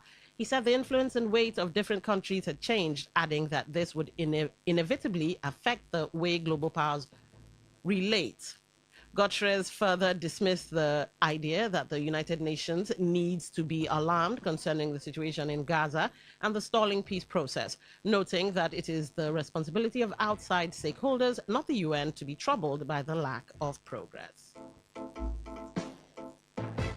Still on the foreign scene, Pakistan says it is discussing with Iran the restoration of a previously signed memorandum of understanding between Iran and the United States as part of efforts to resolve the ongoing conflict. Pakistan's Interior Minister Mohsen Naqvi disclosed this after meeting with Iran's president alongside Pakistan's Army Chief Field Marshal Asim Munir. Naqvi said the discussions focused on the Iran-US conflict, tensions in the Middle East, and possible steps toward a comprehensive settlement. He also said the Iranian president openly shared his government's concerns and perspectives on the conflict, describing the discussions as constructive. The Pakistani minister added that significant progress was made during the meeting and expressed hope that the momentum would lead to further negotiations and lasting peace in the region. In sports, Ethiopia has formally submitted its bid to host the 2028 Africa Cup of Nations, AFCON, in what would be its first opportunity to stage the tournament in more than 50 years. The Ethiopian Football Federation confirmed the bid in a statement on X, saying the country is ready to host Africa's biggest football competition. Ethiopia last hosted the AFCON in 1976. However, the bid faces security challenges, including ongoing insurgencies in the Amhara and Oromia regions, as well as concerns over renewed conflict between the federal government and the Tigray region. The Ethiopian national team is currently ranked 143 in the FIFA rankings and last featured at the AFCON in 2022 when it was eliminated at the group stage. The 2028 tournament is expected to mark a change in the competition's schedule, with AFCON moving from a 2-year cycle to a 4-year cycle to align with other FIFA competitions. Meanwhile, the next AFCON will be co-hosted by Kenya, Uganda, and Tanzania. To end the news, here's a summary of the major stories. The All Progressives Congress has denied withdrawing the 2027 Presidential Campaign Council list. We told you that the River State University Teaching Hospital has commenced an emergency response training program to improve patient survival. And on the foreign scene, you also heard that United Nations Secretary General Antonio Guterres has warned most powerful nations of a declining global shift due to ongoing tensions in the Middle East. And that was the news as edited by Esose Honabu. For comments and inquiries, please call 0818-389-2850 or send your emails to news@todayfmlive.com. You can read our stories on www.todayfmlive.com, Facebook at Today95.1fm, Instagram at TodayFM951, X at TodayFM951. You can also join our YouTube live at Today95.1fm. Thank you for listening. I'm Don Wilson. Good afternoon.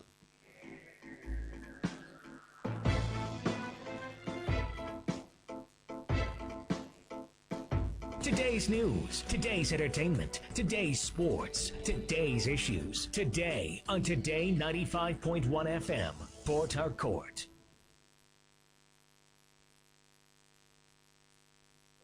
Port Harcourt, are you ready? Today 95.1 FM, the voice of the people.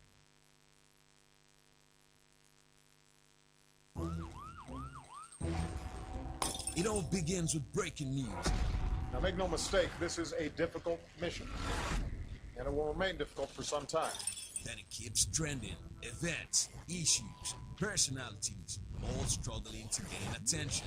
But in the race with deadlines, the intrigues, power play on the current are often missed or underreported. Insecurity here is basically a product of poverty. But not anymore.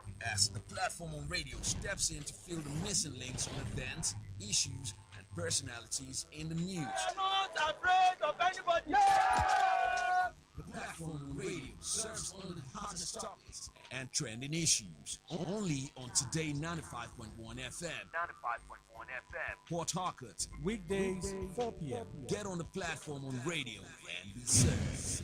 Cheta Eugene Epele, welcome to Igbuduya and Ubobi clans. The Igbuduya and Ubobi Advancement Initiative, a non-governmental organization, gladly welcomes High Chief Honorable Cheta Eugene Epele, Executive Chairman of Ahoda West LGA, to the remodeling of Opatabo Town Hall and commissioning of the numerous solar water projects at Ogbode, Obolobolo, Oyakama, Upelede, Opatabo, and Okobe communities. Come Wednesday, August 26, 2026, the good people of Igbuduya and Ubobi will roll out wrestling drums in appreciation of all the wonderful projects cited in their kingdoms to welcome their amiable chairman. We are grateful to you, our beloved chairman, and we say welcome. Ejale, Engineer Okai Magnus, Coordinator, Professor Monday Olulu, Secretary, Announcers.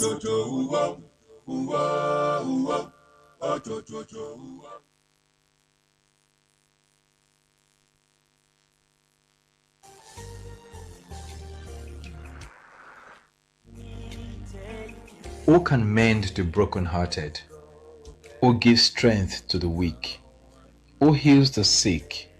Who makes the blind see? There is only one name, Jesus. Jesus will show himself alive at Healing Presence with Pastor T.B. Peters. If you're sick and hurting, that's the place for you. This Sunday at 9 a.m. on 30th of August 2026. Venue, Renaissance Assembly, Plot 5, Sani Abacha Road, GRA Phase 3, Port Harcourt. Come and receive your healing. God bless you.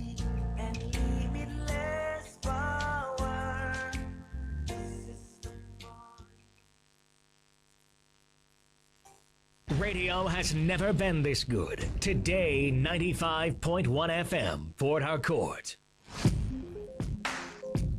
Looking to grow your business? Ready to elevate your brand and reach the right audience? This is your moment to take your brand to the next level with Today 95.1 FM. Your trusted voice, reaching thousands of listeners every single day. From startups to established brands, we create powerful advertising solutions that boost your visibility and drive real growth. Our affordable advertising packages are designed to give your business maximum visibility and real results. Don't just advertise where people are listening. Call us today on 0818-389-2850 or visit our station to book your slot now at Today FM Drive off East West Road, Obiako. Today FM 95.1. Your voice, your market, your success.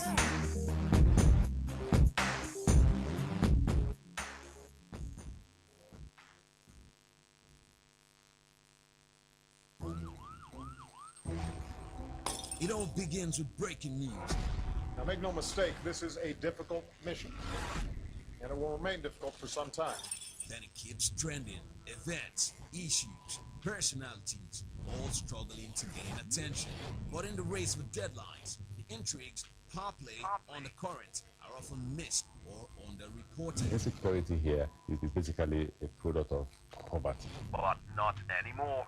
As the platform on radio steps in to fill the missing links on events, issues, and personalities in the news. I'm not afraid of anybody. Yeah! The platform on radio serves only the hottest topics and trending issues. Only on Today 95.1 FM. 95.1 FM. Port Harcourt. Weekdays, 4 p.m. Get on the platform on radio and be served.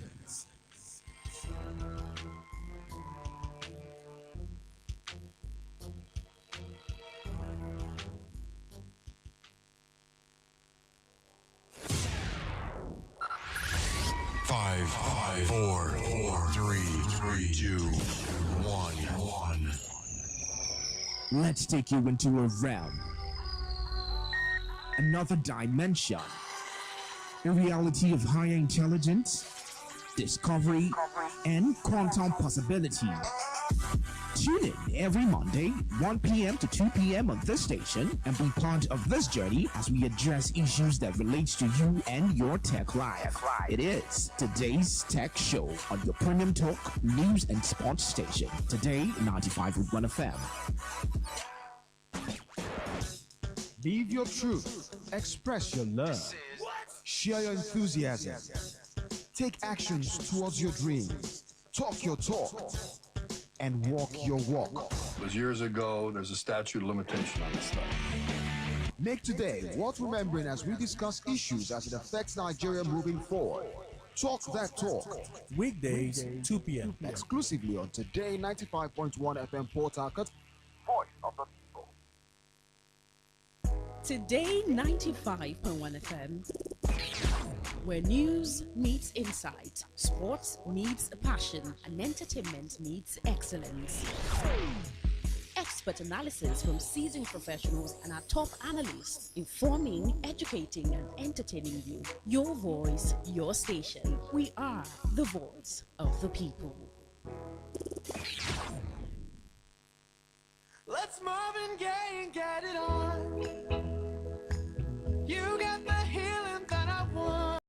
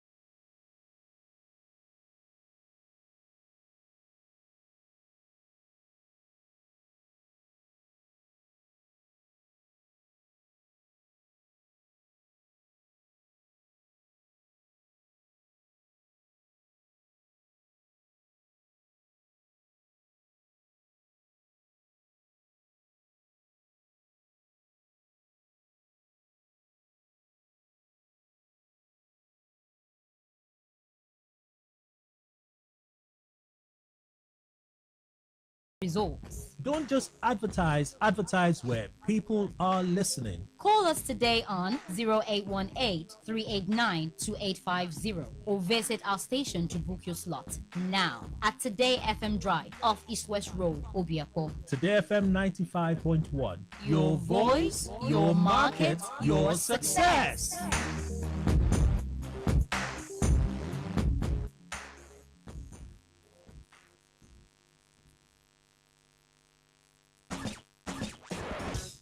Live your truth. Express your love. Share your enthusiasm. Take actions towards your dreams. Talk your talk.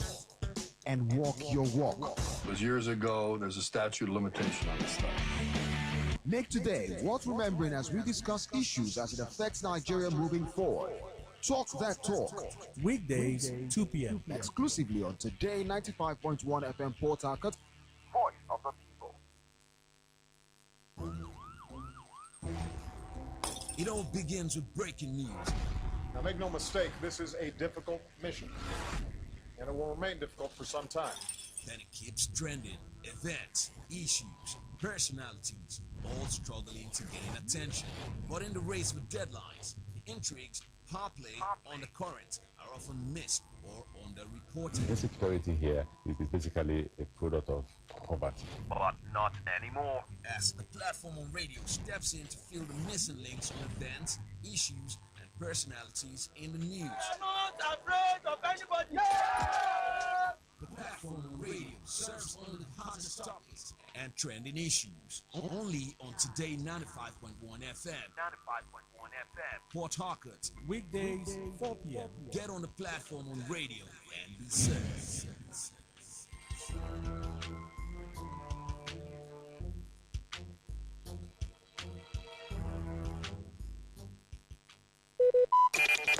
Talk radio. I listen to a lot of talk radio. 95.1 FM.